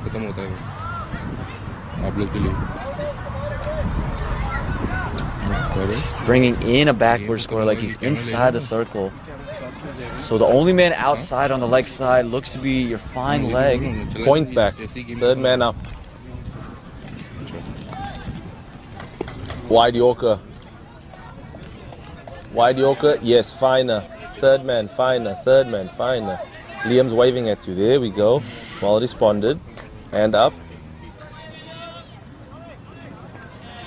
And the tactics on full Wide display Yorker here. here. They're going to try to get Xavier Marshall, maybe just to flay a couple down to Drysdale, the deep point. Interesting to see if they don't get 2 from this. The call for a wide Yorker. Oh! It's straight. There is a mid-wicket they put in place. They're going to push for Long 2. barrier. That's 1. Just 1. Game on still. Again, the Philadelphians very sharp in the field. They're quick to get the ball in their hands, quick to get rid of it as well. And Somerset not the quickest between the wickets either. Again, make it 5 from 4 now. Inching towards that boundary count. The most underrated ball in world cricket, the low full toss. There's also that bluff that you're talking about. Everyone expecting that wide Yorker, at least a ball that's outside of his reach. Instead, comes into him and just dig it out for just 1. You'll never hear batters in the nets ask the coach, "Coach, can you just throw me some low full tosses, please?" They're scared the coach might just fling a beamer at them. Liam Plunkett into Hemorrhage. He gets a hold of this one. Has he got all of it? No fielder there. And he takes it. And it is the dot ball you're looking for. It looked like Hemorrhage might have gotten it at first. Mario Ramprasad with a jump. He's picked out. It looks like Jonathan Fu in the deep. Face off. He has a big decision to make. Who's going to follow him? Might be Richard Allen. Looks like it. Has to be Richard Allen. Scored 67 from 33. At a 200 strike rate. But that brings the equation to now 5 from 3. That's a huge dot ball and a huge wicket. Massive, massive dot ball. Can't afford to just swing it out. Let's see if they try to take it to the last ball, because if you swing it out here, the game's basically, the game is done. And then the ground staff here at Churchill Park can start rolling the pitch. So it's interesting. It's amazing how the surface is played. 5 days, or this is the 5th game, I think. Yes. Fifth game of the weekend. Pitches played beautifully, high scores. What a game we have. What a game we have indeed, and it is Richard Allen, but he's going to be at the non-strike. It'll be Xavier Marshall, because they did cross. Yes. Definite time to cross on this occasion. Syed Abdullah shouting from long off, catch it now, catch it now. So he believes the chance is going to come, with one of the batters trying to swing for a boundary. And where do they go? Milan Kumar shouting at the fielders to make a mark. Everything gets frantic. Everything gets frantic in the super Grown over. men get shouted at. You think about yourself, you think about how execution is, the captaincy, Gray has come. It's all for protecting runs. Here we go. 5 from 3. It's again a full toss. Mid-wicket is there. And it's just going to be 1. 4 from 2. Good fielding. Again. Brilliant fielding. Brilliant, like you said, the throw right on cue, collection on point. 4 from 2 now. Absolutely superb in the field, the Philadelphians. Absolutely superb from Liam Plunkett. And Richard Allen, the new man, he's getting to see some of the action. Again, he's someone who will swing if he sees the delivery. Yes. Can't afford to lose his wicket. He loses his wicket here, the game's over. 4 from 2? 4 from 2. 4 from 2. Let's make a call here. What do you think? Inside edge 4? I think that would Chop be... onto the stumps? Top edge to Syed Abdullah?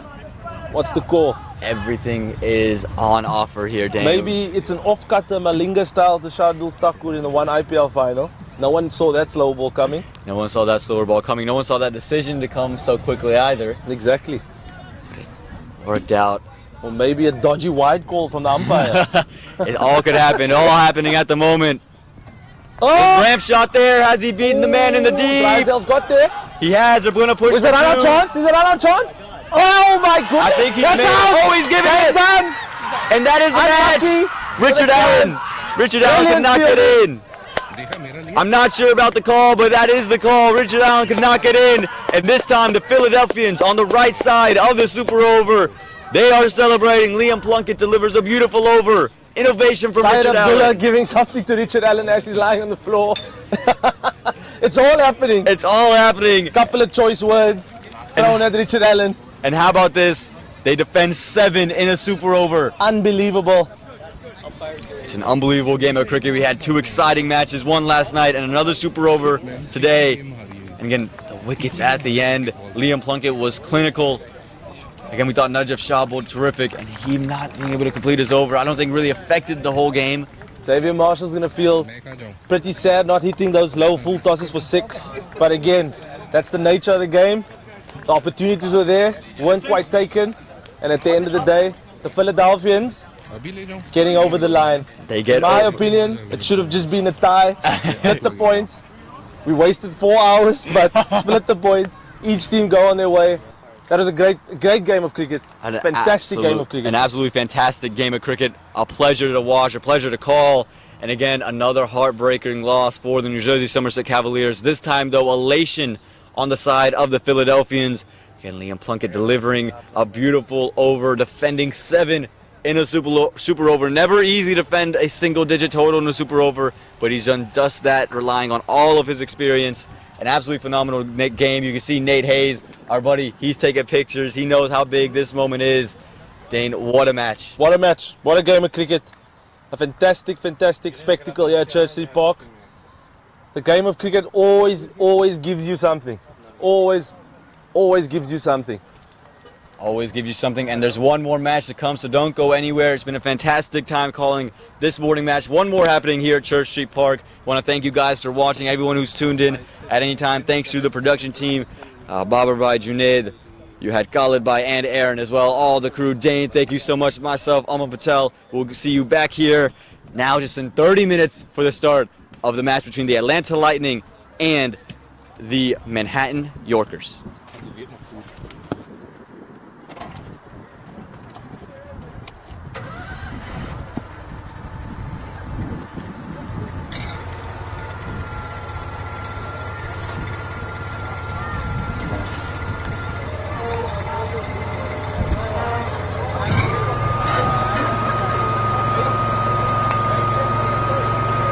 I'm moving my static camera, okay?